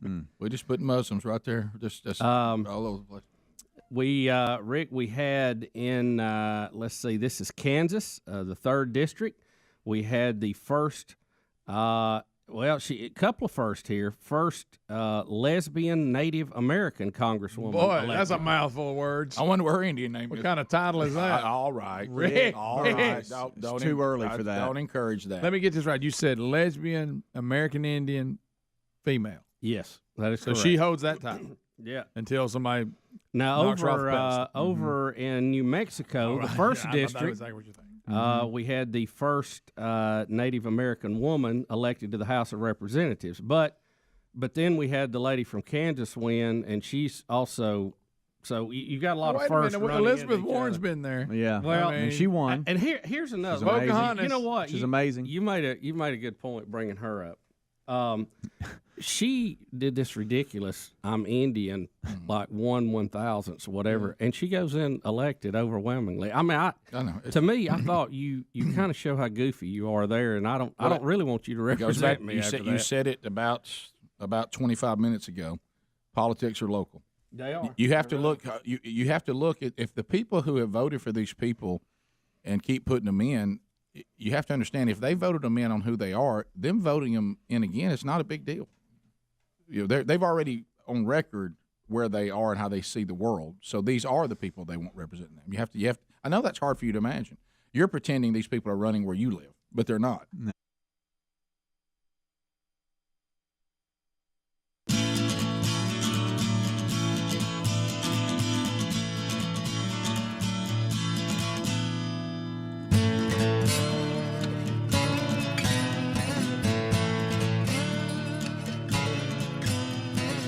Six minutes past. Well, as you heard, the gang is all here, and we look forward to chatting with you. And when we list it today, that will include one Bill Bubba Bussey. He's here. And Super P has got our phone calls handled. Lord of the Jacket finally was brave enough to come to work and persevere through a tornado watch to get here.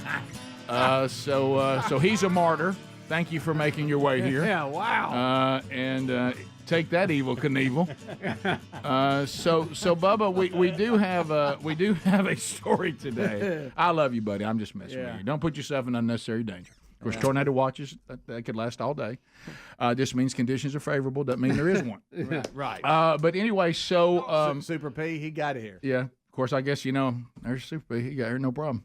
But anyway, so same weather forecast. Hey, he's not trying to die, bro. That's what he says. He's got Lot to live for, Rick. Yeah, right. Apparently, he doesn't realize that Biden may get a second term. But anyway, if this was 1981, it'd be a better argument, really. I mean, all right. So we have been making fun of the BMI forever because it is one of the dumbest, and all the BMI is there to do is for the government to find some way to tax people by declaring who's fat and who's not. Or for your insurance company to say, well, I mean, we looked at the BMI and we're going to have to charge you more for your health care. Wait a minute, I'm a world-class athlete. Well, not according to the BMI. Well, according to that BMI. I think that's kind of where it went off the road when they started looking at the NBA and the number of players in the NBA that were considered obese. Right. And you go, something's wrong here with this number. Yeah, something's wrong. Well, the American Medical Association, the AMA, on Tuesday strongly criticized the body mass index, the BMI. Good. BMI. Urging doctors to de-emphasize its use in assessing health and obesity and acknowledging that the measurement has been used for racist exclusion and has caused historical harm. So Look, I didn't know about all that. I think the BMI is stupid, and it doesn't take into account world-class athleticism and muscle mass, but it's not racist. I think it offends everybody. Are they saying it's racist because of the NBA thing you just talked about? Well, they're saying that the AMA, one of the largest medical groups in the U.S., voted to adopt this policy during its annual meeting in Chicago this week. BMI cutoffs are based primarily on data collected from previous generations of non-Hispanic white population and does not consider a person's genity or ethnicity, the policy states. Genity? What is genity?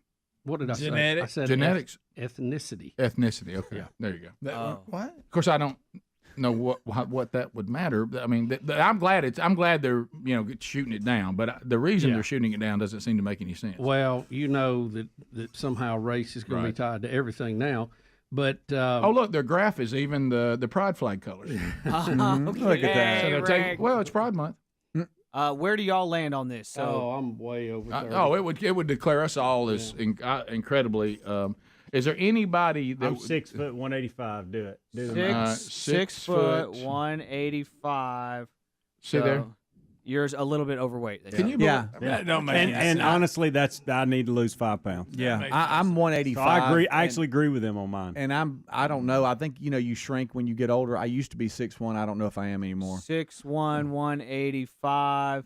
Speedy, you are barely in the green. It says right here. Yeah, but I think I've shrunk. I think I might be more like 6 okay. You're foot overweight. now. You're overweight. Yeah.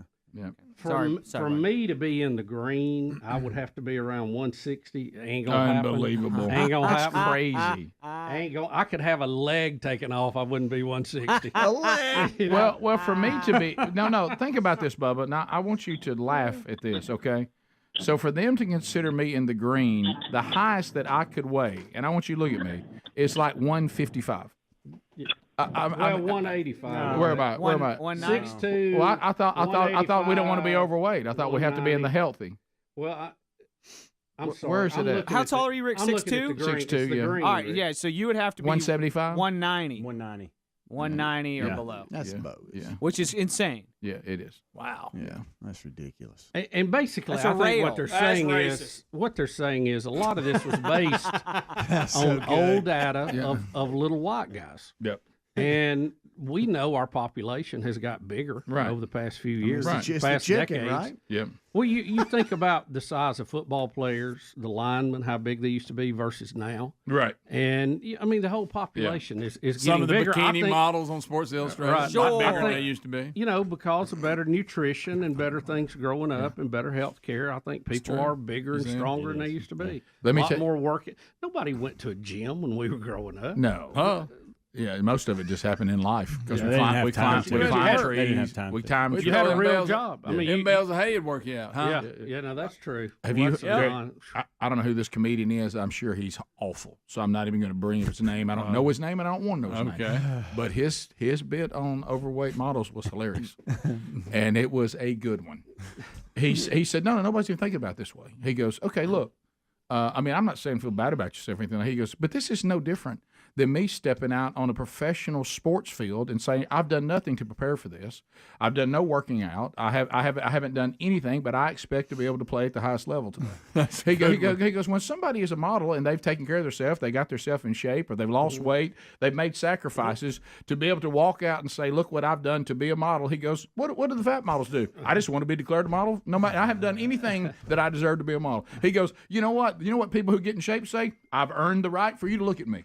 He goes, the heavy models say, nope, you're just going to look at me anyway, whether you want to or not. I've done nothing to prepare for this job. I haven't sacrificed anything, but I still expect to have it. I thought that's a funny line. Now, he's going to be in a lot of trouble, but that's a funny line. He's canceled. It's a funny line. It is funny. I don't know that it's as funny as Sam Kinison talking about carrying food to people in the desert. No, which is one of those classic lines. I remember the first time I saw that bit. I thought that was. I cried. It was brilliant. That really was. It was so insensitive. Yeah, but so funny. And some of the greatest. And the voice he was in when he was telling him to go over. Hey, look here! You know what this is? We got deserts in America. We just don't live in them. Send them U-Hauls and take them to where the food is. Yeah. And the whole argument breaks down that, try calling your wife Lizzo. Say, oh, you're so beautiful. You look like Lizzo. Yeah. That's not going to go good. No, you can't even use that. Now you can no longer say, you look like a model. Which ones? Right. Yeah. Not the big ones. Right. I mean, you're right. You have to I'm clarify. just telling I think you. it's plus size, Rick. Well, no, that's us trying to be nice again. I'm just saying. If people were confused as to who you were when did referring big to. become a bad word? You can say show enough or something like that. It's nicer. It goes back to this thing. Is it though? It goes back to this thing. Show enough big one. When Bubba, you've said before, and I don't want to drag you into this because who needs bad email today? You just got back. But when people like groups will say, "Don't call me this," and they'll pick what they want to be called, and you go, "I think that may be worse." I mean, I think what we had going was actually not as bad. That's so good. It's don't call me big or call me plus size. Mm-hmm. Oh, so we had to add sizes. How does that feel good? Right. So we said the sizes we have are not good enough. We need a plus sign. We need more material. I mean, is that better? I mean, I just don't see how that's better. I like this. She's a big girl. Okay. Yeah, that actually sounds like fun. Big boned. She's live for the Little party. meat on the bone. She's live for the party. Everybody, Greg got an outstanding personality. Yes. Probably a little fruity on the perfume. Yeah, man. Smells great. Dresses stylish anyway. Yeah. I love it. But if you're comfortable, be comfortable in your own skin. Yes. That's right. Yeah, there you go. So back to the chart, though. Are they adjusting it in any way, Bubba? They're saying they're de-emphasizing the use of it. So you mean they can't use this as a standard against us? Are they suggesting not to do it? So I don't need to lose 5 pounds. You're good. That's what they're saying. I need to know. Because they're de-emphasizing. You remember when we talked about the NBA team, several teams were looked at, and they were 25 or higher on the BMI. Some of them obese, the whole team.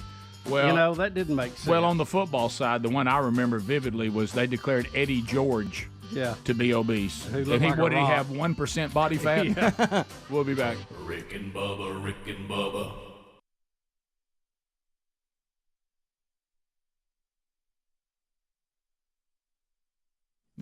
Right. All they have to do is win in their little area, then they represent you on the national stage, and we, from other states, we look at them and go, it's a big country. Hey, big, what is wrong with you? Big country, and there's a lot of points of view. Now, some of them are as wacky as you've ever seen. Rick, it may be more wacky now than ever. Well, really, praise God, our founding fathers, whether you like it or not, even when it doesn't go your way, were wise enough to set up a government where really nobody can take over. Oh, yeah. Well, it's definitely got anti-king circuit breakers all over it. It does.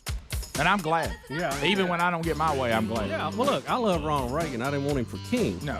And I don't want Donald Trump for king. No. We're serving one king, and there's not one here on earth. And I certainly don't want to be living in an earthly government where they have one. We have a Nevada brothel owner and reality TV star who died, but he died past the window of getting off the ballot. So he was on the ballot, but he's dead, and he won. Mm-hmm. But I don't know how to break it to the people of Nevada. He can't serve because he's dead. I mean, he's dead. You would have thought, was a brothel ownership a problem in Nevada? Not a problem. No. Reality TV star, not a problem. Said he fashioned himself as a Donald Trump-style Republican. And he actually won. Run more ways than one. He won the GOP nomination like going away. Did you see any of his funeral? No, it was maybe last week or I the saw week the before flowers, that. Bubba. Yeah, did you see the flower Yeah, arrangement I with, did. with the rabbits on I it? sure did. Okay. I did not. Dennis Hoff is the name. They were arranged in a way that you might think that a brothel owner would arrange rabbits. Understood. There you go. So I just didn't know florists could do that. I guess you could do anything if you really. I wonder if they can refuse to do it anymore. He starred in the HBO adult reality series. Again, we always laugh at when they call things adult that are anything but. Series. It was called Cat House. And he wrote a book entitled The Art of the Pimp. All right. Fashioned after Trump's book, The Art of the Deal. Nevada overwhelmingly not only voted for him when he was alive, they continued to vote for him after he was dead. Sure. There you go. Now he was He was 72. A Nevada assembly race, so that's a state office. I don't know how they do that. If that will be an appointed or how that works. I'll tell you who's not going to serve. Dennis Hoff will not. Right. Go back to the Green Mile, Greg. Now everybody can talk about what they want to, but I can say without any reservation, Dennis Hoff will not serve in that place. Would you agree? Yeah. Even though he won, I don't even know how you.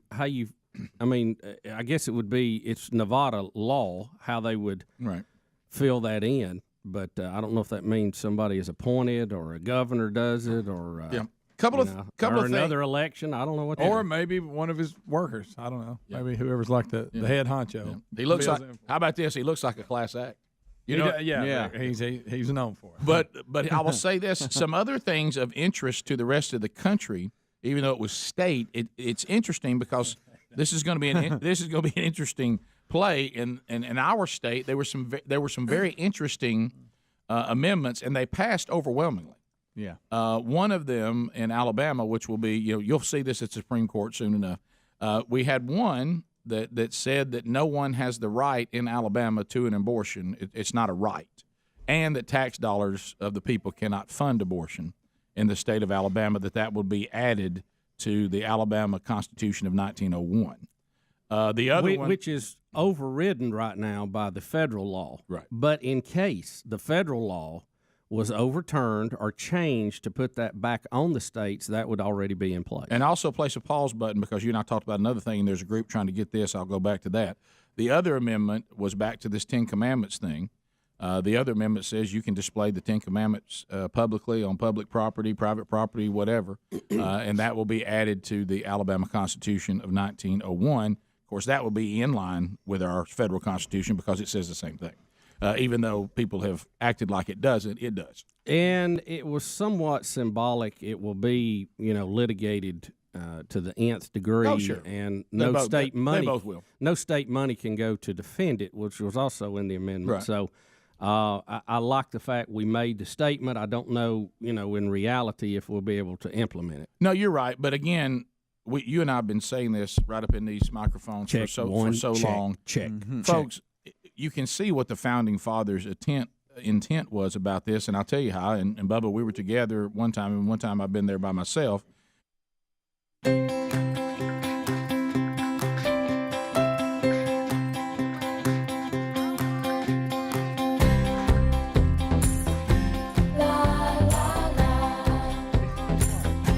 21 minutes past the hour. Something started. It was out of sight. We had such a good time. Hey! I got a little bass right here, Greg. Hey! Oh! All All right, so as we are coming back, we have an update on a story about a man who got locked out of Facebook, right? Yeah, a man in Georgia who was denied access to his Facebook account, where many of his personal photos were stored online, took action against the company and won. Jason Crawford of Columbus said Facebook terminated his account for no valid reason, then refused to work with him on rectifying the situation, so he sued him. I think it's just a bad business practice. It's a crappy way to treat people. At least tell me what I did wrong, he told the local station Fox 5. Crawford repeatedly reached out to Facebook's parent company, and which also runs Instagram and WhatsApp, but the tech giant left him untaken care of. He did receive a violation in the past due to political comments made on the platform, but this time his Facebook account was completely restricted. He said, I woke up on Sunday morning, I tapped on my Facebook icon, and I was locked out. They made it clear I was banned, he continued. But never told him why? Apparently to not. this day, $50,000 judgment later, he still didn't know why they locked him out? What? I don't see it in the story. Yeah. Well, I also saw, and I told Bubba. I bet it is hard to get a hold of somebody when you got a problem. Huh? Yeah. You think that? Oh, my goodness. You can email, and chat. Can you imagine chasing that just dog? Getting somebody on the phone to say, hello, how may I help you? You can't have. I bet that's a toughie. But I saw, too, that another guy, now I'm not saying he's going to do a lawsuit, but he lost access to everything Amazon because he has one of these Ring, what are these things that are on the houses? The Ring camera. Camera. And apparently an Amazon delivery person delivered it, and the Ring thing has a greeting on it. Right. I don't know what it is. And all the driver had to do was go back and claim that this person made a racist comment to him as a delivery person, or her, I don't know if it was male or female. And Amazon just shuts him down. The guy's like, I never even talked to the person. What are y'all talking about? And it was something that the Ring thing said, which was not racist, but they took it that way. Was it did somebody hack it, or did he have it? Because I have a Ring camera, and I didn't know you could put a greeting on it. Maybe apparently, you can. I don't know. Apparently the one he has, the brand he has, it has an electronic greeting. It's not him. Right. I think it is just it saying, how may I help you, or something like that. And I think the driver took it as, not that it was a racial slur, as, oh, you think I'm coming to steal from you or something. It was some ridiculous claim. And the guy's going, here's the problem I have, and same thing with the Facebook guy. We don't get any recourse. You don't contact us and say what happened with the driver and let us explain it to you, and you shut us all down. He said, you realize what I've got to go through now to get all this back reestablished, and I didn't do anything. Do we not at least get an opportunity to explain ourselves or to some sort of recourse to say, well, no, I didn't do that. Here's this guy. I don't even know why they shut me out. So he got a ruling. I think that's probably going to be good. Part of this Facebook story is that they filed a lawsuit against Meta. Meta did not respond. Right. Huh? I said Meta. And because the Facebook's legal team did not respond to the lawsuit, the judge ordered a judgment against Meta for $50,000. There you go. In your face. Meta. I tell you, customer service is a lost art. Now, you run into it in pockets, but it is a lost art across the business world out there. Well, speaking of bad decisions, it continues to happen. Bud Light sales have plummeted again. More backlash to the disastrous Dylan Mulvaney campaign continues. And, Greg, that we'll need some help here. Modelo has now moved into the number one slot of America's number one beer brand. That's a Mexican import. There we go. Boy, I knew that. Boy, their commercials. They're loading up right now to call it America's number one beer. You realize this is really, really important about this wokeness and how disastrous it can be if you shoot ready aim or you make a marketing plan for a fake world. You realize how disastrous this has been? Budweiser loses the number one American beer brand to Modelo? Yeah. You know how long it has been number one, Rick? 22 years. Can you imagine can you imagine you walk in and you're trying to be down home, okay? And you're the marketing team that now no longer works for Anheuser-Busch. And you're trying to get somebody else to hire you. That little nasty on your resume, you better just go into some other way to make a living, don't you think? Yeah. So tell me about who you worked with before. Well, we worked with a lot of people. Could you be more specific? Who are some campaigns that I would beer be? companies, Who are some maybe. campaigns I'd be familiar with? Beer companies? Okay. Which one? We were number one for 22 years. Well, yeah, that brand, number one 22 years. We were 22-1 when I left. So y'all helped them to be number one for 22 years? Well, I mean, yeah, we had something to do with it being 22 years and not 23. And where do you work now? I don't know. I mean, you got to get another. I mean, do you realize what a marketing disaster that is? Oh, it's terrible. I mean, But in the woke world, are those people that made those woke decisions, are they considered like, hey man, come over here and work for us? I mean, is there pride? Yeah, are they amongst looked at as heroes for standing up, sure. pushing the cause? Yeah, but they're not looked at heroes of the people who invested in that. No. Who lost lots and lots of money. Let me go back to this, and it's that, Bubba, that law of diminishing return.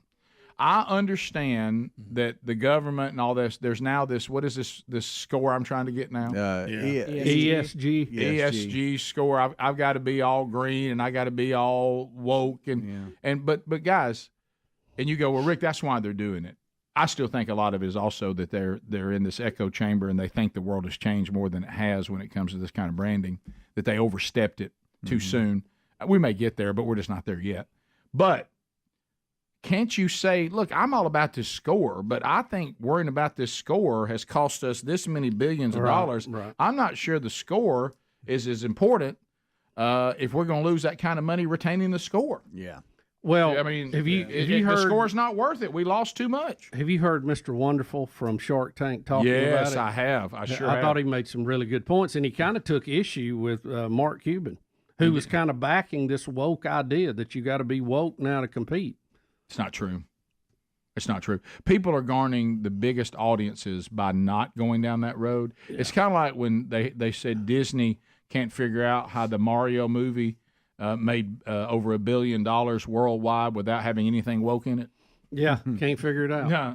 Maybe it's because it didn't have anything woke right. in it. Yeah. Well, Kevin O'Leary had said, and wisely so, that when you jump into politics, you immediately lose people. Yes.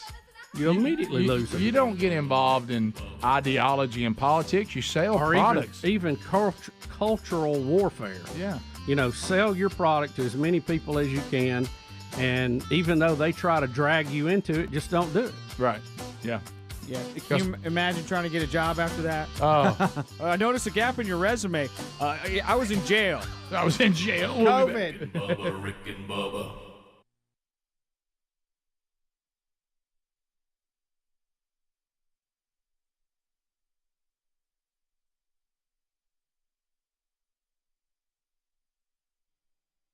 When you walk into where law is made, okay, you walk into the house where the law is made, they have a gigantic monument to Moses looking right at whoever is standing in that speaker's role overseeing the making of law. Moses is there.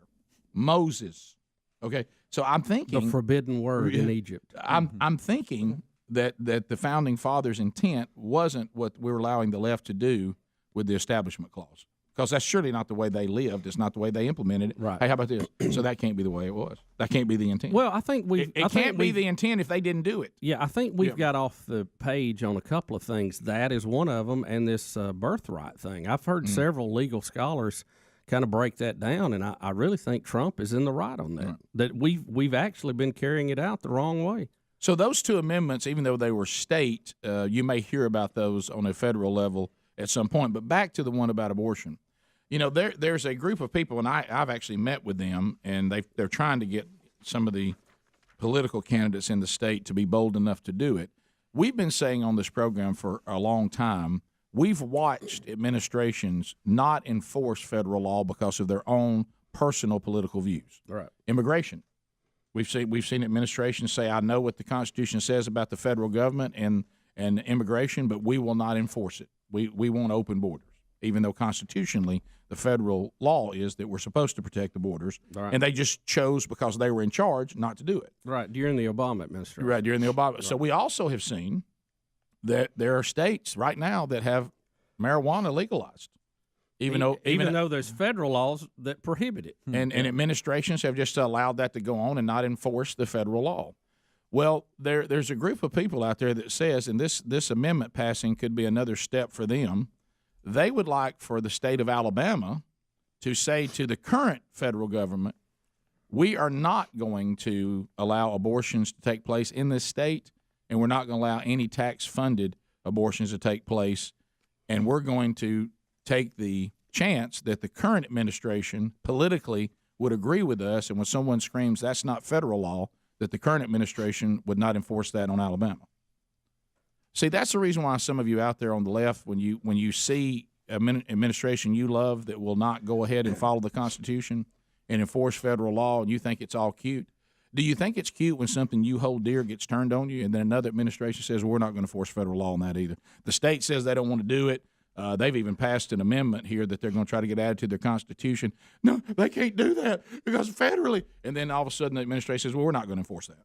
Just like Obama didn't enforce the immigration laws and the marijuana laws, we're not going to enforce that. You remember, Rick, and I was screaming this. Be an interesting standoff. When Obama was bypassing the legislative process with executive order after executive order, I said, you're starting a precedent that the next president will also follow when he's not in your group. And Trump has done that. And before Obama had done that, Trump wouldn't have been able to get away with some of them he's done. And if you're a state rights person, like it is in the Constitution, if it's not covered here, it's the state's deal. Now, keep in mind, our federal government sometimes goes along with that, sometimes they don't. No consistency there. But if you're a states' right person, if you look at the vote on these amendments, the people of the state of Alabama overwhelmingly says this is how we want our state run when it comes to these issues. Yep.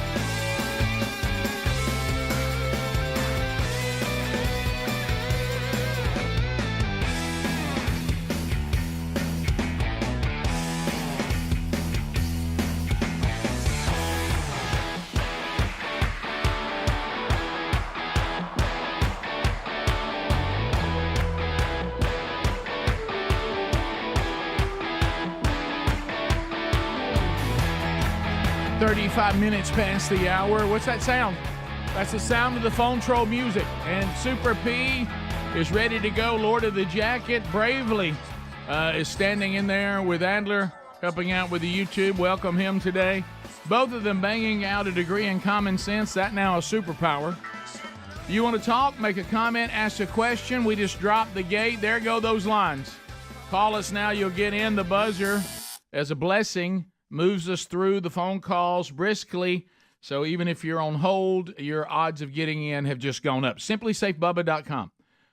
Burglar busting protection for your home or small business from SimplySafeBubba.com. Nobody is better. Have you seen the new 2-in-1 smoke and CO detector? How about that? Have you seen that? It does both. Next generation and hazard detection distinguishes between fire and cooking smoke, so your home is protected and you get fewer of these false alarms. Do you hate that? When all of a sudden you burn the bacon a little bit, well, the alarm's about to go off. There we go. Well, now they've even resolved that. And they monitor you for less than $1 a day, 24/7. They're there no matter what the situation. Their video verification cuts down on false alarms as well and gets you help quicker. There's no safe like Simply Safe. It is the best of the best, and has just been awarded the best security system again by U.S. News and World Report. That just happened this year. SimplySafeBubba.com, or also go to rickandbubba.com. That SimplySafeBubba.com URL gets you 20% off your new system. So when you sign up for their interactive monitoring. So go to SimplySafeBubba.com. To the phones we go. Let's start with Jason and Alabaster. Jason, 30 seconds. Go right ahead. I wish Greg was there. Hey, good morning and monkey grass. Thank you for the call, my friend. You mean playing bass right behind them? Yeah, sure. Oh, yeah. All right. My wife saw a animal attack that happened down at the Tractor Supply in Montevallo. Uh-oh. Yeah. Luckily, she was safe, but the guy in front of her had a Cane Corso. I'm sorry? And A the what? cashier, a Cane Corso. What is It's that? a huge dog. Oh. It's like... Okay, man. Well, so I was trying to figure out what that was. I don't know what that is. It's a big dog, he said. I wanted to hear him It's a turn on big somebody. dog. Yeah, and so the Is that one of them big ones like a pony? I'm talking. Yeah, I think it is. So sorry about that. Let's go Like to they can eat a box of donuts in one bite? yeah That big? Yes, That big. Jimmy in Tennessee. Hey, Jim, go ahead. Jimmy.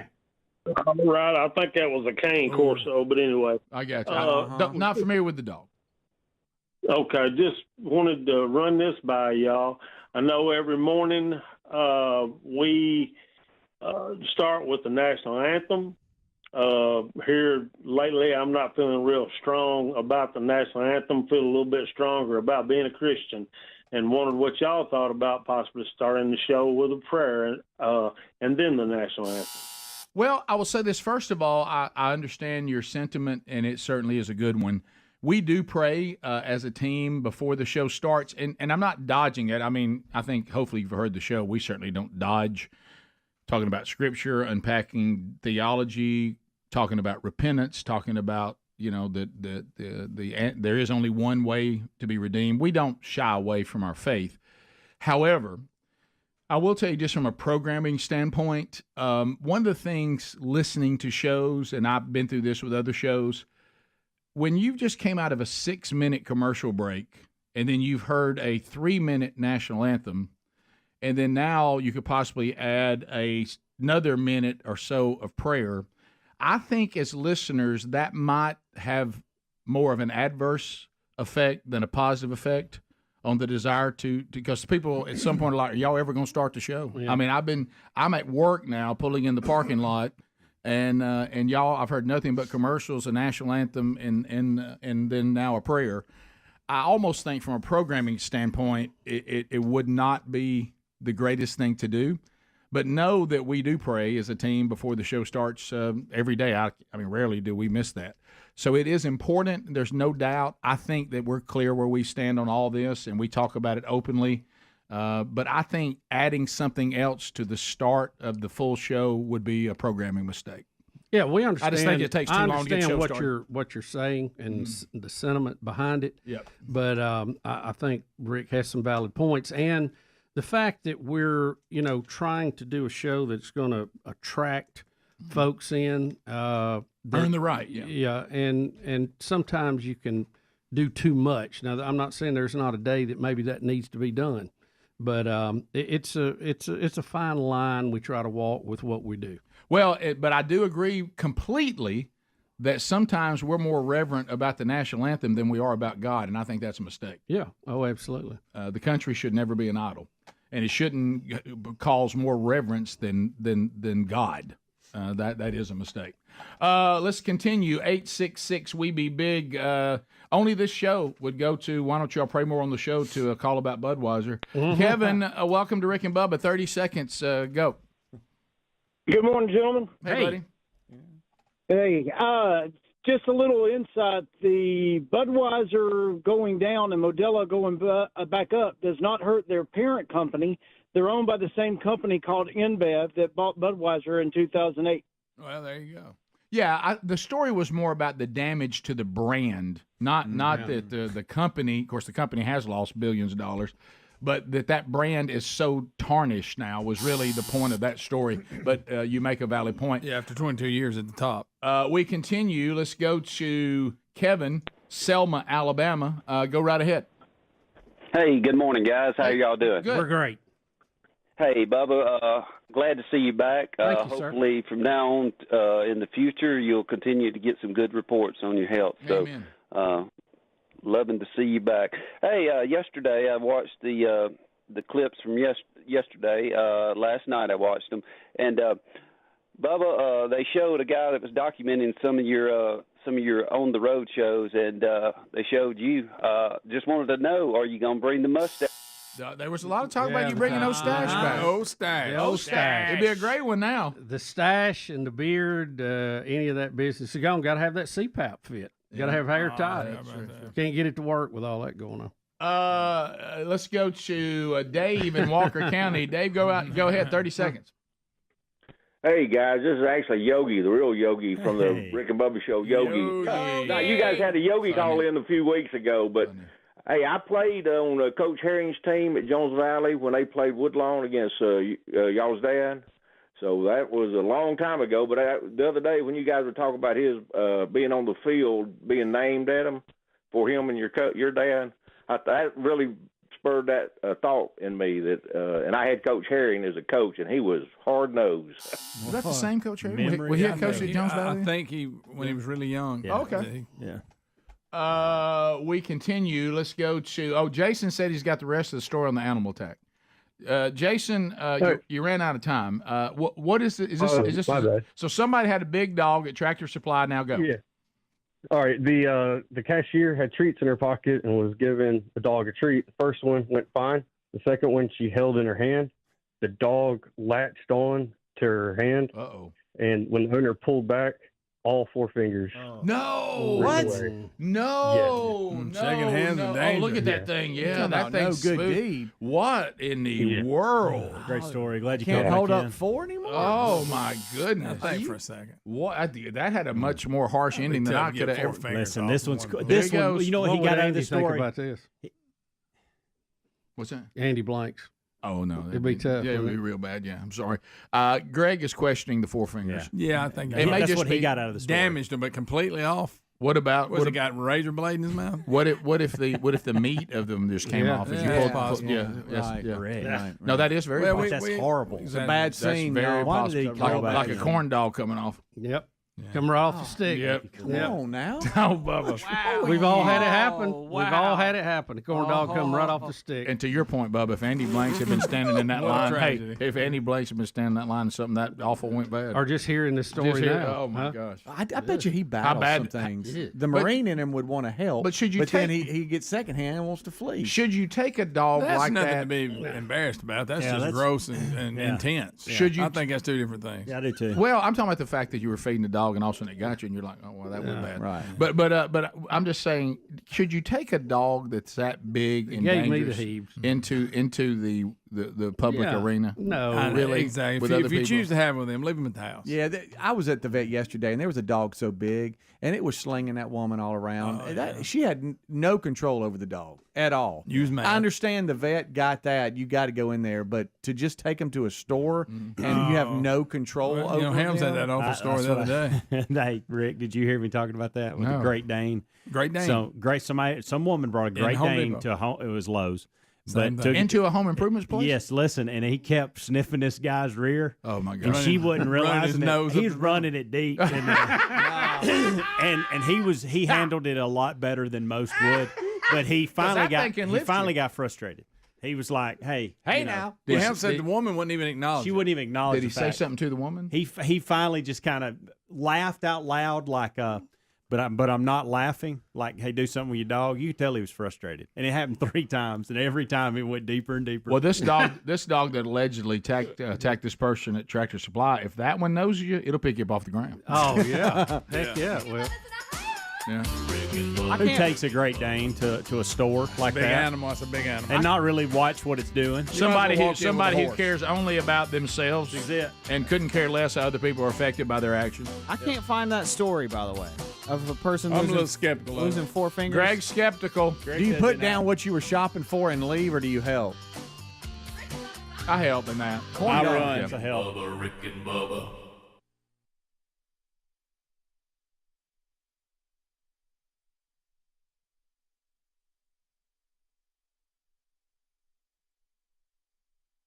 Mouth and graveyard taking phone calls.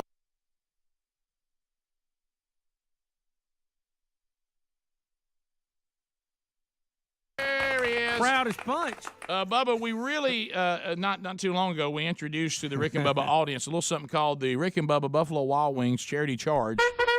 And we loved it. Here we are. And the Buffaloes are loose.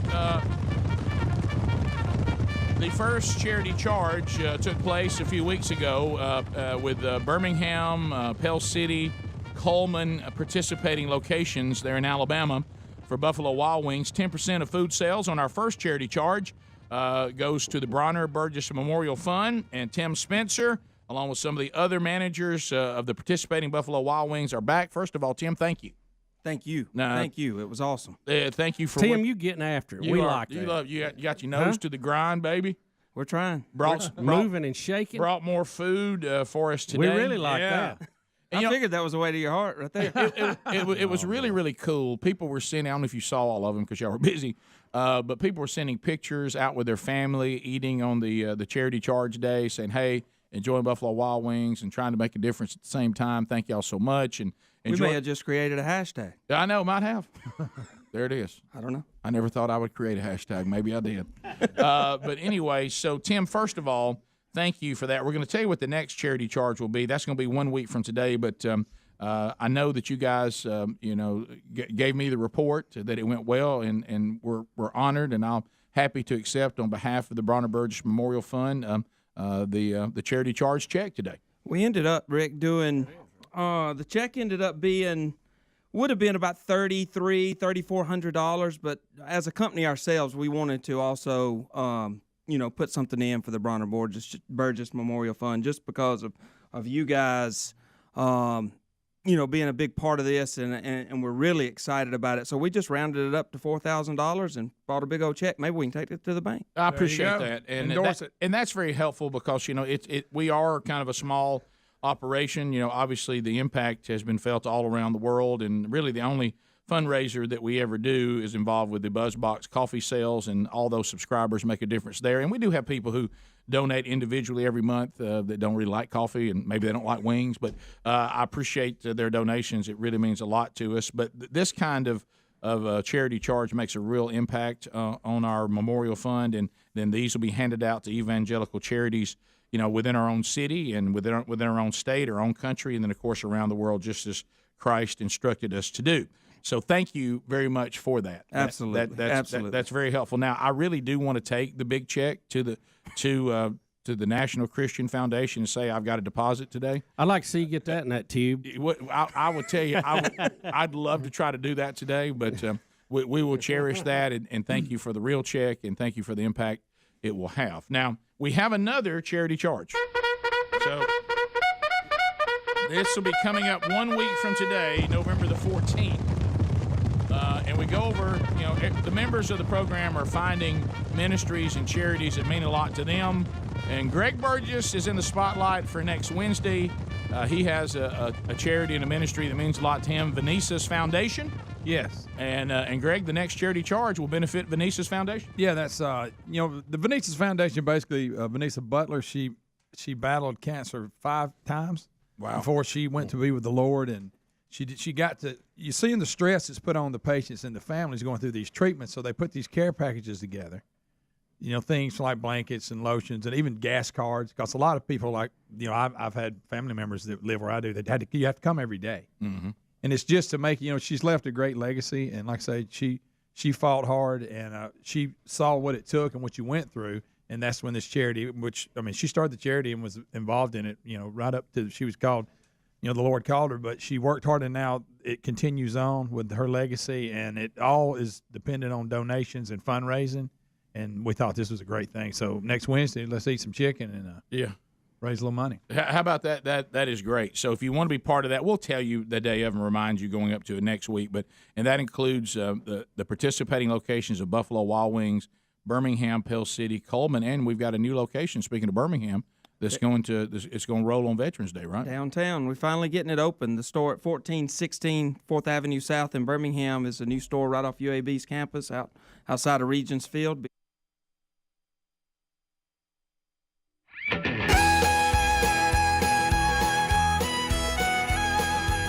It's 9 minutes to the top of the hour. Here we go. Summer day has come and gone away in Paris and Rome, but I want to go home. Wrapping up another hour. Somebody say it. I'm being surrounded by a million people there to feel all alone.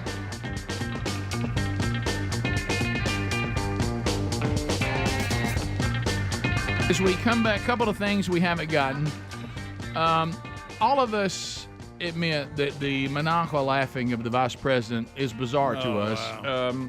A Juneteenth celebration at the White House has been going on for a week now, and so Kamala Harris took the stage at the White House Juneteenth celebration, and it's almost like, did no one tell her about this? Did no one say, hey, It's always that way, we'd like for you to maybe have an inspiring word at the Juneteenth celebration? And she just gets up there and laughs. This maniacal laugh, like was she caught off guard that she'd be Does it asked to have get up anything? there? Did the notes get blown out off of the podium? I mean, what happened? So watch this right here. No. Please have a seat. Please have a seat. Greg? Bubba? Why is she laughing? Guys? Oh, my goodness. And to my Divine Nine family. Divine Nine family. Good evening, everyone. That was really good. That was what in the world are we doing there? I mean, that made me very uncomfortable. Then, Bubba, we live in the time of hyperbole. We just can't help but exaggerate and just blow things completely out of proportion. We'll make a bold statement at the drop of the hat. Megan Rapinoe, or as we call her, the pink-haired soccer player. Yeah. Sue Bird. Anybody even know who Sue Bird is? Do not. Anybody? If I ask you to tell me who Larry Bird's she is like one of the greatest female basketball players ever. She's like the Larry Bird of the WNBA. Which I go back to. I'm not saying this, and I knew that for a reason. She was in a commercial, and I asked, "Who is that?" Okay, and somebody told me who she was. I'm not exaggerating, but this is not a big reach for me. I've never heard of Sue Bird in my entire life. I haven't either. But we're about to hear a statement. Why? And it's okay for people who know the WNBA. About 14, 15 people. There are dozens of them. Rick. Dozens that follow that religiously.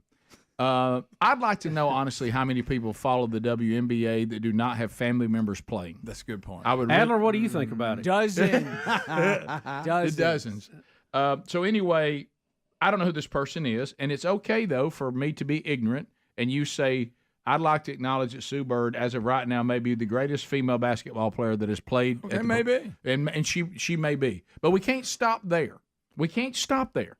Listen to Megan Rapinoe's hyperbole about the accomplishments of Sue Bird. I love you so much. Congratulations on arguably the best career that anyone has ever had in the history of any sport ever. Now, wait a minute.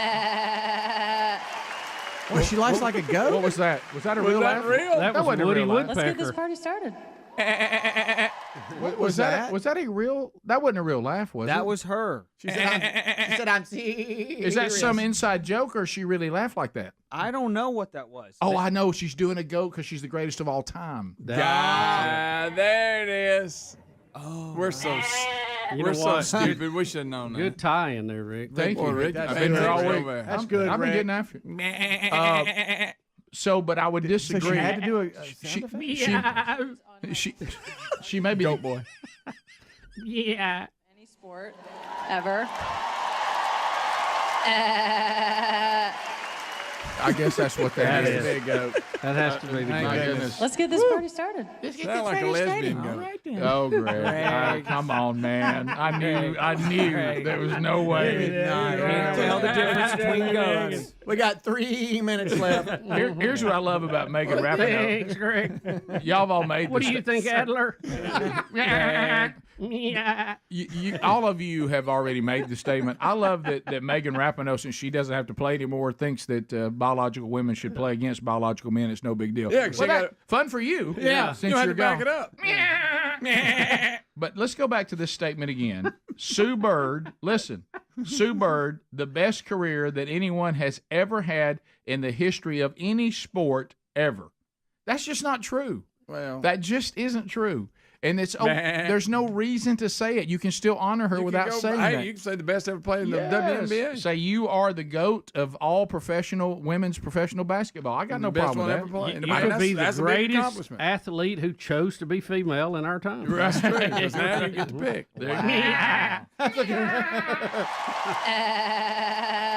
So that's bad. That's a good balance. That is. You think she practiced that before she went out? Apparently not. Of course, we'll eventually have a man identify as a woman and break all the birds' records. That's right. Yeah, wait till they get the double whammy tomahawk jam from the transgender woman who dominates the WNBA and breaks Sue Bird's records like they're nothing. What really probably one of the worst male basketball players in the NBA could beat Sue Bird right now in a one-on-one after retirement. Yeah, absolutely. Yeah. And that's not a knock against women. No, that's just a fact. That's just what happened. Hey, Greg, I ain't trying to bring attention to myself or anything. That's just what happened. There it is.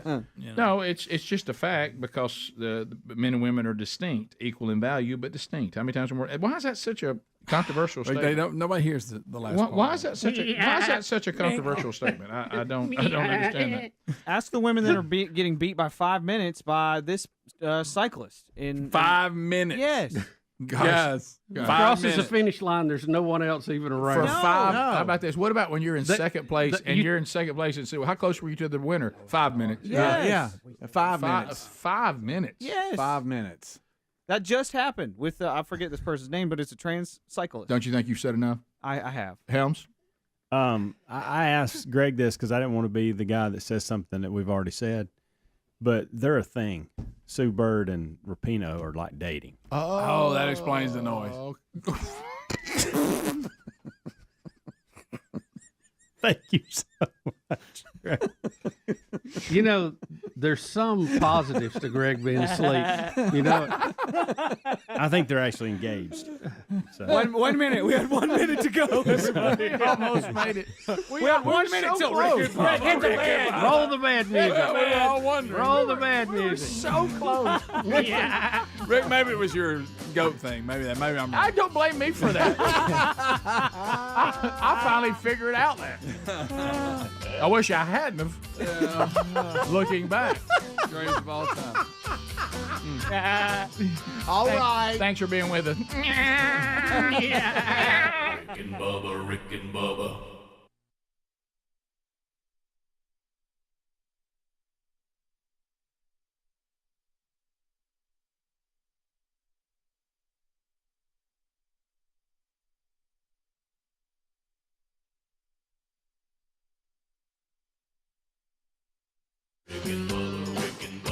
This is the Rick and Bubba Show. Watch more at blazetv.com/Rick and Bubba.